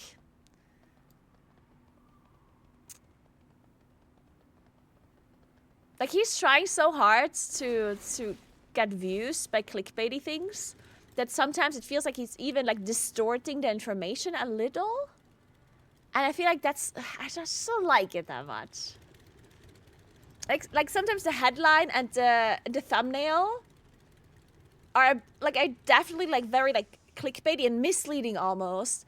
And I feel like that does a disservice to his content, because I think his content is really good. And the people that he gets on are super knowledgeable, and usually they are very like scientific as well, which is super cool. I love that about the podcast. But then the whole thumbnail and the clickbaity thing like kind of puts me off about it, because like, yeah, I don't know, like it feels, yeah, I don't know. It's not that I wouldn't watch, like if he has a really interesting guest on, I will still watch it, right? I'm not like super against it or whatever, but it rubs me the wrong way a little bit. And I understand that's just how YouTube works with the clickbaits and stuff. But I do think that sometimes, like when you're starting out, I feel like doing clickbait stuff and whatever, like you have to kind of do it. Like I totally get it. I do YouTube as well, and I do really clickbaity stuff sometimes as well, right? But I think there's like a line to it. And I think once you have established a base viewership, and I think he did that, like this guy has millions of people that follow him, that watch his podcasts. I don't think he needs to do this anymore, in a sense, you know? Like I feel like he has established himself as a podcaster enough that people would want to listen to the podcasts and stuff without him baiting in viewers by having these like super flashy headlines that are misleading. But, you know, like I get it. In the end, I do understand why he's doing it. He's just a businessman, right? And the more clickbaity stuff you do, the more viewers you're gonna get, and that's just the reality of it. I think it's good that he does clickbait, so lower IQ people get a bit educated as well, you know what I mean? Because his purpose is to spread knowledge. Okay, I do understand what you're saying. Like, I get that, right? Because people that seek knowledge, they might click on a podcast without the clickbaity title, but people that maybe are not out for like educating themselves, they might still click on a clickbaity title if it's like a really flashy title. And I do get that. Like, I do get that. But I still think it's misleading to people like that. Because if there's a person that isn't very knowledgeable, as you say, like low IQ people, they might click on the video and then they only watch the very start where he is kind of like saying all of these clickbaity things, abbreviating the information, almost misleading, and then they stop it and then they spread that information. You know what I mean? So I'm not sure that is happening, because at the start when he does like the TLDR of what the episode is about, then he very much, because he's shortening the information so much and like taking out information out of context, it can be very misleading, right? Because if you take a 3-hour podcast and you're taking out only 30 seconds of information and put those words into the like flashiest, most clickbaity thing, then if people only watch that, then that's not really going to help them out, I don't think. 5, especially if they're 4, people that are very impressionable. 3, 2, 1.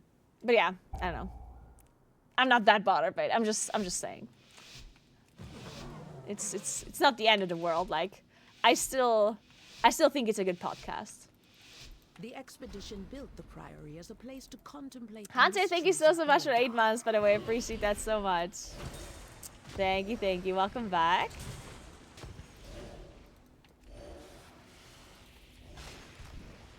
The gods sought to kill her, and Captain Dale Cry is protecting something. Each of his lieutenants bolsters his tactics. Draw them away and defeat them. Holy shit, what are we pulling? The whole fucking Shout. thing? What the fuck was that about? Okay, I guess we're gone. I simply wish you had lasted a little longer. Well, I mean, that was fast, I guess. AOE.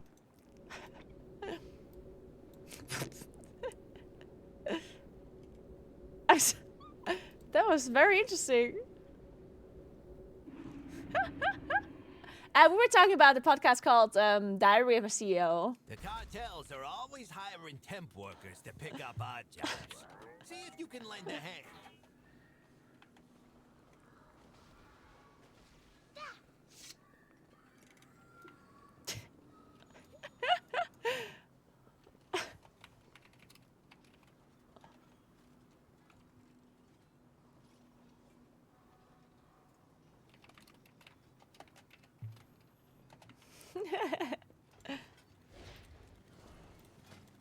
Well, that was fast, guys. That was fast. Tank just left. And what key do I have? 14 floodgate.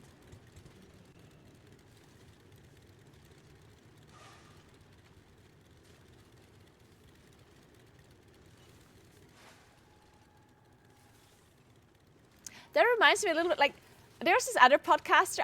Do you know? I think her name is Mel Gibson. Mel Gibson. She has a pretty famous podcast as well. And I actually do like her. Generally. I think she also brings some pretty knowledgeable people onto her podcast. But there was this one episode she did lately with, what's her name? Stacey Sims.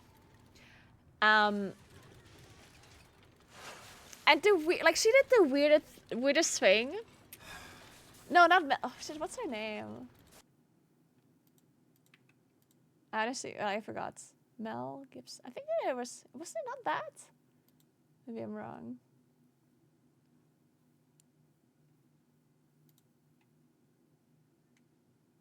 Mel Robbins. Oops, Mel Robbins. So there's this podcaster, Mel Robbins. I switched from due date. And like the one thing she does which it tends to never bother me, but in this last episode, like I thought it was so strange. Basically, like Mel Robbins, she's not stupid, right? And she had like fitness people onto her podcasts a decent amount, and she's herself a little bit into fitness stuff, right? And I generally like her like ideas and her thought process. I like it a lot. Like this whole book that she wrote. I didn't read the book, but the general thought process of it and the whole like let them thingy. Like I like her generally. But this one podcast where like, oh my god, that bothered me so much. I don't know why, but she had Stacey Sims on her podcast. Stacey Sims is like a she's a very knowledgeable like scientist, a PhD, doctor, whatever, and she knows a lot about nutrition and about fitness, specifically about women's bodies, about how they react to different stuff, right? And so she was talking to her, and then Stacey said that she has like a protein coffee in the morning, and then Mel was like, oh my god, what's a protein coffee? And then Stacey explained, oh, well, it's just, I mix my protein into milk, and then I put espresso into it, and I put it in the fridge. Like, so she does this the day before. So basically, she makes a protein shake and puts espresso in it the day before, and then she drinks that in the morning, because she doesn't have an appetite in the morning, but she still needs to get protein for her workout, so she just drinks this protein coffee, right? And the way Mel reacted to this information was like so over the top, and I honestly don't know why she did this. It felt like she wants to talk up Stacey Sims as if her information isn't good enough already. Like she was like, oh my god, that's the most mind-blowing thing I've ever heard. Like she was like super exaggerating it. And I was like, huh? Like yeah, it's kind of a nice idea to drink a protein shake with coffee, but it's like it's not revolutionary. Like you could, like a protein shake, the way a normal protein shake is made is by having protein powder in milk, right? And you can just drink a shot of espresso at the side. You can also mix it, or you put it, like, if this is not some sort of like new idea that is like the super like crazy thing, right? This is something that is pretty normal. But then Mel Robbins acted as if it was like the craziest thing she's ever heard. And I was like, huh? And that like bothered me so much. I felt like she did it on purpose to really like talk up the guest, which podcasters do sometimes. They really like exaggerate. It's like, oh my god, no way. You know, like they really like exaggerate their reaction sometimes, so that the viewer thinks that whatever this information is that you're getting is like crazy. And I feel like she overdid it so much with this like protein things. Like, because don't get me wrong, Stacey Sims is very knowledgeable and she had a lot of like really good information, but not that. Like that was just like, it's like she just drinks a protein shake in the morning. Like it's not crazy info, yeah. But yeah, I need to let you listen to this. It's crazy. Provide fuel. The body's like, I'm going to store fat because I'm going to need it. Because adjust the swivel angle I have to of watch the that arm. first. So my hands are always supported. Yeah, I think Mel Robbins is generally a little bit too enthusiastic about stuff like this. Yeah, I feel like she does it on purpose. First, and sometimes she just eating overdoes it a little. opportunities, because there's so many women who are, one, trying to lose weight, or two. So we look at eating the head our system, but we see that when we do I need to find this because it was crazy. And so this is where, you know, we start looking at all the stuff that we've been trained to do. Also help you sleep better at night? Absolutely. All that we to deep road, we're not deep. So that's what you base. Also help you sleep better at night? Absolutely.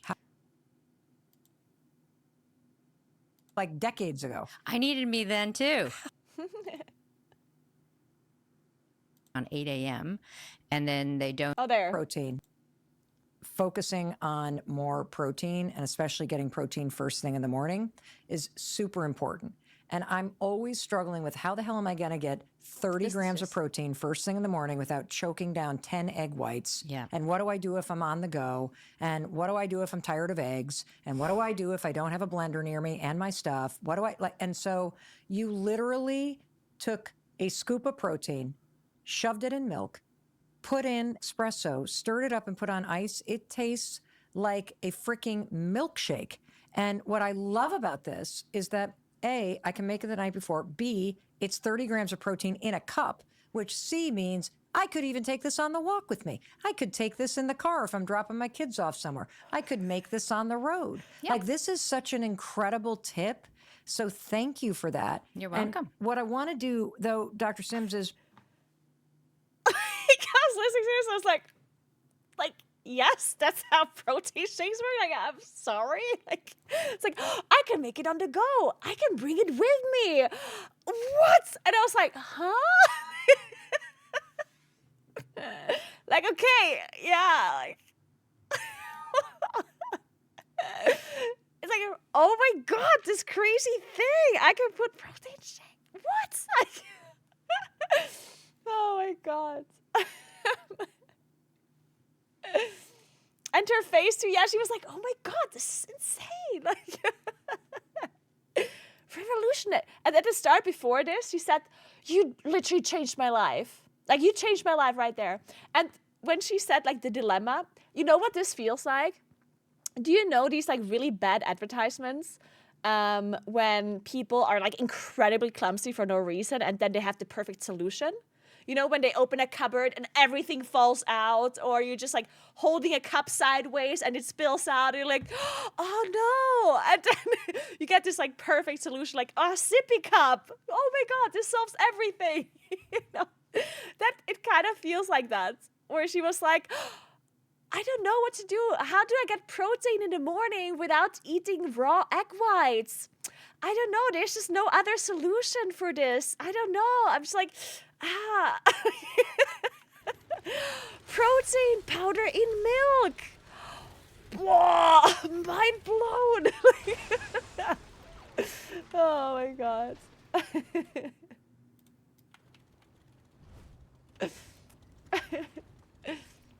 Next thing she'll say, drive-thrus and restaurants will change the way we feed ourselves. Any idea when you will finish the game with Preach? Really enjoyed it. I think we'll play next week again, but I don't know when. Let me quickly look at my calendar. So probably not Monday or Tuesday, because I might be doing like a real life stream there. Honestly, I mean, for like maybe Wednesday or Thursday probably would be a good day for me to finish to continue the game. Not sure if we can finish it, but yeah. But I would have to talk to Preach, see if he's around.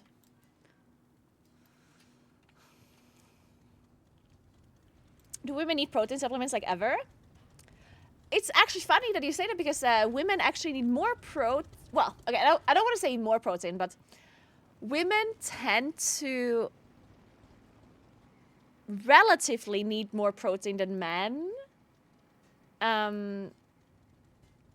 Because we're smaller.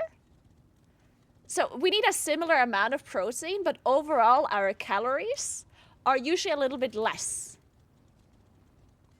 Like usually, like if you're a really tall, big person, you need more calories during the day to just maintain your weight. Like without gaining or losing, you just need like, you know, like let's say, I don't know, you need 2.5k calories per day to maintain your weight. But women generally need less than that, right? But they still need similar amounts of protein per day. And it's a little bit harder to get enough protein in if your maintenance calories are a bit lower, you know? So sometimes it can be pretty hard for women, especially if they want to lose weight, I guess.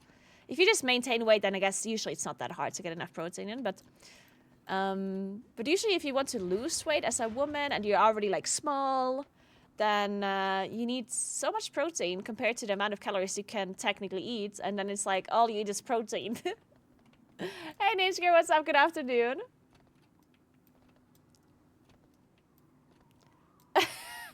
I have 1 hour to wash hair, be pretty for my boyfriend who comes over and has raid from 7 p.m. and will play World of Warcraft. God bless. Perfect. With espresso? No, I would never mix it with espresso. That's... Why would I do that? That's... No. No. That would be crazy. No way I could do that. Hey, Never Nudes. No. I think you're wrong, Never Nude. I think you're making this up.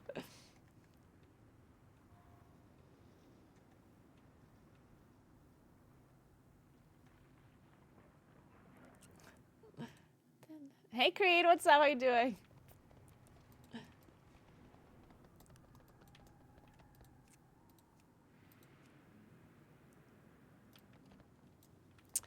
I don't really like meal prep properly.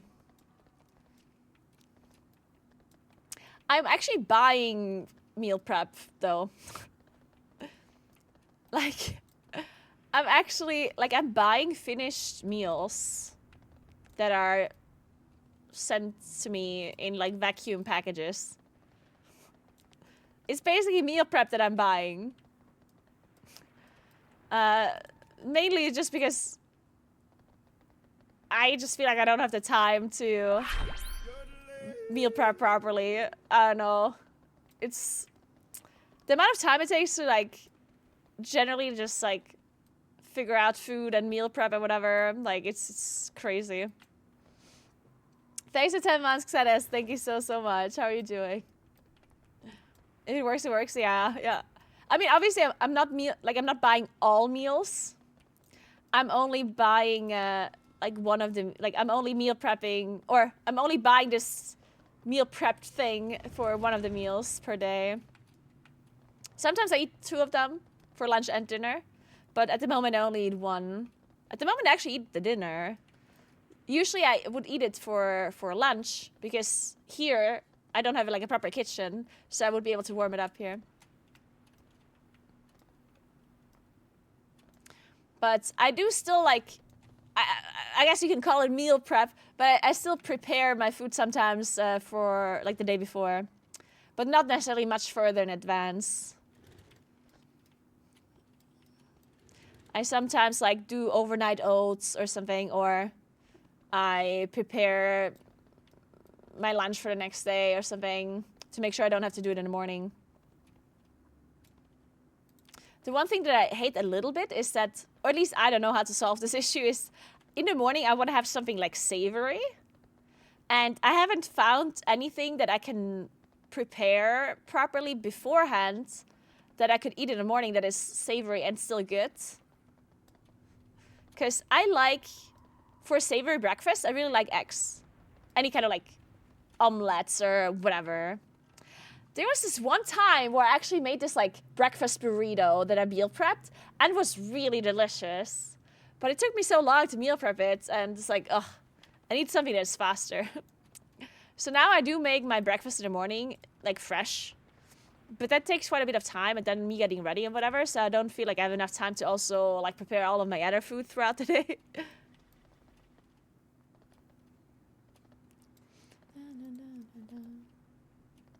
And no, I don't only enjoy playing Druid, I just do not enjoy maintaining multiple characters. So I only play 1 character because I hate playing... Like, I already hate maintaining 1. So... Yeah. So I almost always play my Druid because Druid is almost always good in... or viable, so... So then I don't feel the need to level up a 2nd character, basically.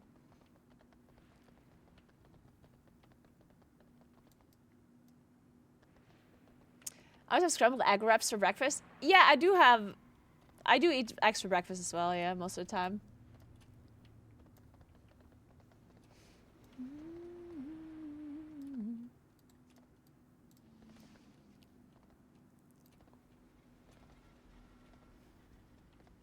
That sounds very good, Tentacle. One of the coolest things that I tried a while ago, which worked out pretty well, was Oh my god, I have to show you this video. It's actually really nice. If you guys like eggs and like wraps in the morning, there's this one way how you can make them so fast. I did it a few times. It's very nice. So basically you just mix your eggs with whatever you want to have in it, like any kind of spices or extra egg whites or cottage cheese or whatever, and then you throw it into the pan. It needs to be, you need to make sure it's a non-stick pan, and you need to make sure that whatever it is that you're making can be like removed from the pan in one go. So it's a bit difficult if it's like either you need a little bit of oil, or the non-stick pan needs to be really, really good non-stick pan. Or you need to put some juice in it or something, or a little bit of flour, or just anything really to make sure that your egg mixture comes off the pan. Because what you want to do is like you throw in your egg mixture into the pan, and then you wait a little bit until it's set, and then you put stuff on top, like maybe a bit of cheese or maybe a little bit of spinach or other vegetables or whatever, and then you put a tortilla on top, like a wrap or whatever, and then you just flip it over, and then you close it, and that's it. It's really nice, and it's super fast, as long as you get the egg off the pan. That's the only problem. So you just have a pan, egg mixture, wrap on top, flip it over, and then you fold it, and then you have like this, like, whatever it is. I mean, you can make this without doing it all in the pan, right? This is not like some super mind-blowing thing, but like I never did it this way before. Like I always had like the wrap separate, or I had my eggs and my toast or whatever. But if you can make it all in the pan, it just kind of goes together really nicely. It's kind of a quesadilla in a sense, yeah.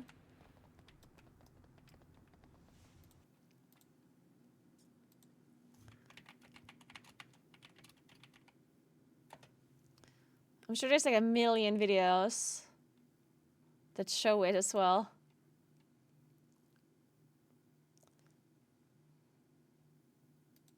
I'm always looking for ways. Yeah, there it is. Like there's a million videos about this. So yeah, you throw in your egg in a pan, right? Then you throw the tortilla on top. And yeah, underneath you can put whatever you want. You can put spinach, or you can put cheese or whatnot. Or you can do it this way, yeah. And then you just, I mean, that's it.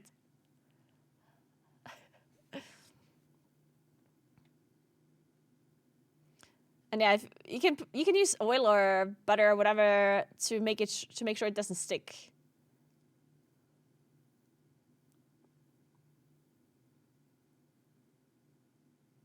Yeah, and then you can use like baby spinach, is really delicious. Feta cheese is really good here as well. Tuna, you can put tuna in it. You can put cheese. Like you can literally put whatever the hell you want. It's delicious. And the good thing is like the tortilla also like cooks with it as well. And then the tortilla is also gonna be nice. It's delicious. And there's all sorts of variations you can do, of course. An eggadilla, yes! It is actually an eggadilla.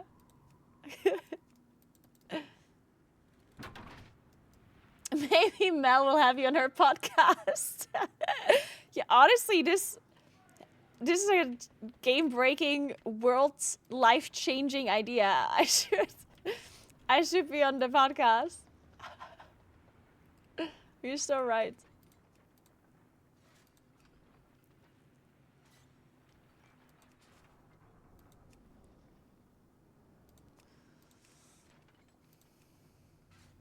Okay, we don't want Dark Flame and we don't want Teopia. Oh, we do need Floodgate really badly.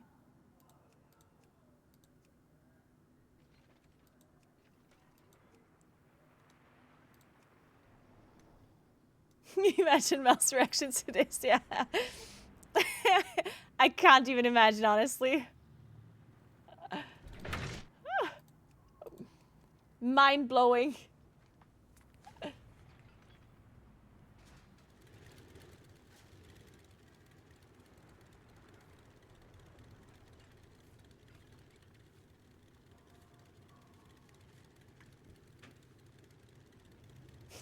Wait, so I can cook it with the tortilla, then pick it up and take it with me on the go? This is a game changer.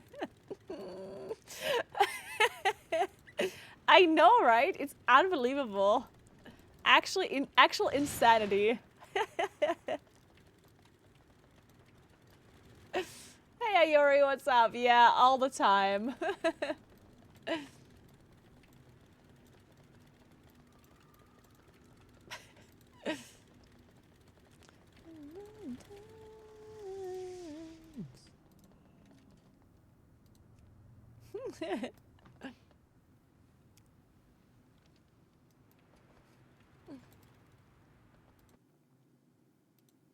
This is one guy that I copied the rap from once, and he also has like the most clickbaity title. But honestly, the rap was good.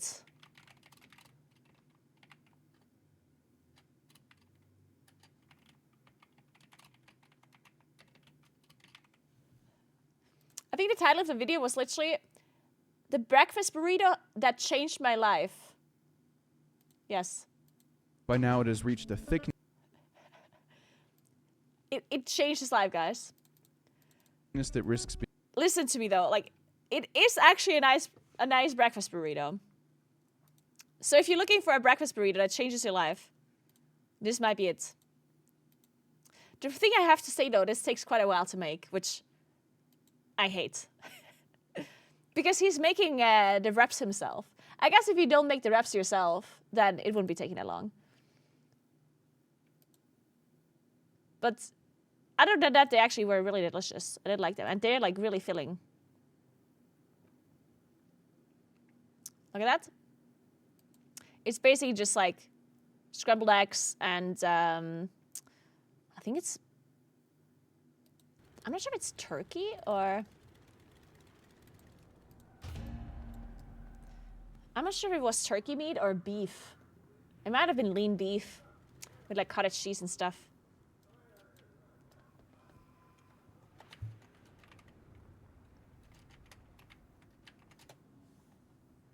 Did it change yours? It didn't quite change my life, but it was good.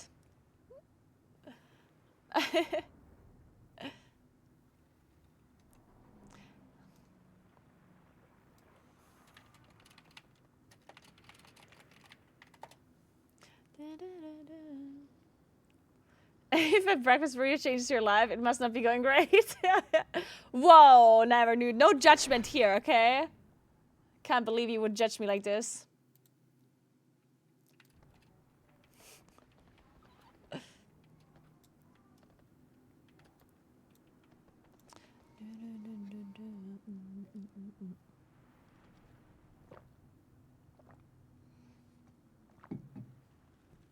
So what did the Nintendo like thingy reveal?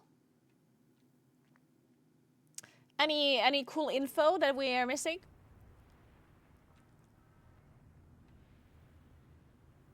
It was rubbish. Oh. Well, unlucky, I guess.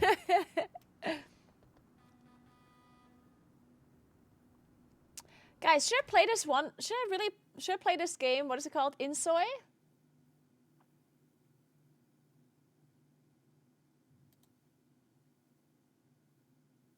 What is this other game that is called Schedule 1? What is that about?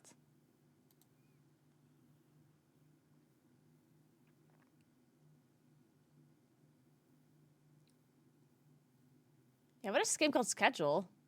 Why are so many people watching it? What is it about? Let's watch this.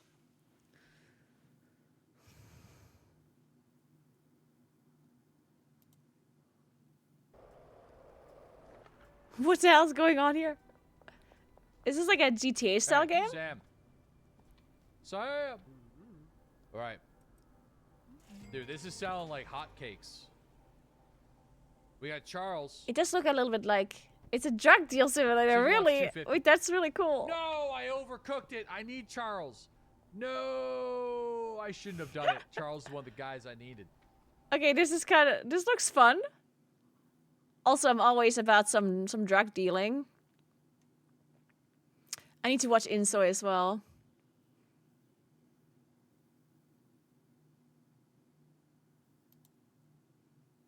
Thing. Someone else Wait, like she's not currently playing. Kado Kadokawa, which owns FromSoft. Right. I need someone who's actually playing the game right now. Wait, it's only Miss Mika that has a lot of viewers. All the other ones are not actually. Oh man. Wait, so is this game not good or?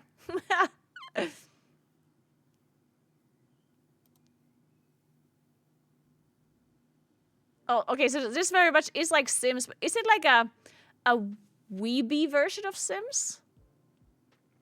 It looks a little bit weeby, but I'm not sure if it is. Or is it just generally more realistic? Oh my god, Steam notifications come up so big.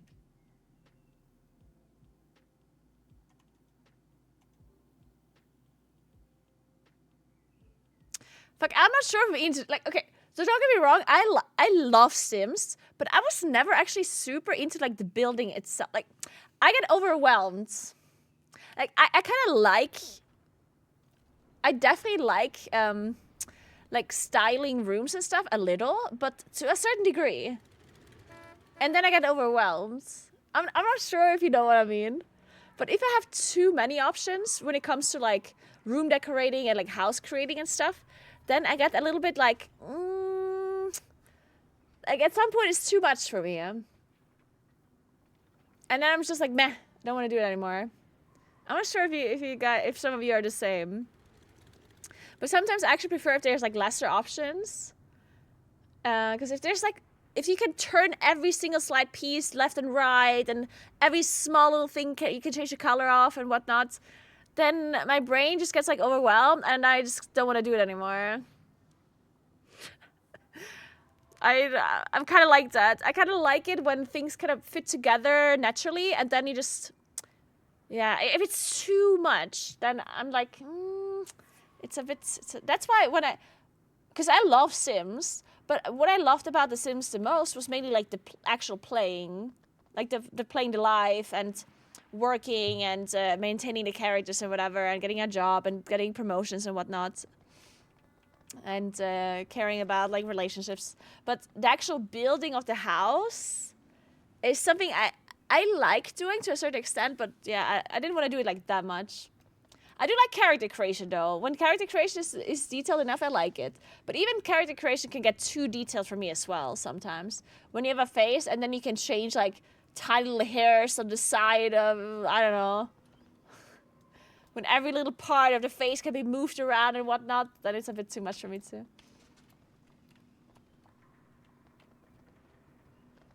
I like Harry Potter and V Rising, where it's mostly decorated beforehand and you can edit stuff, but also presets and you just place.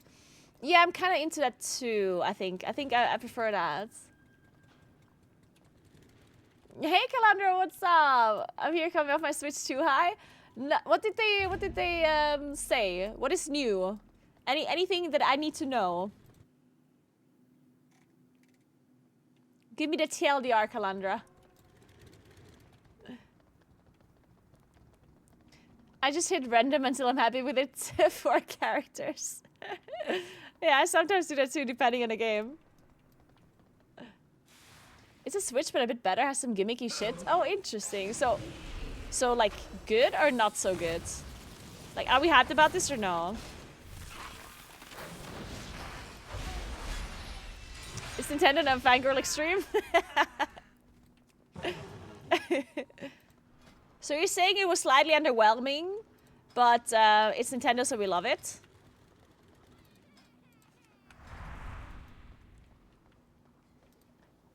Yes, okay. Good. New Mario Kart? Okay, that is cool. New Mario Kart is cool. New 3D Donkey Kong? Interesting. I actually played Donkey Kong a lot when I was younger on Nintendo 64.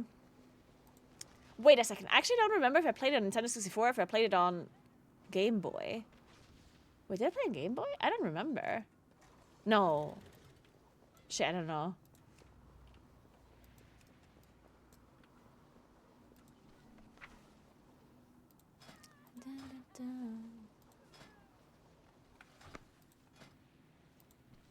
So, workshop?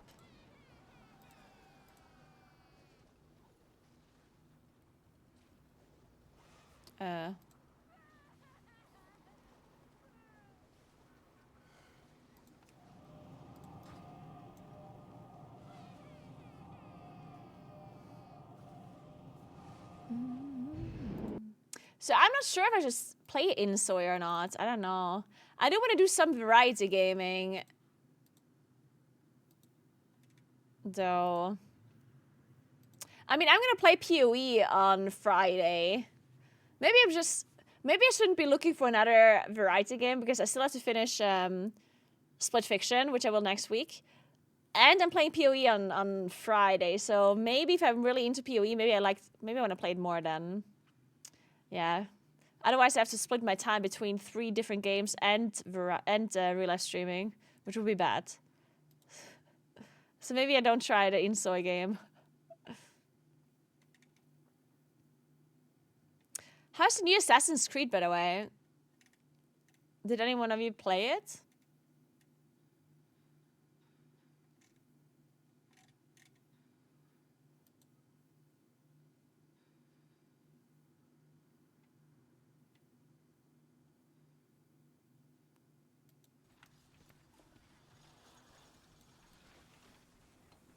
I think you should try Insoy. Maybe I will. I don't know. Like, I'm kind of tempted. There's a controversy around it? I haven't even heard about anything like that.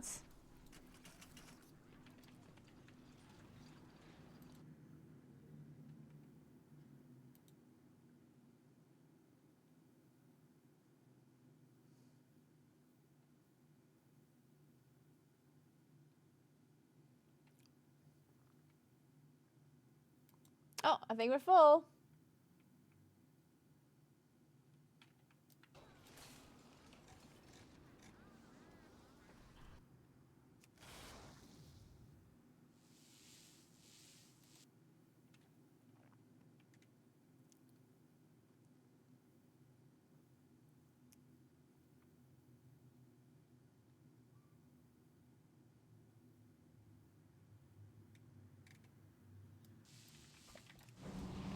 So...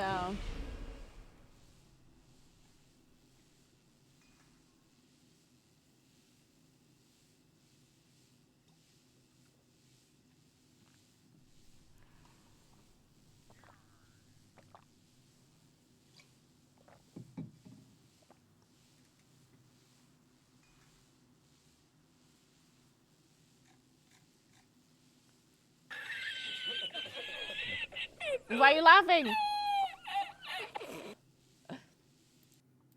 What happened?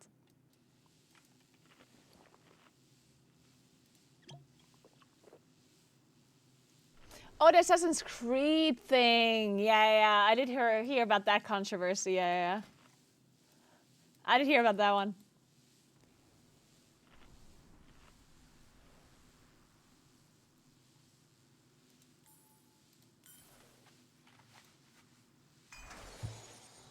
I still don't really care about it, about the whole controversy. I generally never really care about these controversies. I guess... I don't know.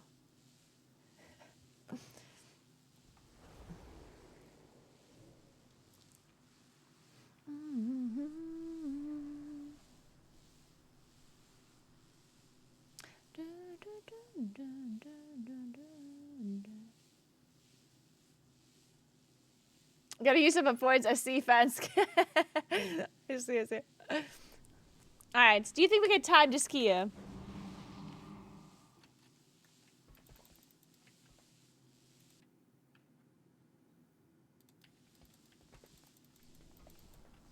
There's this one quote, and I swear this is like the most random thing, right? But there's this one lady that I follow for a completely different like she did like she had like a makeup channel once, and I liked her because she was kind of cool, like the way she like I don't know, I kind of liked her, and she was like really cool and like down to earth, and then she like switched her content a little bit at some point, and I was still like kind of following her everywhere, and once in a while I still watch her stuff, and she had this like random Instagram post where she basically just said she had this like one thing where she was like recapping the last year or whatever. And she said that she's generally happier now because she started... She said she started being less opinionated. And what she basically meant, or what she like explained, is that she just started caring less about like thinks. So it's not that she's like she wasn't trying to say that she just like ignores what she's thinking, or that she doesn't share her opinions anymore. She just meant that she started caring a little bit less about some of, like, she still has opinions, but sometimes she she thinks, how important is this to me? Like, this opinion I'm having about the subject. How important is this to me? How does it affect me? Does it, like, should I be thinking about this? Is this something that I want to, like, use my time for? And if the answer is no, like, if it's not, like, a big deal, then she just kind of dropped it. And I was like, wait a second, I'm gonna do this. And I was like, yep, this is it. For 2025, I'm just not gonna care about things anymore, guys. I care about nothing. Except all of you guys, of course. I love you. I was like, fuck this. Good point. We should just all stop caring about anything except our own enjoyment, of course. No, I don't think there's controversy around Insoy. It was controversy around Assassin's Creed, the new Assassin's Creed.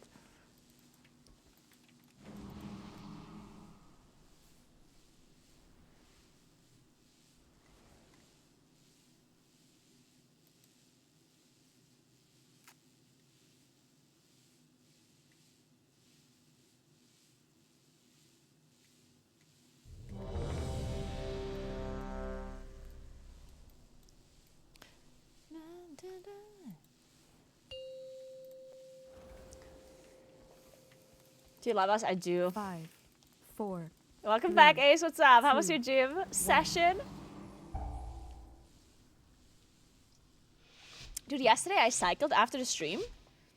Like a kind of like chill cycle for, I don't know, I think like 60 minutes, like an hour, a little bit less. And I struggled so hard. Like, I wanted to stop after 20 minutes. I still didn't though. But yeah, holy shit, I struggled. I don't know why. Yesterday was kind of, I don't know. Yesterday I did not have a great day. Hey Carol, thank you so much for 2 months. What's up?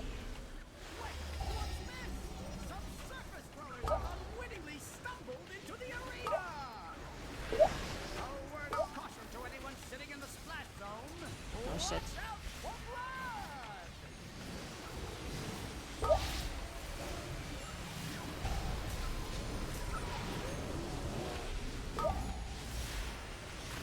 I'm not sure we have the damage here.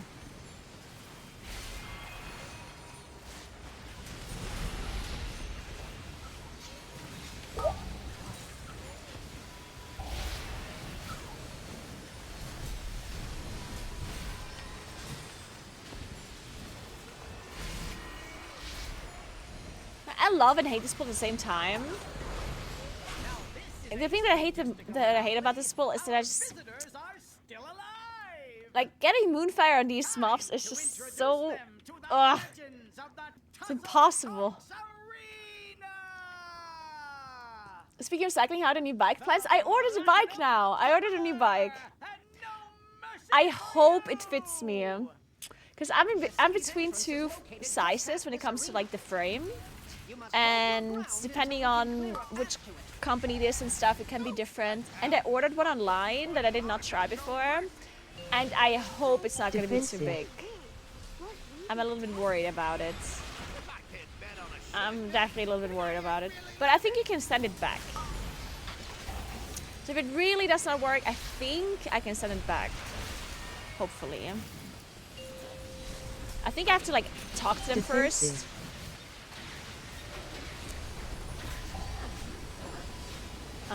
But yeah. I mean, if I just the problem is they don't have XS. The thing is, like, I ordered an S, and that's the smallest size to have, and it's possible they need XS. Defensive. Targeted.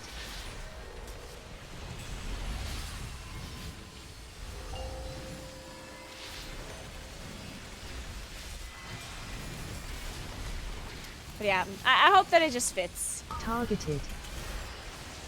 Defensive. I'm just gonna hope for the best.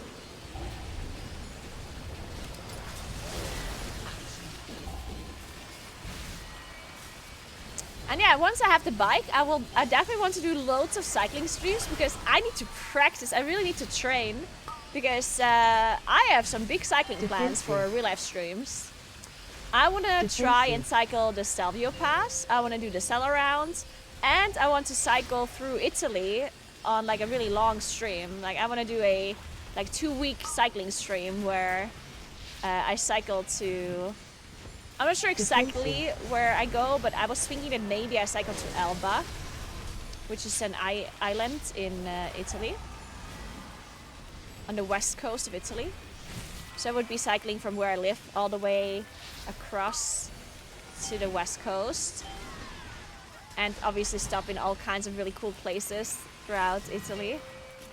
That would be super cool. I would love to do that, but I need to make sure that I'm able to do that. So I need to definitely cycle a lot, and we're gonna have lots of cycling streams, that's for sure.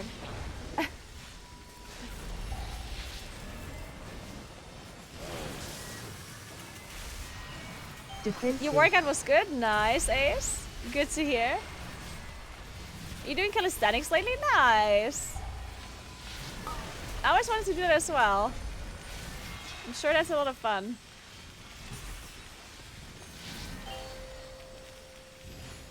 Defensive.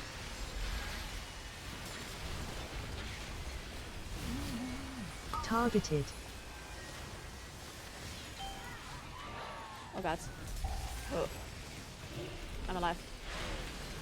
For now. Defensive.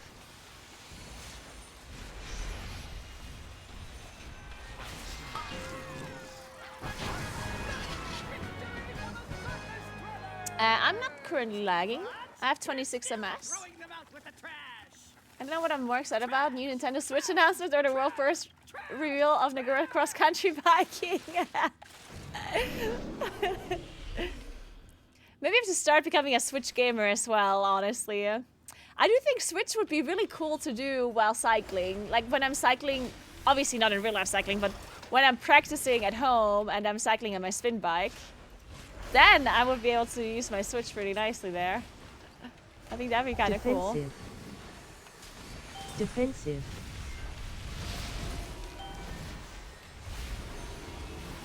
Defensive.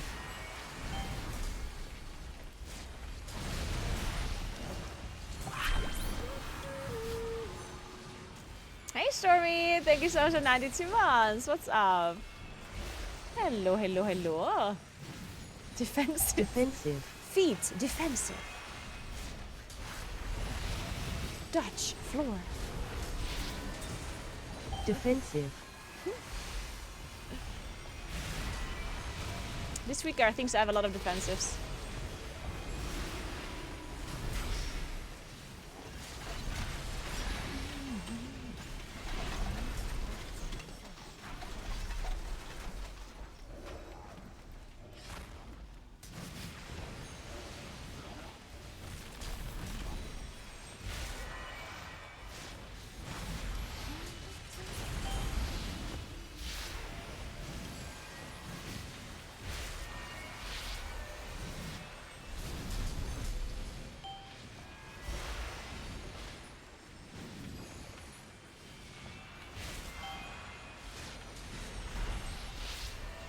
Yeah, we know we got just bear form instead of defensive, yeah.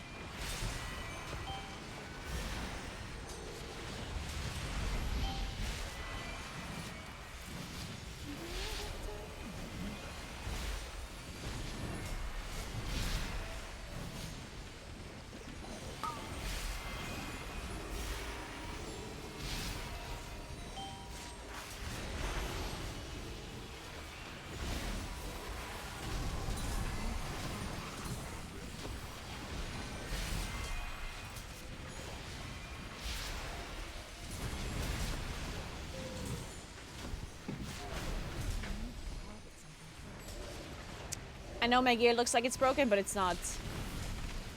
It's like a weird aura that has the number that is red. Don't worry about it, I'm fine. We're good.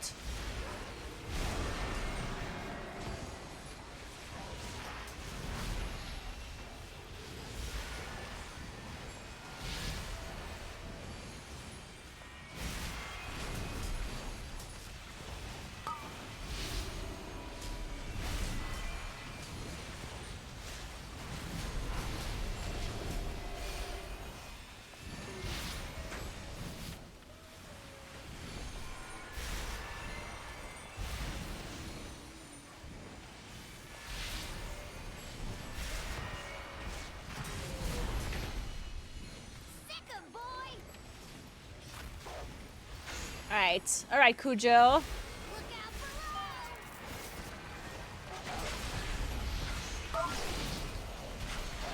Okay, I don't like it here. Oh no, it's here's 9. There we go.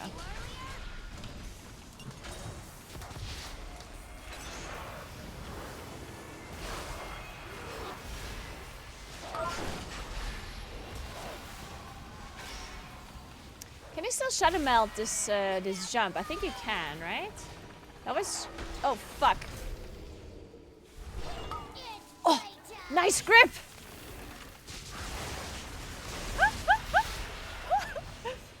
That was so good!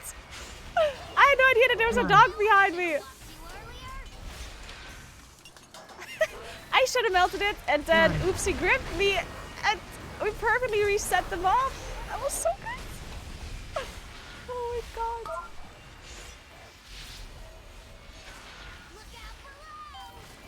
Except there isn't another map behind me. No, there's not.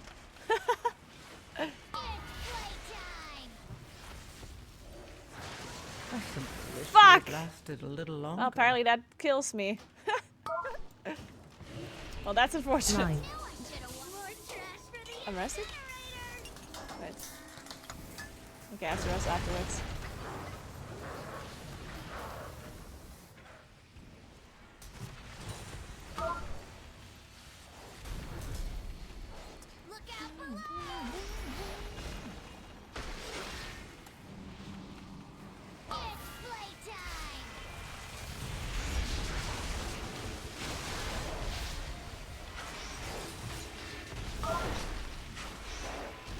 Nine.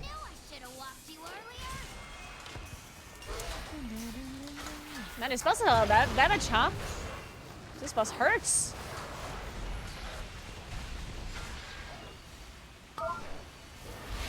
Wow.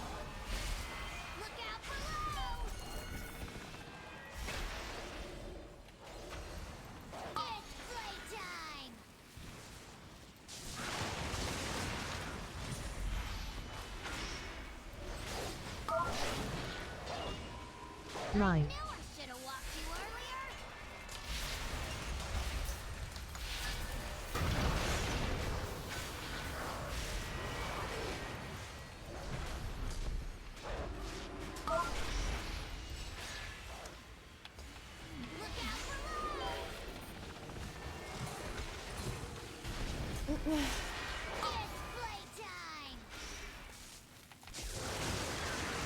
I melted, but I think it was too late. Or... 9. I mean, I don't even know if you can melt it at all. It's possible that you can't anymore. You were able to like interrupt that jump completely, basically. And he always jumps to the furthest target first. So if you walk the furthest away and then you melt it, then he does not do the other ones.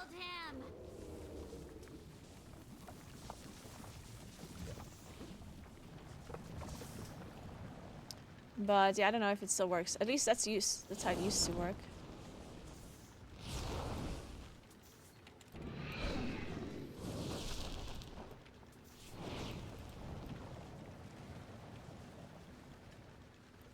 Almost fell off. The small barrels is a trinket.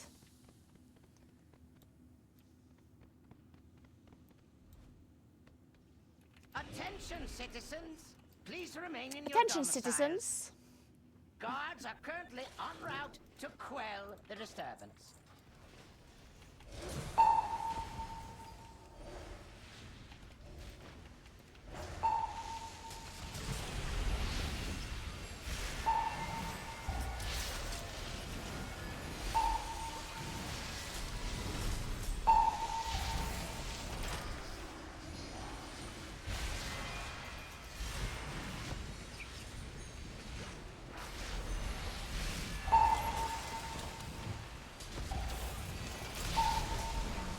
It's so cold again. I have to start walking, so I'm not so cold. Ah.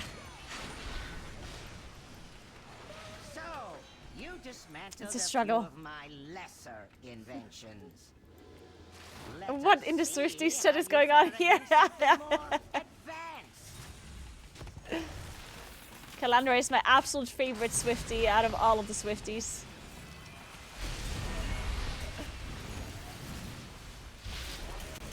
Defensive.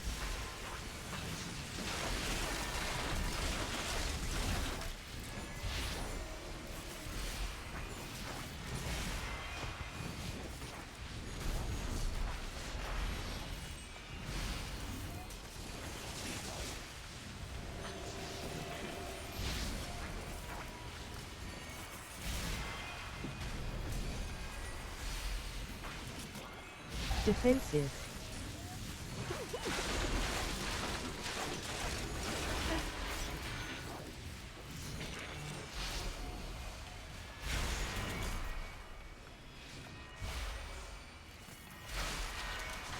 So, you Oh wait, possess a I forgot there's one more modicum mob. of skill. It will prove insufficient against my newest prototype.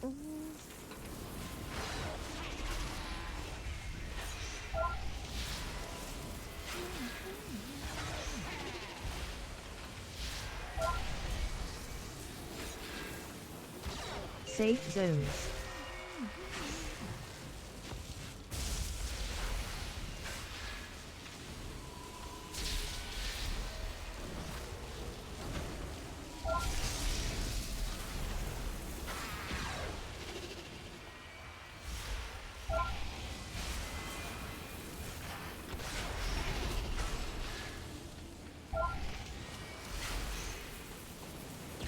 Safe zones.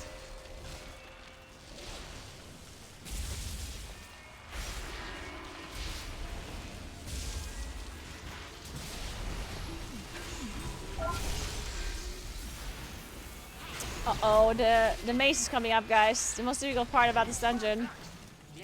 Uh-oh. Can I do it? Can I do it? I want their stench removed from my city. I have activated all civic defenses, my king.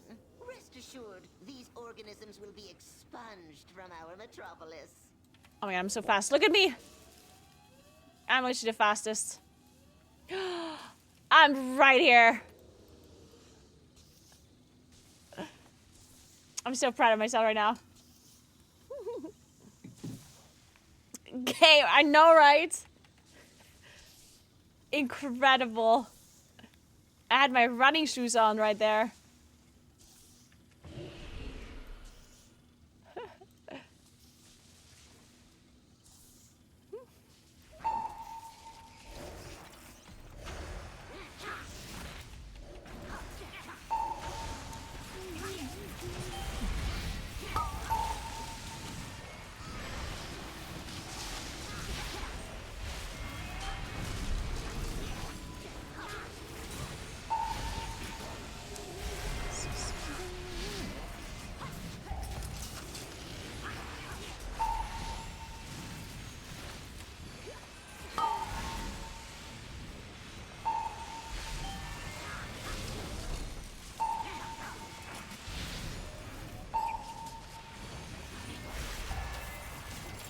Alright, can we survive this boss?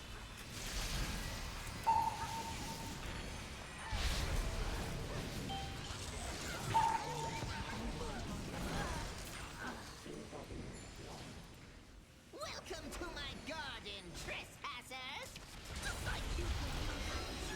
Add.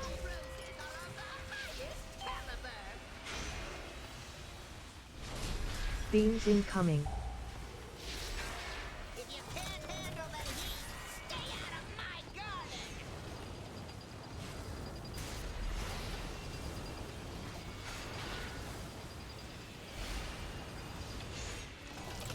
Looks like you could use it. Here's where I can stand too, right?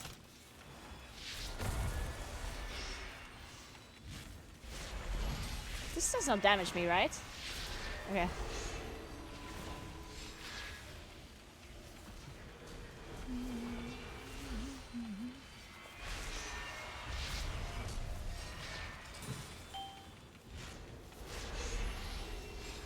Add. Just take a little off the top. Beams incoming. If you can't handle the heat, stay out of my garden!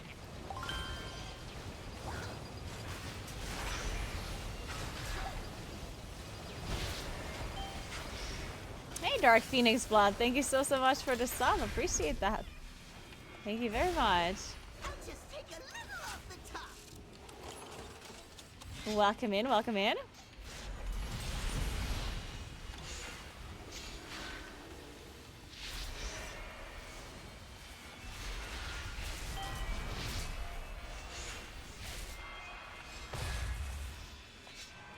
Add. Eat your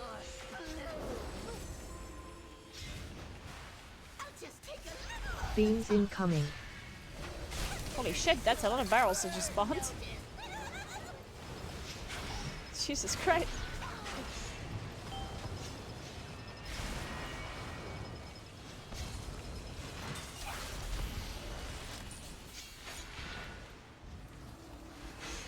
This might not be a safe spot actually. With all of these fires around here. Is this generally a safe spot? I'm not sure actually. Wait, is it? Oh god. Add.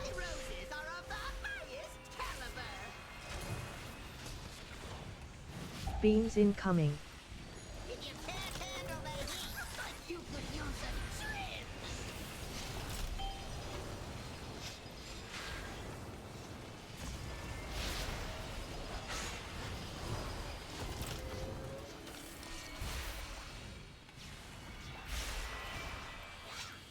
What?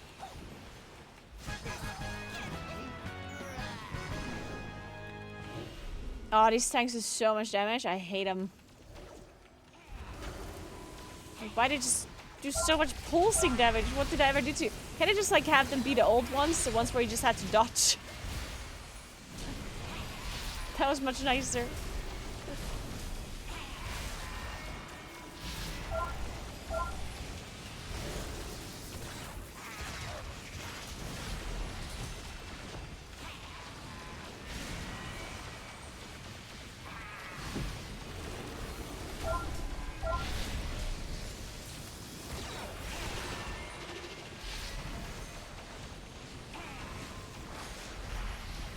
Since you're living in Italy, are you using hand gestures when speaking? Of course I do.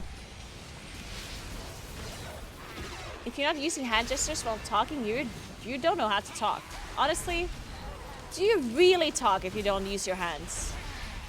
We can commandeer that transport to access Mechagon's tower. I don't think so. You're doing it all wrong. So, my misguided Must be able to walk and prepared you for this, for the mace. Yeah, I think so too. You are no longer my father. Just a mouth. I can't understand you right now because your hands are not in view of the camera. Child, if only you could accept the truth. The curse of flesh has run rampant across Azeroth, and I will replace it with mechanical purity. Defensive.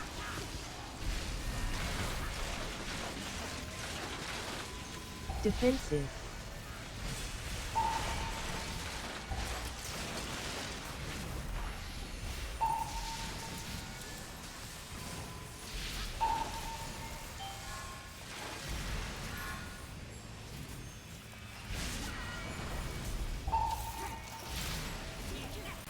Defensive.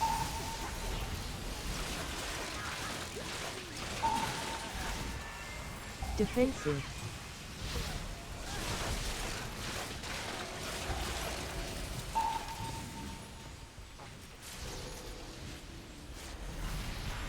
How much time do we have? Oh, okay, we have enough time. If we manage to skip properly. So that's not failing. I trust in Defensive. us though. We can do it. Defensive.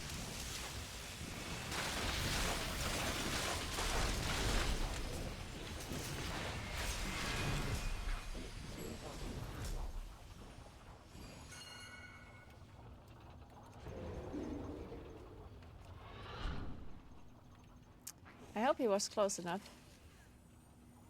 Did he shadow melt?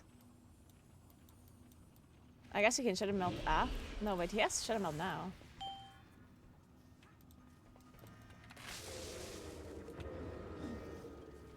I'm not in combat, you can heal me. I simply wish Defensive. you had lasted a little longer. Okay, we're fine.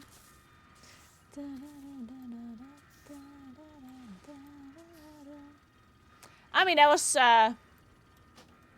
could have been better. Could have been worse.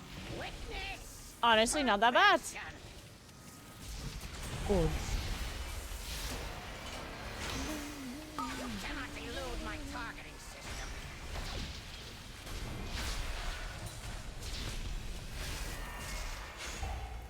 Odds.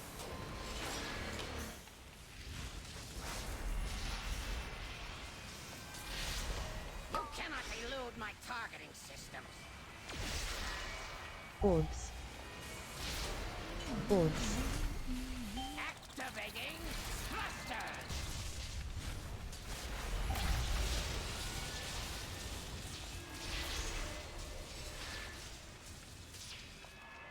Targeted. Elude my targeting Targeted.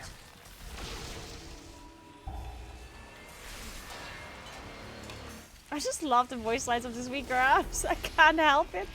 It's so good. Targeted. elude my targeting system. Targeted.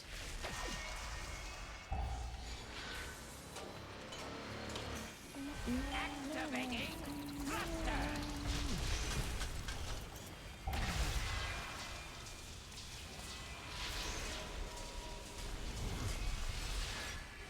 You cannot elude my targeting systems.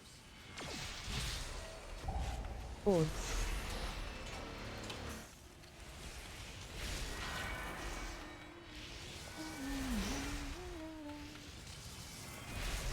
You cannot elude my targeting systems. I walked a little bit earlier. I'm Odds. taking a short break because I didn't want to walk all the time. The thing is, it's kind of cold in this room right now, and I want to use the walking to be less cold. Because if you move your body a little bit, you're obviously gonna like warm up a little. So I took a break Targeted. because I didn't want to walk all the time, but now I'm cold again. So I guess after this ski, I'm gonna walk a little bit again. Because, yeah. We're still only at 17 degrees in this room. You think you have defeated me? Fools! All you have done is dismantle a piece of furniture. You wish to test my true ordnance? I will happily oblige. Cannon fully charged! Targeted.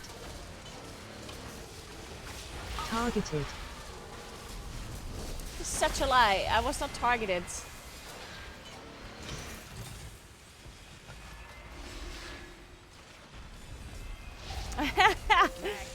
Good point, Spalkin, but I already have my settings on absolute maximum.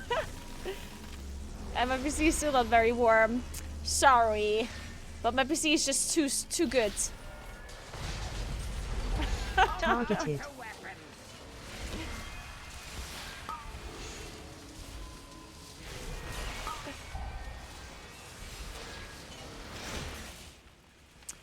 I'm struggling with success, guys.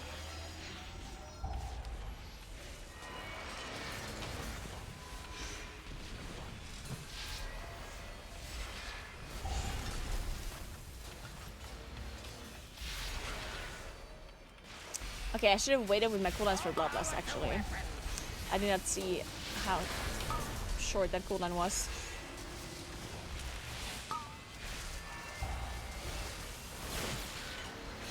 Yeah, you can play a Loons in a class. You can also play the other one if you want. You can kind of do whatever.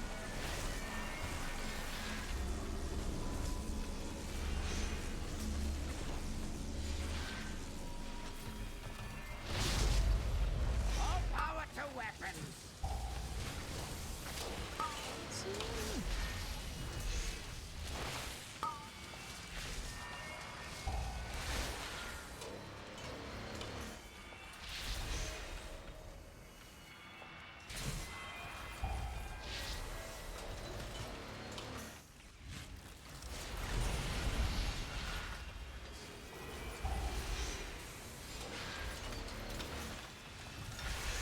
All power to weapons.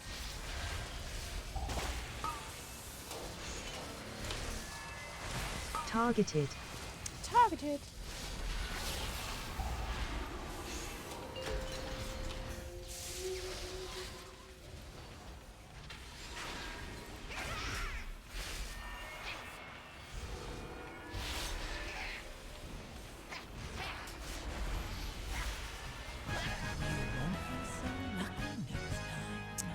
Plus 30, let's go.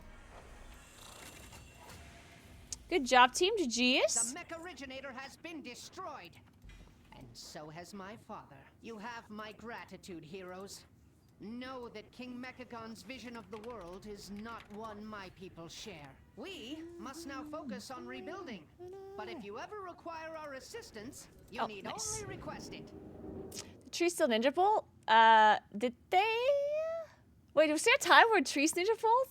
Wait, yeah. No, I remember the Fairies Ninja Pulling at some point.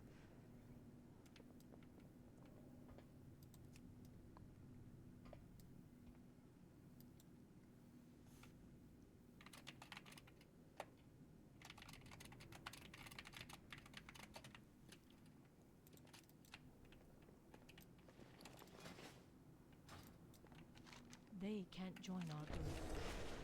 Oh, wait! The 5 dungeon thing was like a heroic item. Ah, fuck. I guess I missed that quest last week. Work cycle interrupted. That one that gave you a heroic item. Fuck. Is that quest gone now? Shit. I think I was missing 1 dungeon for it. Feels bad.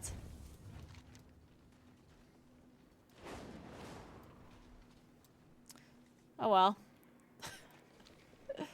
Oh well, probably would have been a shitty dungeon anyway. A shitty item. I'm sure. I'm not coping.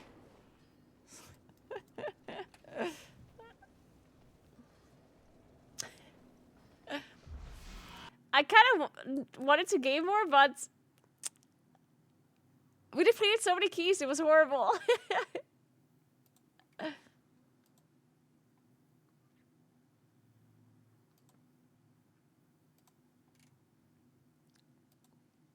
Guys, we should apply for front page for May. What are we doing in May to be in front page?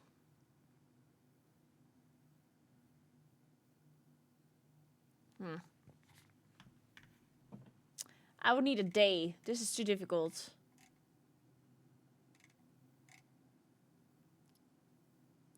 Please select an 8-hour slot on your requested day. 9 a.m. to 5 p.m., 1 p.m. to 9 p.m., 5 p.m. to 1 a.m. Oh god, these are horrible times.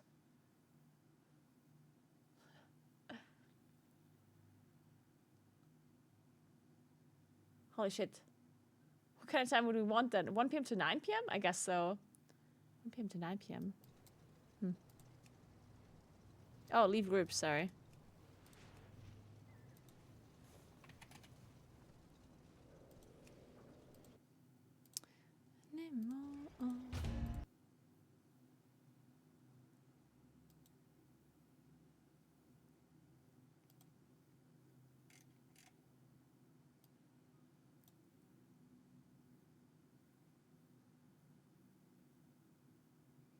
I guess I could update my bigwigs, but like, Yeah. I don't wanna. Where are we going?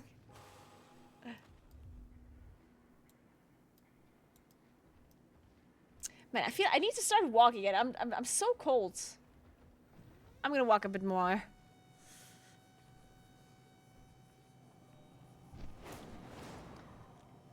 Michelle, I'm gonna Ive Kazan. Nice, Curse. There was a weird interaction in Siege of Borealis and other dungeons, of course. The tree is interesting. I don't remember when the fairies were pulling. That was really annoying. I guess they still are, maybe.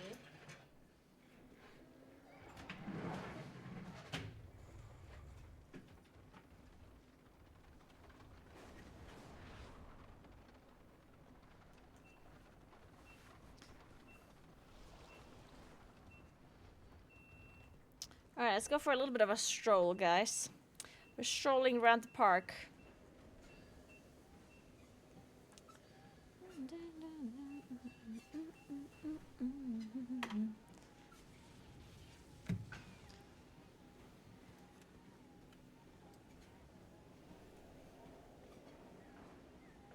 Waterworks. What is that again? Floodgate? No. Rookery? No.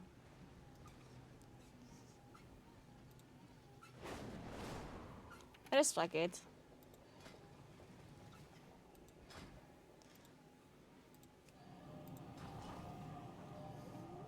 How did you feel the day after the 100 kilometer walk? Not bad at all, honestly. Like, I thought my legs or my joints or whatever would be basically dead the next day. I thought I wouldn't be able to move. But I was honestly really fine. I even went for a walk the next day with my mom. I know you're I was honestly super fun. I did have some blisters on my feet, on my toes. If you wanted that info. But it wasn't like bad or anything. It was like, yeah, whatever. I deserved that for walking 100 kilometers, you know? I was like, yeah, that does make sense.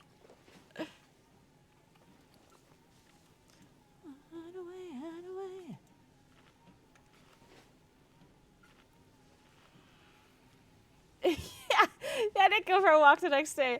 Not a long one. Maybe just a few kilometers. Like 3, 4, I don't know.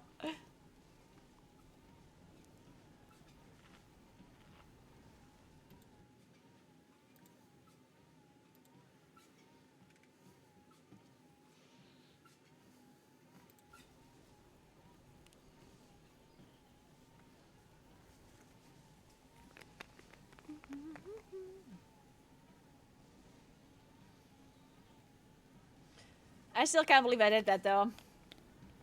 It was messed up. I'll never do it again. I can't believe I was stubborn enough to see it through. After 70 kilometers, I thought I definitely thought I wouldn't be making it. And I wanted to give up like numerous times. So that was something.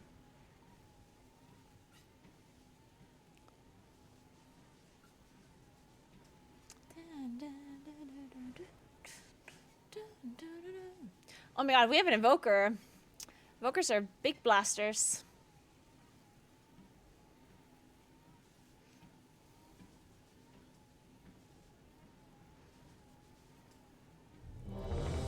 Alright.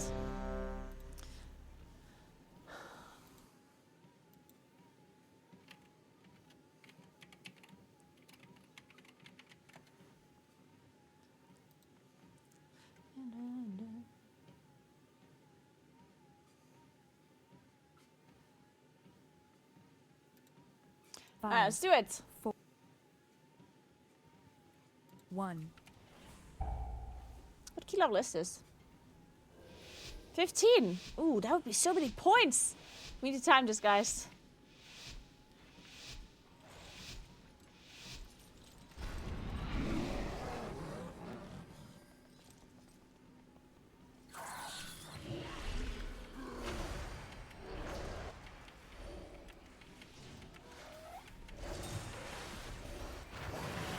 Feet.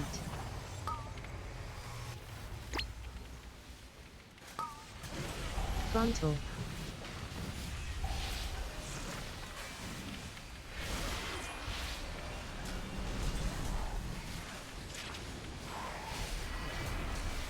Feet.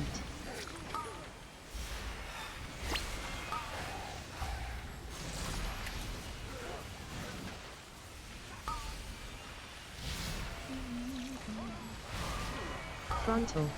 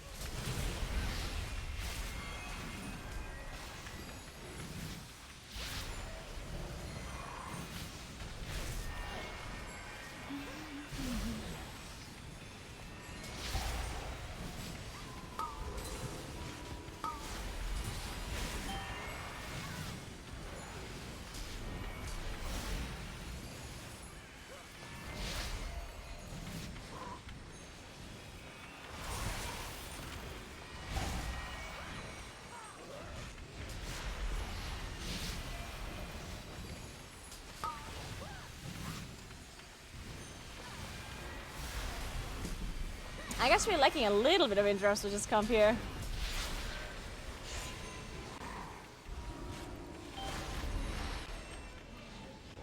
But yeah, we're fine.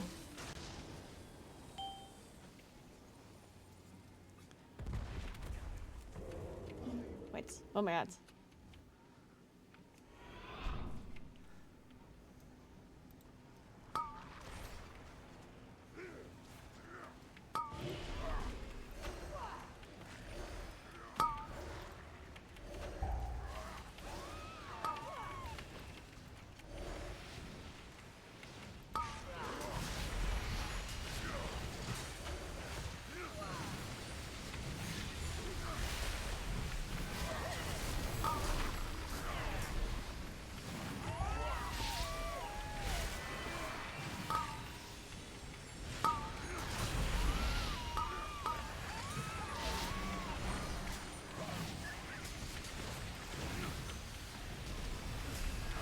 Oh my.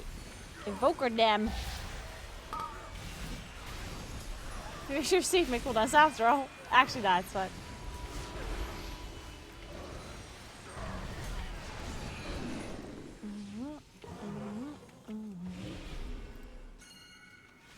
I hate this boss. I'm gonna teach you a lesson.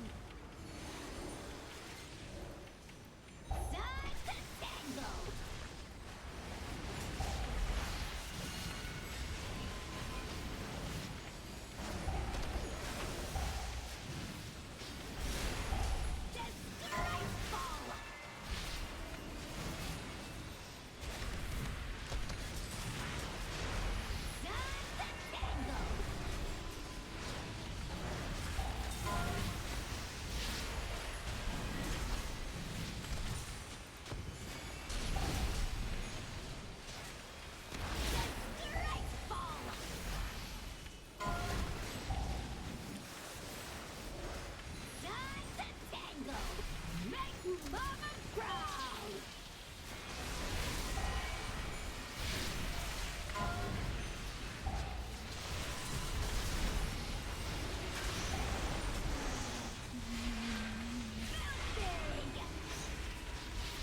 Defensive. Thank God.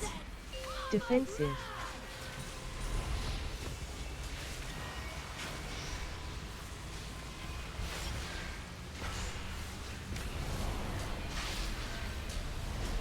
And this boss has a lot of health, huh? Jesus.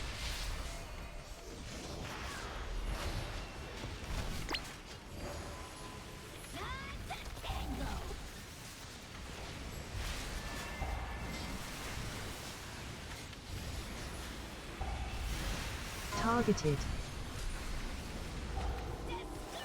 Oh. Oh. Dude. I thought I would get hit by that. Whew.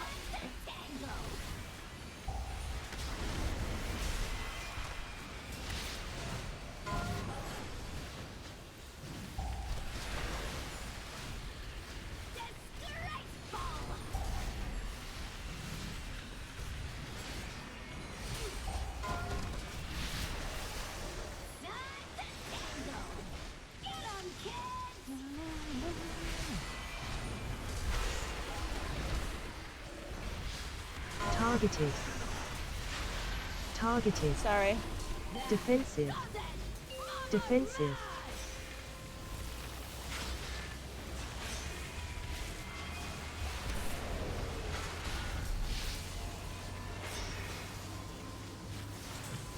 Okay, I have cooldowns for these ads here. Ads.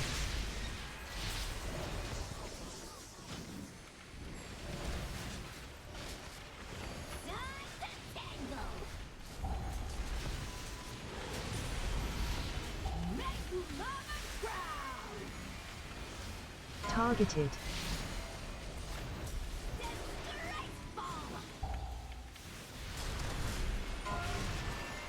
That was really close. I almost could hit by that one.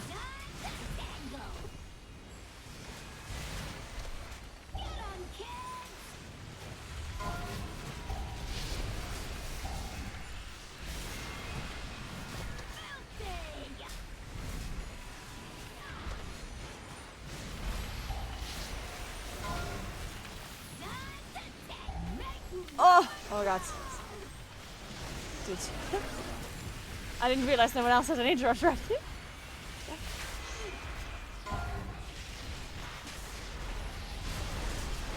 Defensive.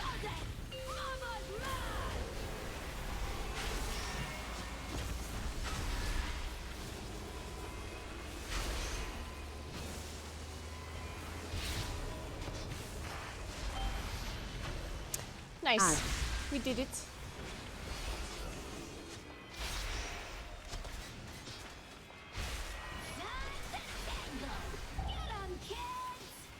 I'm so cold. I need to walk faster.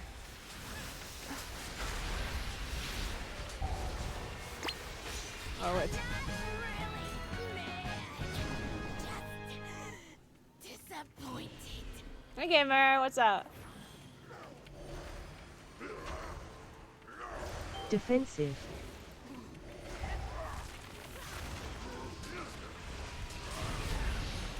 I'm resting?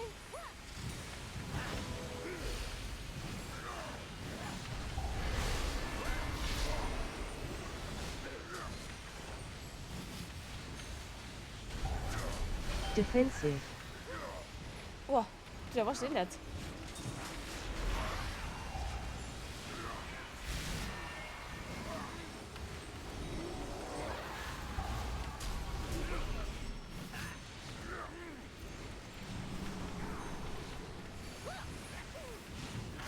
Defensive. Kill it before it kills us.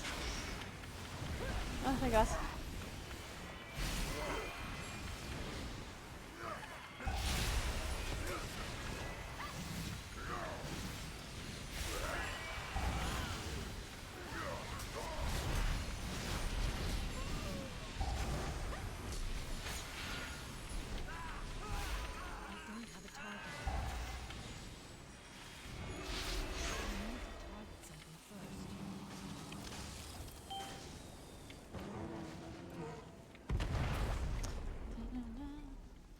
You feel like it's an RNG dungeon, Flackgate? What is RNG about it, or what is it? You think it's too much RNG?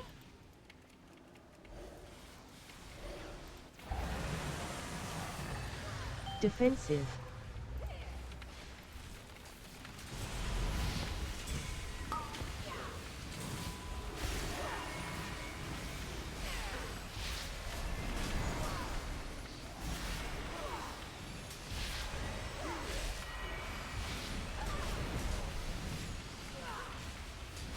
Defensive.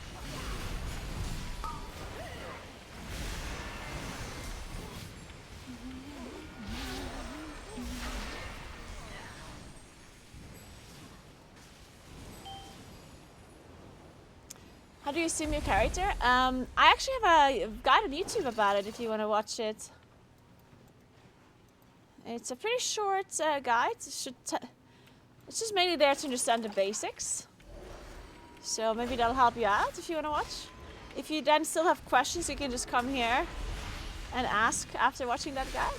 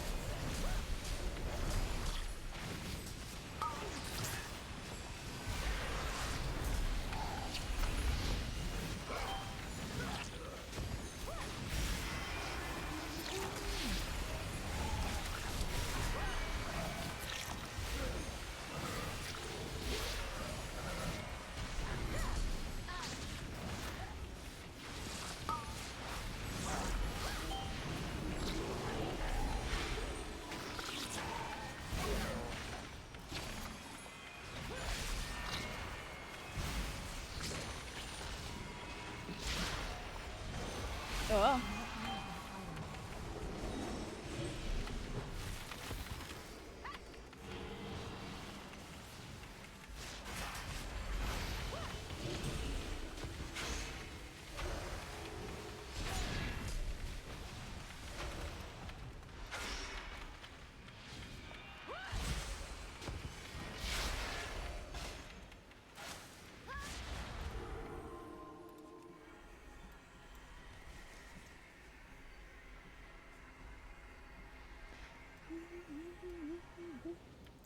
I don't have the flu and my sinuses are not stuffy. It's just cold in here. What have we here? Feet. It is cold. Frontal. Frontal.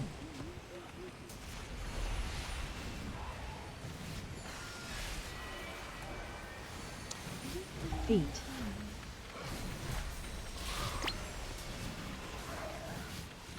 Feet. Oh, ah. Frontal. Frontal.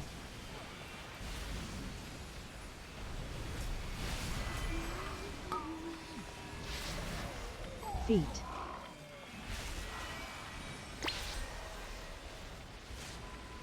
Feet.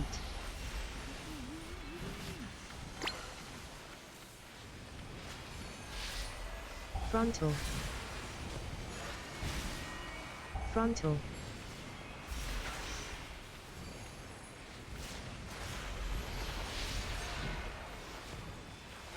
All right.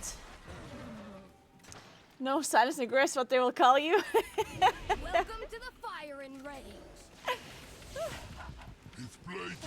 Playtime.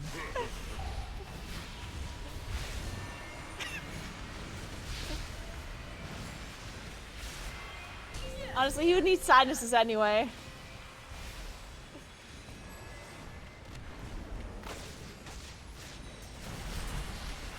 I'll get him, boss.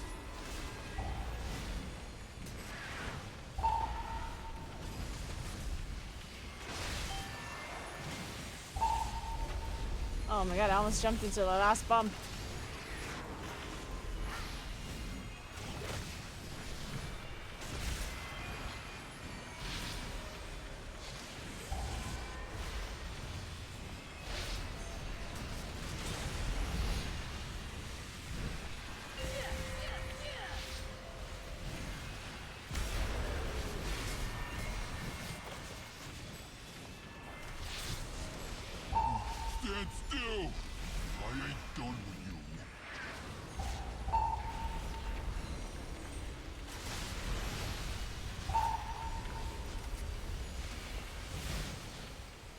Beautiful.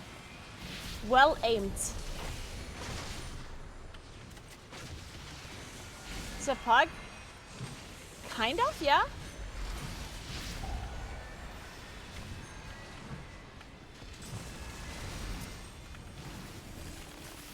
We're not in voice at least. So I guess you would call it a pug then. I'll get him, boy. Close enough. And did you see that? Oh my god, I killed all of the bombs.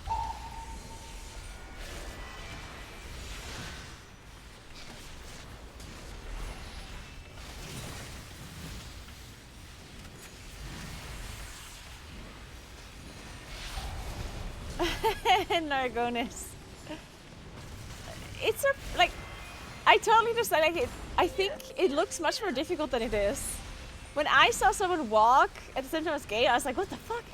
Like how do you balance yourself? Like how do you not walk like off the platform? Like I kind of thought I would constantly be like stepping next to it instead of on it. Like the thing though is it's like it's a lot easier than what you think because walking is such a natural thing to you. Targeted. Like think about it. Like you never really have to think about. Oh wait.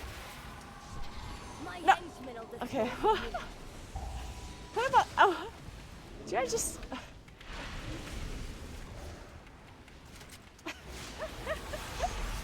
I like that grip. That was good.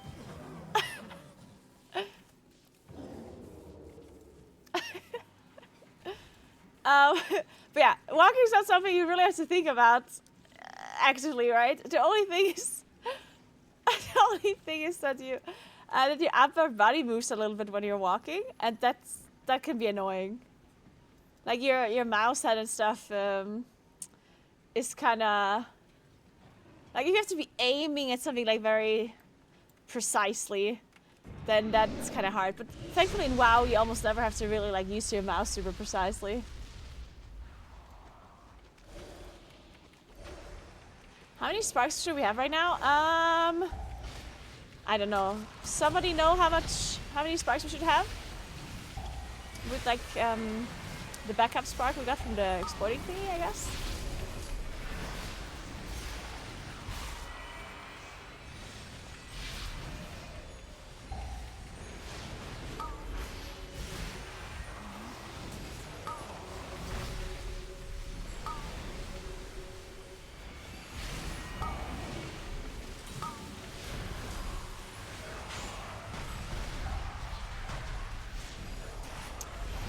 .5, there we go.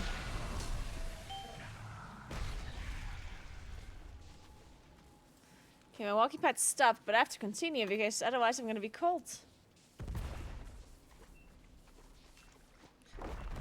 Swamp face. I don't like that guy. Do you guys like swamp face?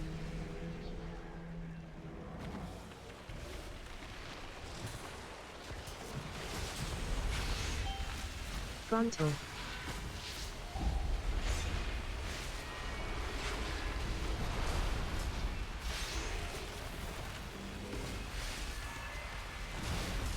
Dodge. What did I say again? I should put what into cocaine? Put your pain in cocaine?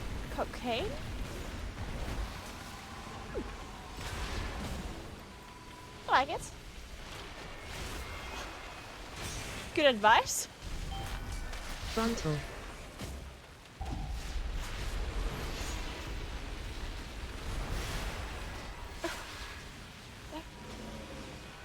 Skiing with drones tomorrow sounds fun. Yes, it will be fun. Yeah, tomorrow I'm gonna go ski touring.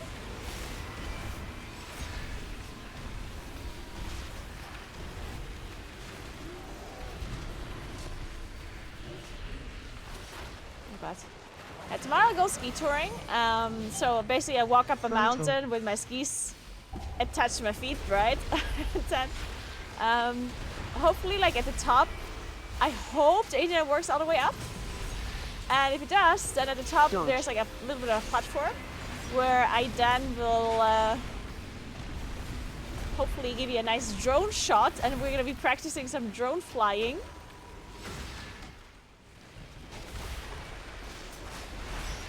And then we're gonna ski down, and it's supposed to be a really nice weather as well. So I'm really looking forward to it. Should be a lot of fun. Dodge. Dodge.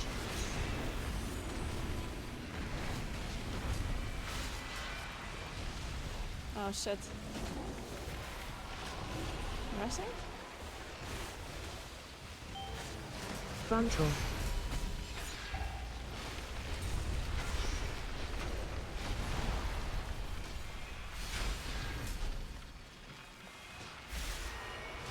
Dodge.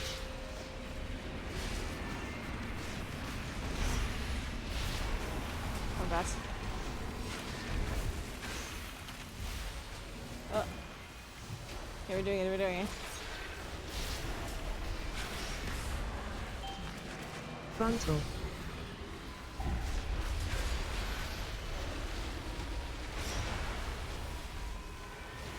I'll just use main card here. Dodge.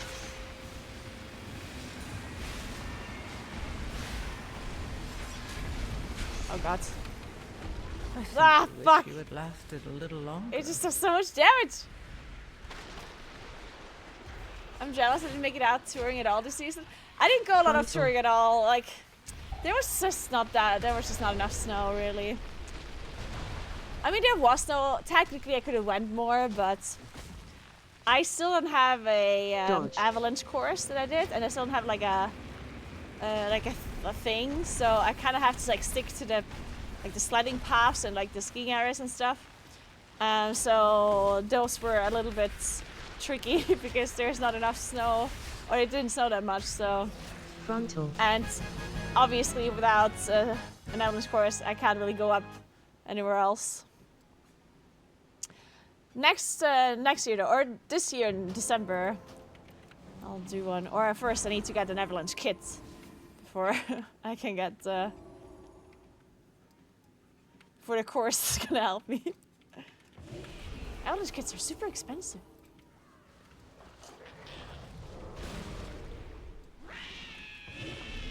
Fucking bubbles. I love it. Feet. Frontal.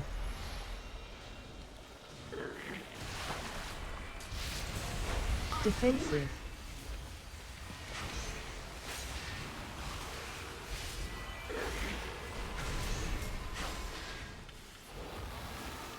Feet. Frontal.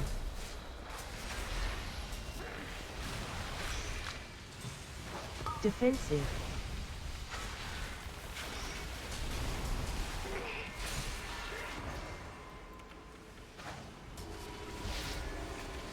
Feet. What? Just Frontal. walked into that.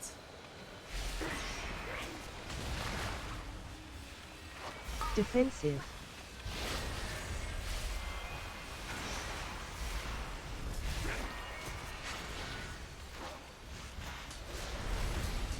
Feet. Frontal.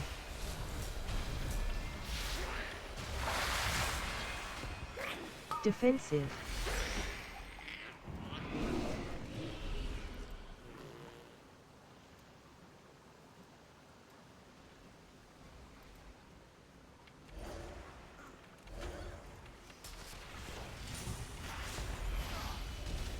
I don't think we actually have the time to continue, right? It's RIP, yeah.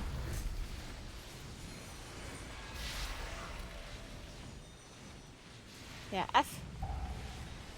I simply wish you had lasted a little longer. Thinking about getting back to WoW, but there are many servers. I like the classic release, but I'm sure the server I should come back. Side note, I do like playing more solo than in groups.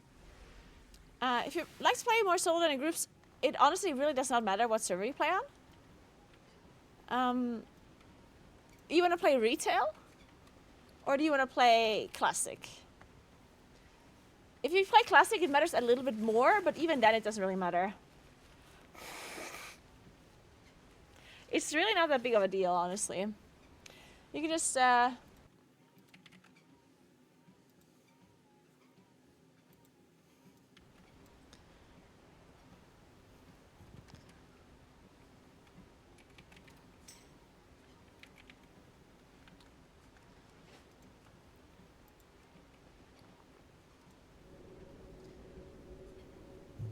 Can I progress something while being alone in retail? Yes, retail is actually really good for solo play currently, in my opinion. I know, unless people in chat think otherwise, but I think solo play is actually really nice currently. Because you have, like, you have the delves. We're gonna get some more content as well next time, like these Dastardly Duos things. And then you get the visions. And I don't know, like, I guess for solo play, it's actually pretty nice right now. I think.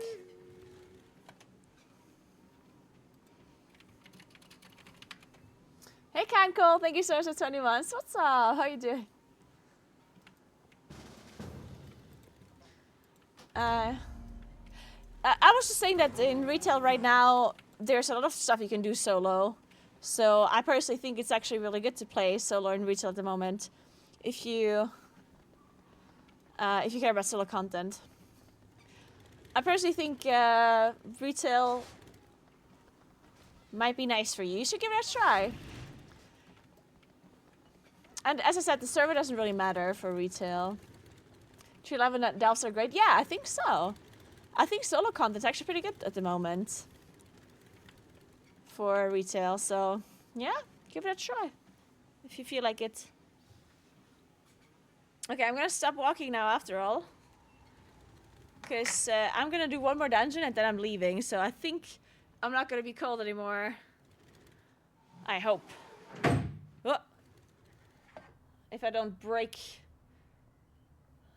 if I don't break the house. Why is it not working? There we go.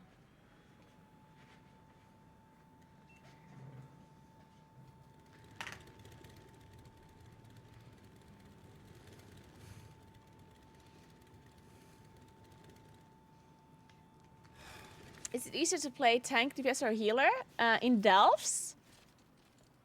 Honestly, I'm not really sure.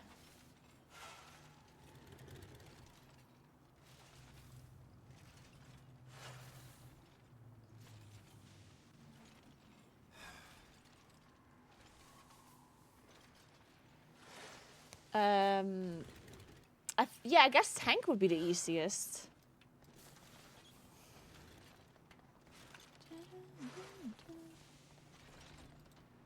But healer is easy but slow. Tank is easiest but also kind of slow. Yeah, I guess in the end you could just do delves with whatever class you would want. I guess what you can do is maybe play a class that can do all the things, and then you can just switch around if you think that one spec is not working out for you. Like you could play monk, or you could play paladin, or you could play druid, or you know, any kind of class that has a damage spec, a healing spec, and a tank spec.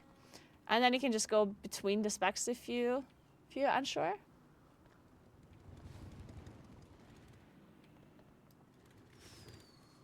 Honest question, do you have travel form because you like it or don't want to farm the other ones?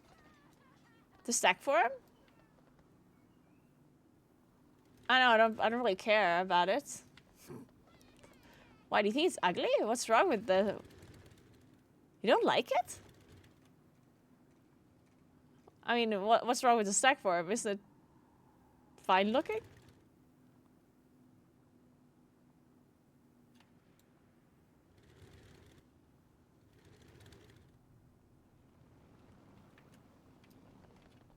I'm a bit confused about the question.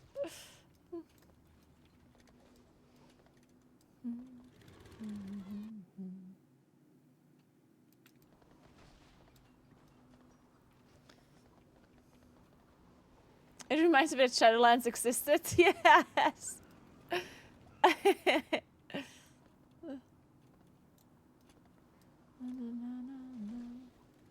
I honestly don't know what kind of travel forms I have. I really don't know. I would not be able to tell you. I don't even know how many there are in total.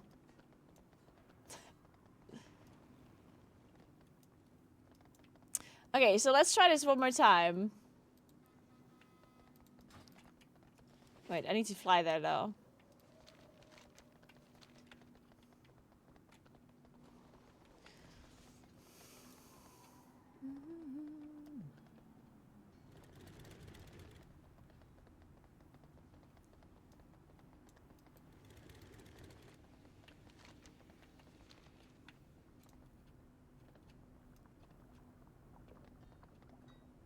Nag is lost. Yes.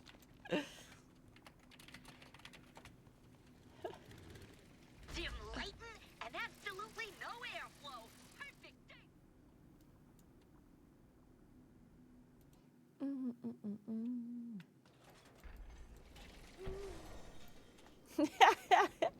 day. Thank you. What is Nagany time?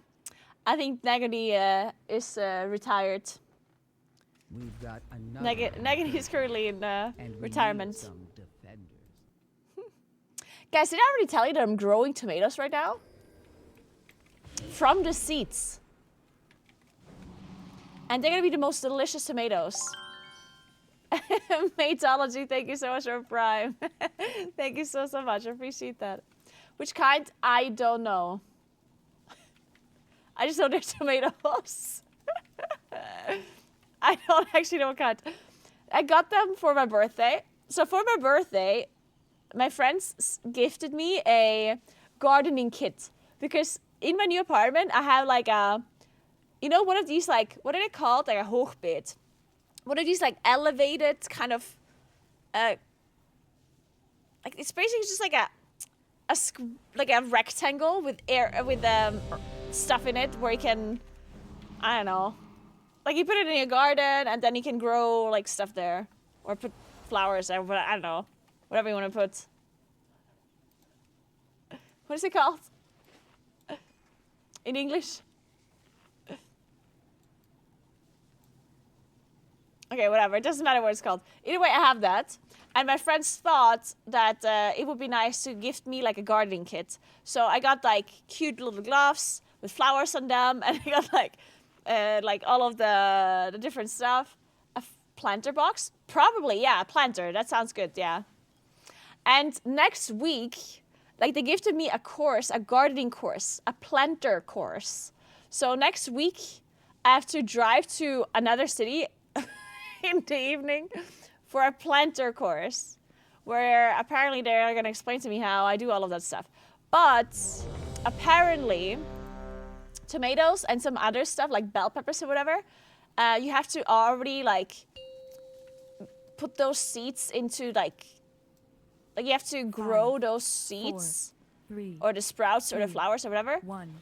in like March already. So all of a sudden I had to like plant seeds. I had no idea what I was doing. So I was watching all of these YouTube videos because obviously when I do something, I can't just do it wrong. I can't just improvise. So I had to watch a million YouTube videos about how to grow tomatoes and how to make sure that they're sprouting and how much light they need and how much water and what kind of earth and what kind of, you know, fertilizer and all that stuff. And now I'm a professional tomato grower, tomatologist, if you wish.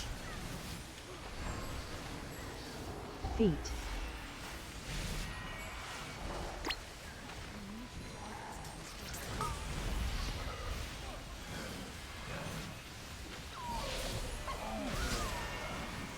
Frontal.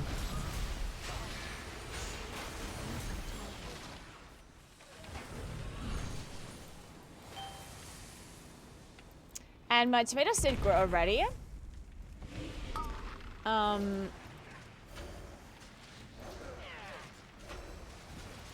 Well, they sprouted. The tomatoes themselves did not grow just yet. They sprouted and now I have to keep them in the washroom because apparently they need to be at like 16 degrees to 20 degrees. And so I had to turn off the heating in one of the rooms to make sure it's cold enough for them, because they can't be outside because it's too cold there, but it's also too warm in most of the rooms, and they need 16 hours. Did you know that tomatoes are actually like the biggest divas ever? It's crazy. Like first they needed warm and 16 hours of daylight. Then once they sprouted, you have to replant them apparently. Like you have to put them in a different like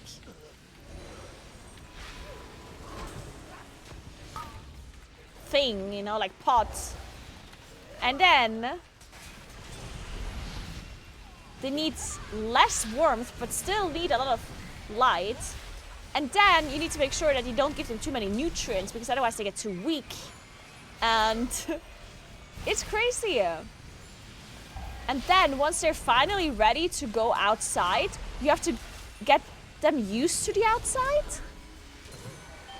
Like you can't just like put them outside, because oh my god, why would a plant be able to survive outside? Like that makes no sense. Of course not. Of course you have to like first put out the tomatoes for like a little bit, but in the shade. Don't you dare put them in the sun, because the sun is gonna kill them, because they're not used to like direct sunlight. Imagine that, right? And then you just put them outside in the shade, just so they get used to the wind and air. Like you literally have to put them outside so they realize how wind feels like, what it feels like to be winded on. Like air being blown onto them. Because apparently if you put them outside immediately, completely outside, then they just die. Because it's a shock that all of a sudden there's wind and sun and everything. It's too much for them apparently, right? So anyway, so you have to put them outside for a little while to make them get used to the wind, but not the sun. And then the next day you can put them out for a little bit longer, but then put them in again to make sure that they're, you know, like not being overwhelmed. Shouldn't be all at once, right? And then you just like every day you put them out even more. I think I'm gonna have to take off 2 weeks of streaming, guys. I have to stay home with my tomatoes, yeah? So in May I might be gone for a little while. I might have to yeah, I might have to sing to them as well. You never know. Maybe talking to them will calm them down. David, thank you so much for the 45 months. Appreciate that. Hope you're well. I am well. How are you doing? And Messi, thank you so much for 7 months. Good evening. Good evening to you as well. How are you doing?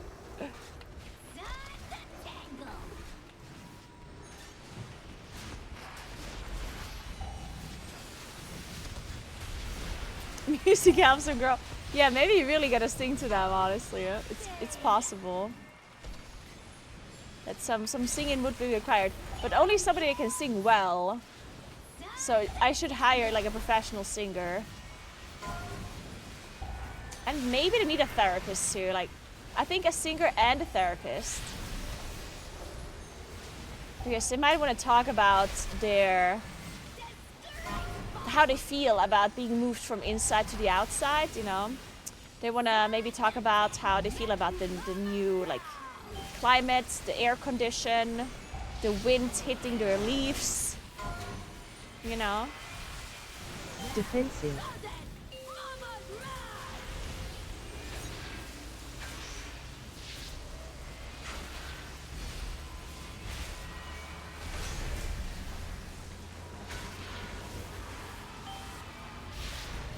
Ads.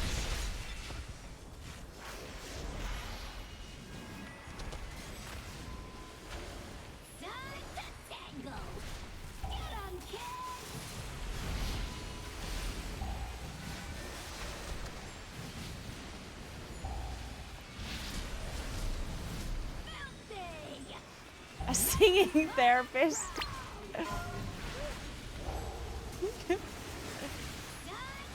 Honestly, I think a singing therapist would generally be a nice thing. I mean, I wouldn't mind if a therapist would start singing to me, honestly. Yeah? Sounds nice.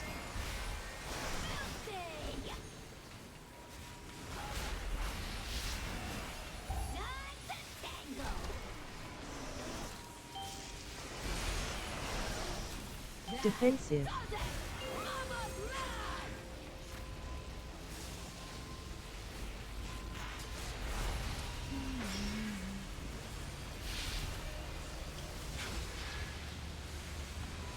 Oh my god. Ads.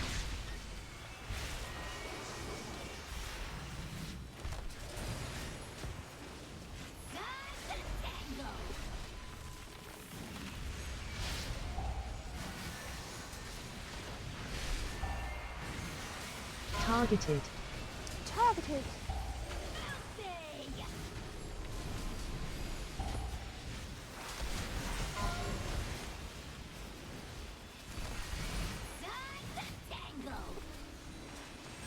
Are you sure about this Dread Skull? I have a feeling your mom cared about the tomatoes a lot more than you're thinking. Targeted. Unless you brought like the plants. Because it's definitely a bit easier if you have a finished like if you have the sprouted plants that you're putting into Defensive. your garden. If you're basically not growing the whole plant from the seeds, is what I'm trying to say.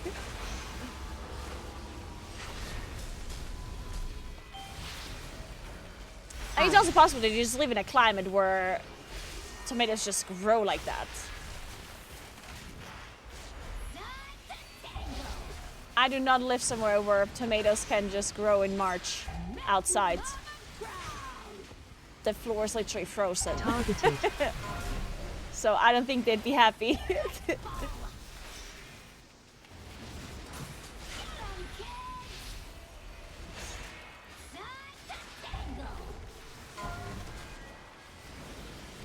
I mean, I could give it a try. I could put some tomato seeds into the frozen floor, see what happens.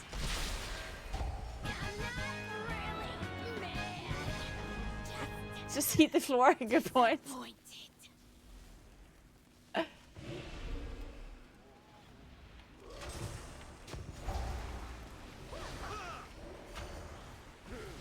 Defensive.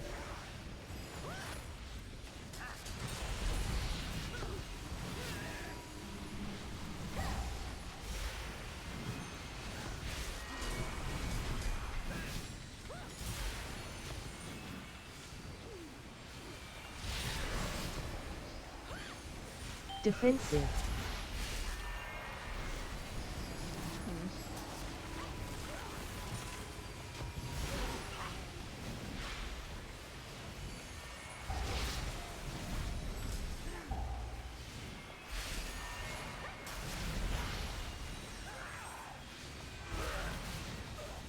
Defensive.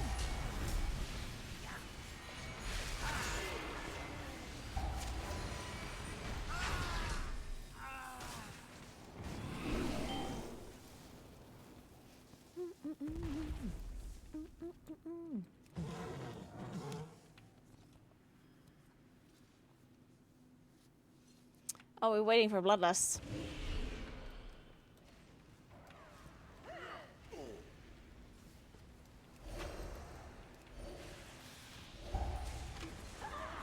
Defensive.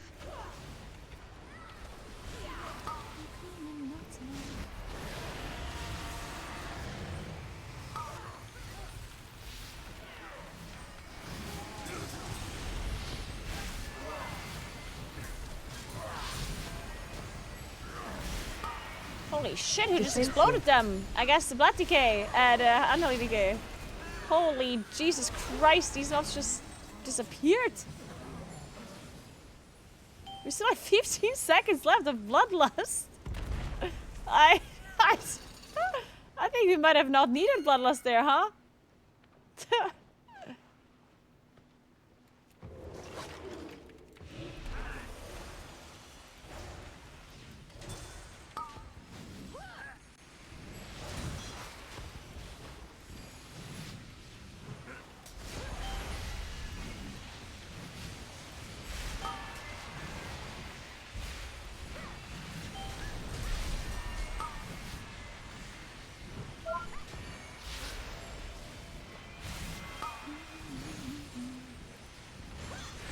Oh, holy shit.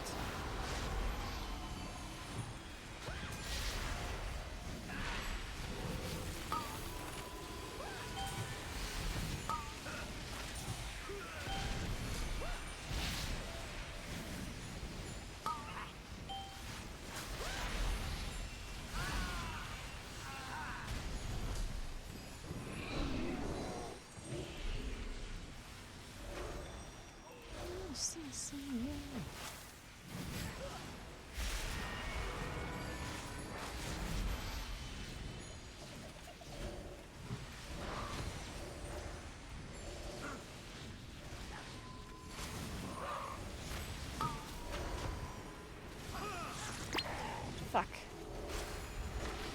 Oh my god.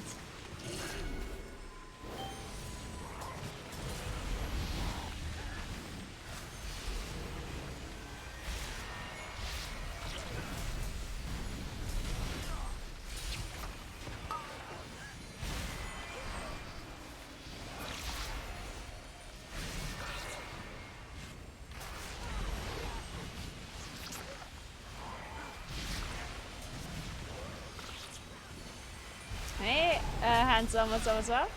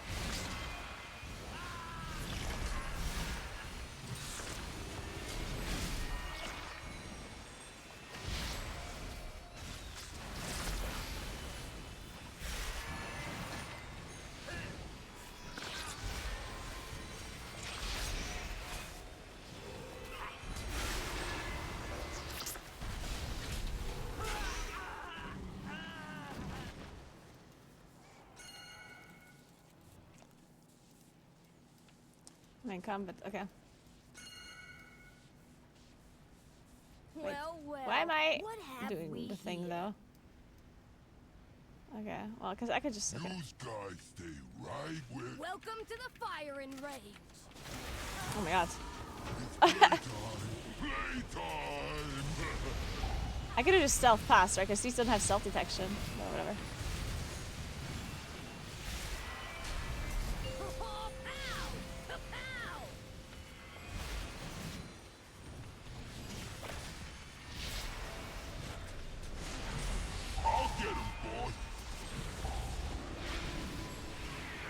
Oh.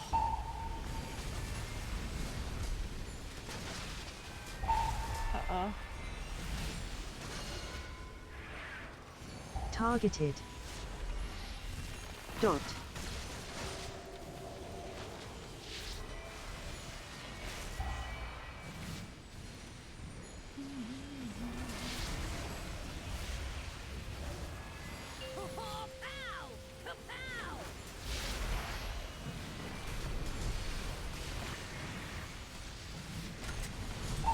Stand still! I ain't done with you.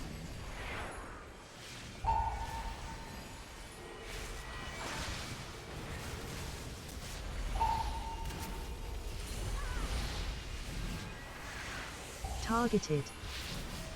Dot. Ow.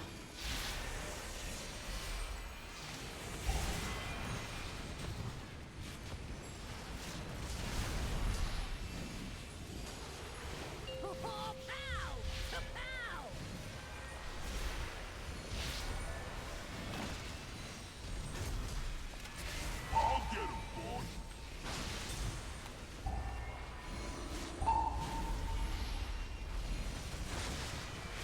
It's must have been annoying for melee players, huh? With the charge. Kinda dumb.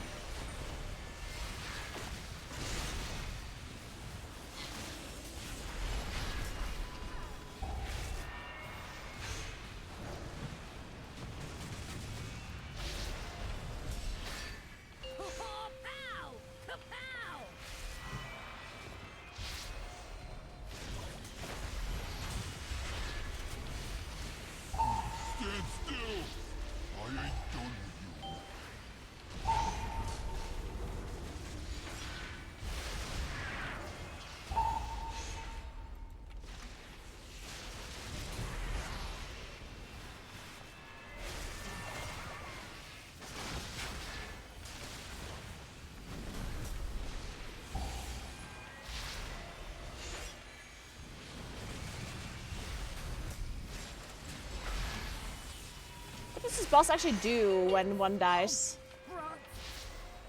Increases damage by, okay, 20%. Okay, that's not bad. Oh, it stacks up. Okay, so the longer they're apart, or the longer one mob is dead, it's stacks up. I see. So it is pretty bad.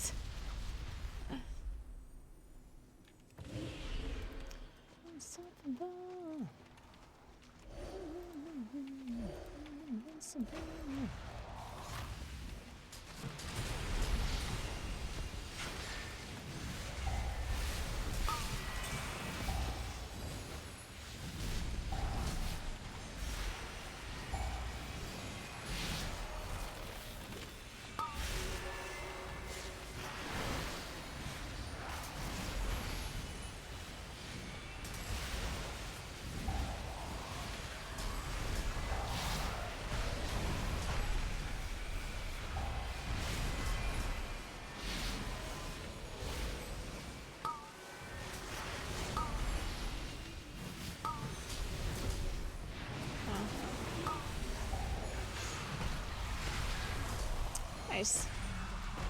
Alright, can we do this boss? I believe. 15, yeah, it is. Hey, Daxasa.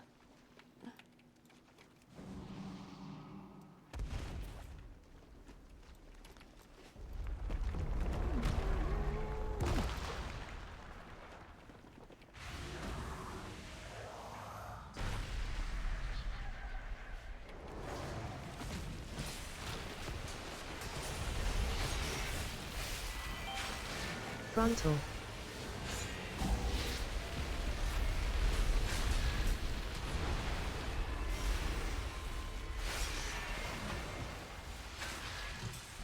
Dodge. Dodge.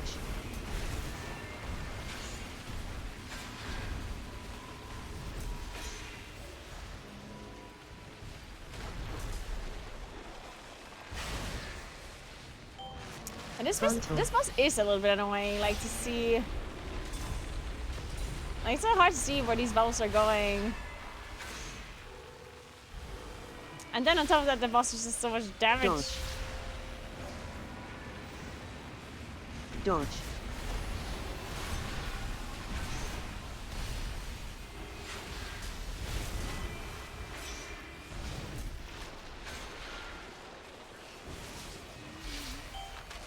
Frontal.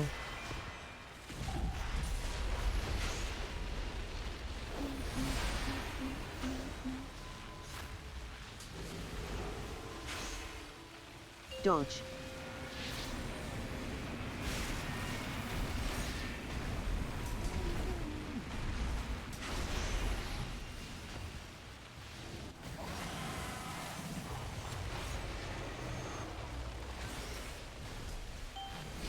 Frontal. What happened to Sam Smith, actually? I feel like Sam Smith didn't have a new song in a while. At least none that I heard of. Dodge.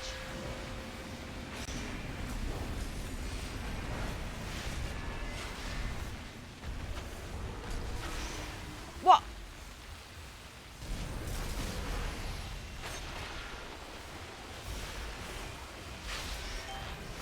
Frontal.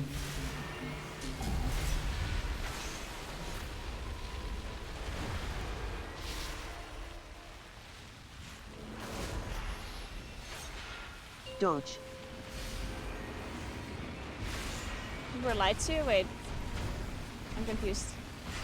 Lied to about what?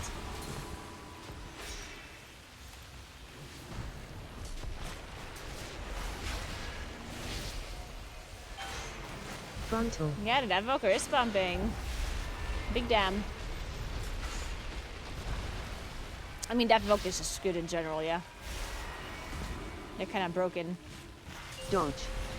Okay, I don't want to say they're broken, but kind of good.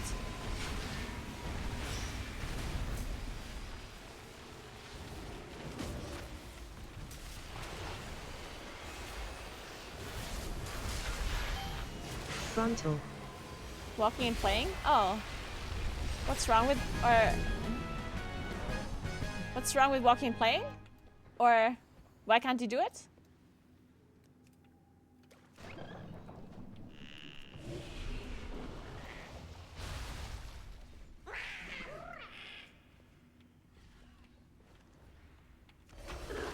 Feet.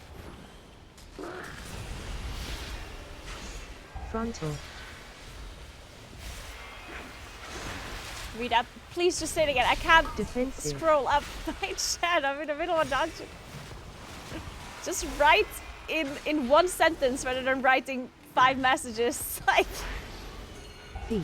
I'm a little bit busy here doing a +15 floodgate. You Frontal. want me to read your message?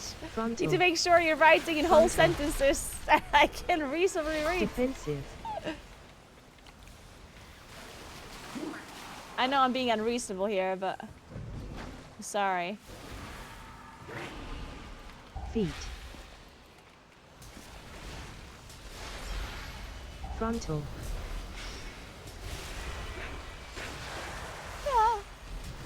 Defensive.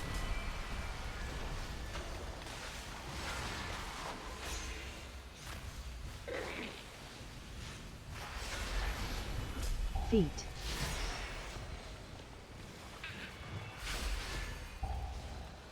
Fuck Frontal. Defensive. I'm dead. I'm alive. Feet. Oh.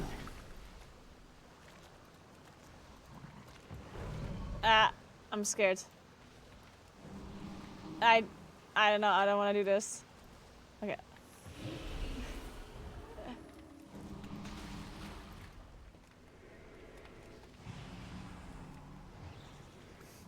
Oh shit.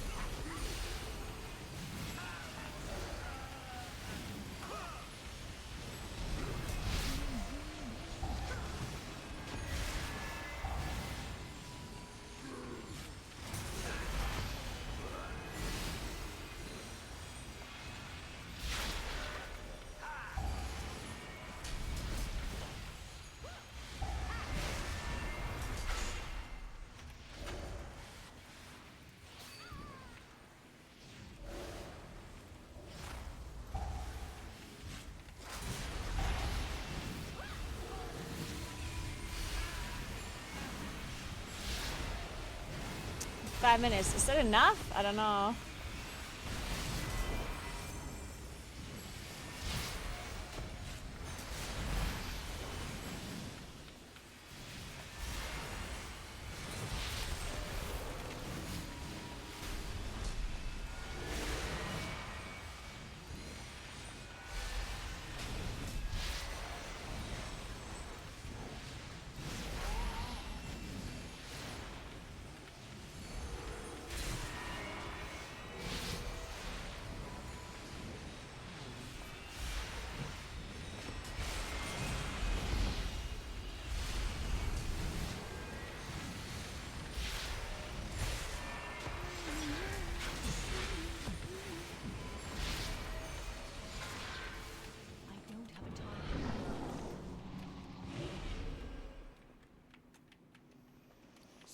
shall have the power I require. You dare question me? Defensive. Annihilation. Working. It's working.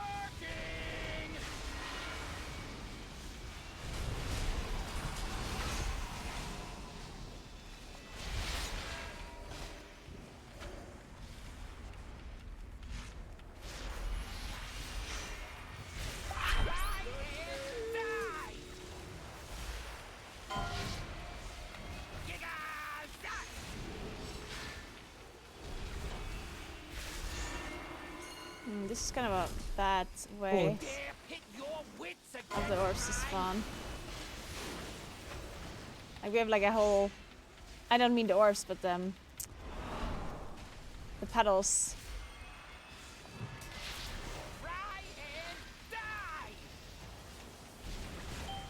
Falcon, thank you so much for 4 months. Appreciate that. Thank you very, very much. Welcome back. So I have 3 minutes left. So 2 more incarns. So 1 incarn I have to save for Bloodlust. 1 incarn I can just use now.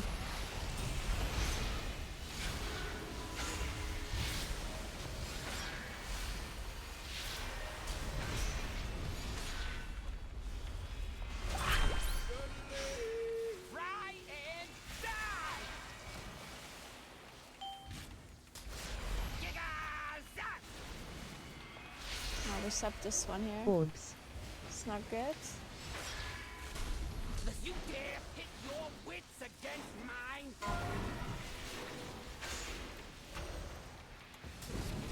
Yeah. Reset a bunch of these. Try and die. Okay, I got it.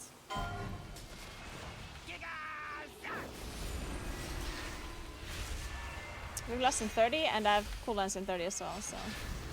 Defensive.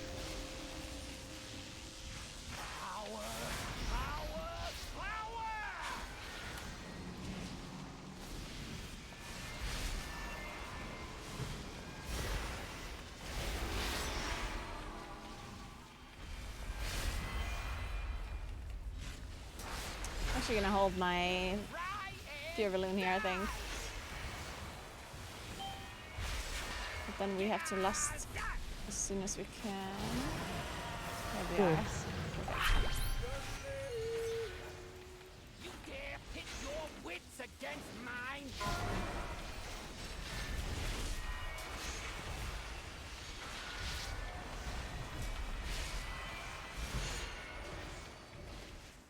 Try and die. Oh my god. Whew, I thought that orb wouldn't go through. Jesus. Defensive. Defensive.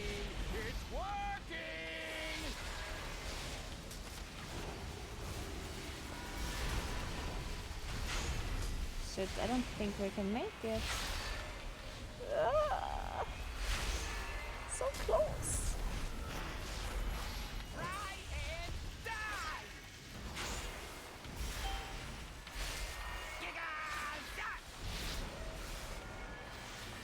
Orbs.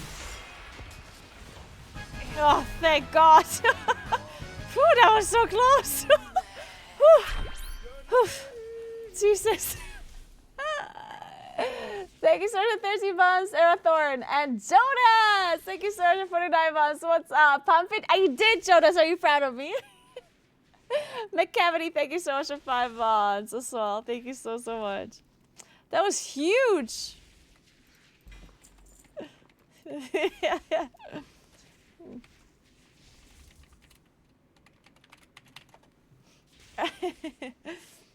40 points. Incredible. Now that I play WoW again, I miss you more. How's your WoW adventure going, Jonas? That was like a Hollywood movie. How are you doing?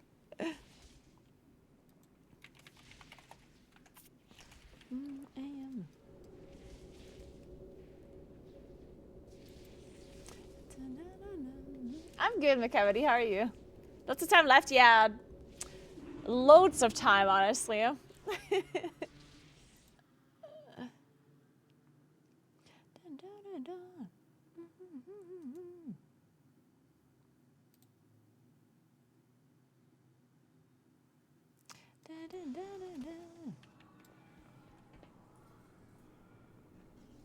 One second, guys, 1 second.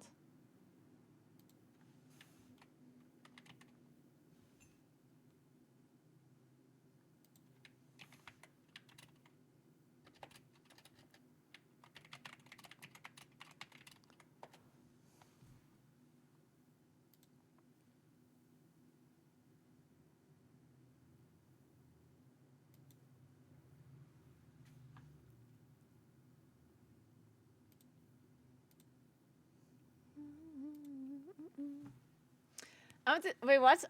It's going great. My guild has 41 members. Nice. We have 1285s now. Sick. A bunch of my viewers are leveling, and it's so fun. I cleared Dragon Soul and Firelands, and I'm working on legendary stuff. That is very fucking cool, Jonas. That is very cool. Also met this guy who has 7 boomies and all of the legendary stuff, and he parts like 99 every time. What? There's no way. This is the type of person I wish I was. You actually wish you were first at level 7 boomies and farms legendary stuff and all of them.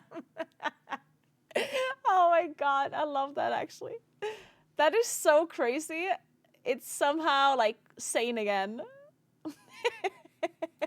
I feel like it cancels each other out, you know? If you just do a bunch of crazy things, at some point you're normal again.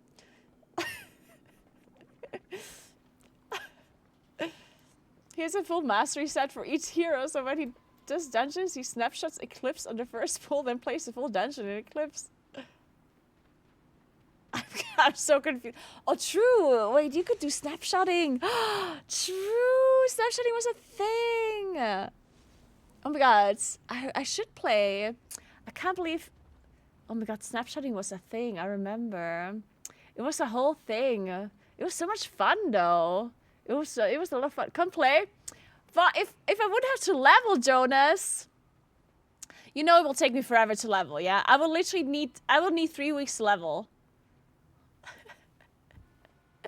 It costs $60. Oh, you can just boost? Really? Maybe I will. Maybe I'll pay $60. Bro, you're a millionaire.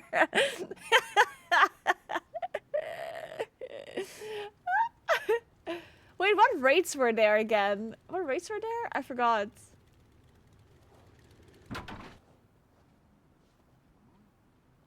Firelands. Okay, so Dragon Soul sucks, right? Firelands was a lot of fun, though. Firelands was actually a lot of fun. Dragon Soul is the absolute worst raid ever, though. I was prepping for Pandaria. You can't really prep for a new expansion, though.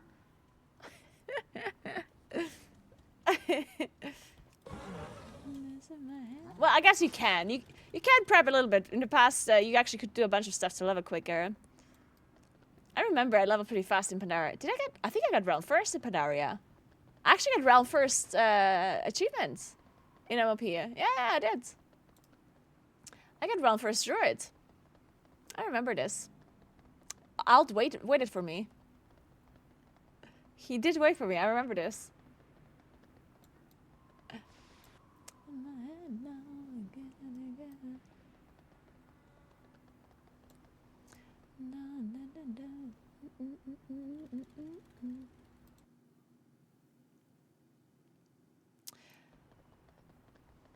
I mean, just remember to get a bunch of priests. That's all I remember. This priest was broken as fuck. It was so broken.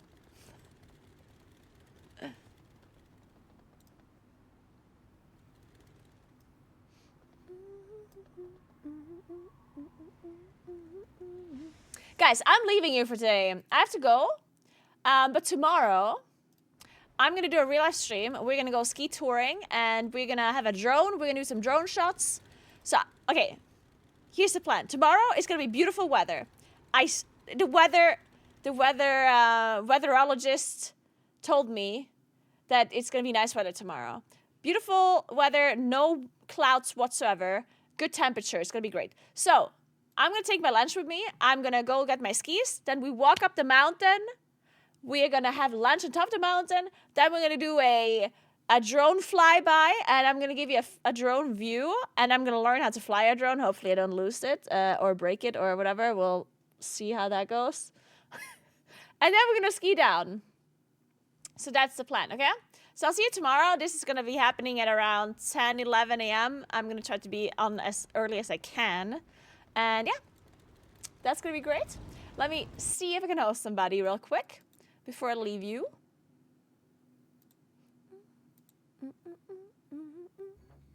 Is it another date? It is totally another date. It is, it is.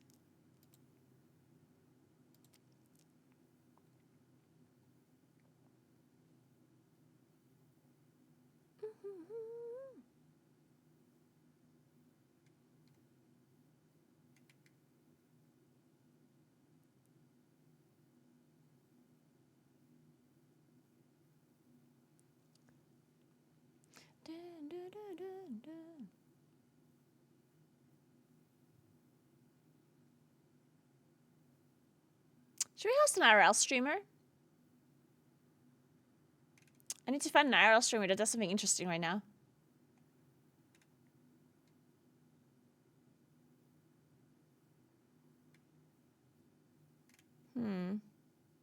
Nation of creation.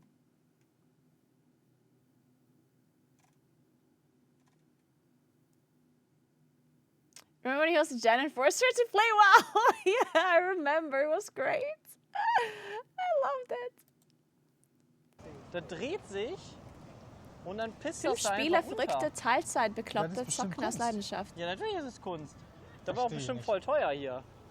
What the hell? They have such good quality on the camera. Okay, I'm hosting these German guys. They're... Kann man hier einfach rüber? Ja, Ich glaube, hier kann man jetzt einfach rüber und totgefahren werden. Ja, totgefahren werden, da bin ich dabei. They're doing some IRLs. They're doing some like... Wollen wir von hier aus jetzt die 500 Meter... They're in German though. I kind of thought they would be English. God damn it. You can't just host Germans all the time. Why are all the IRL streamers Germans? What is going on? Who is this lady? Jason, it's heavy. She's English. To bring it.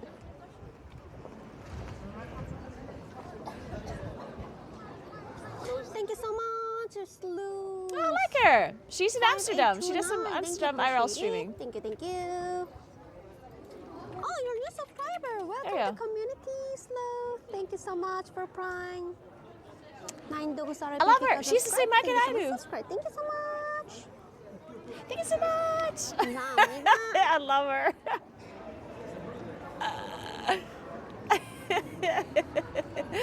Oh, she's great.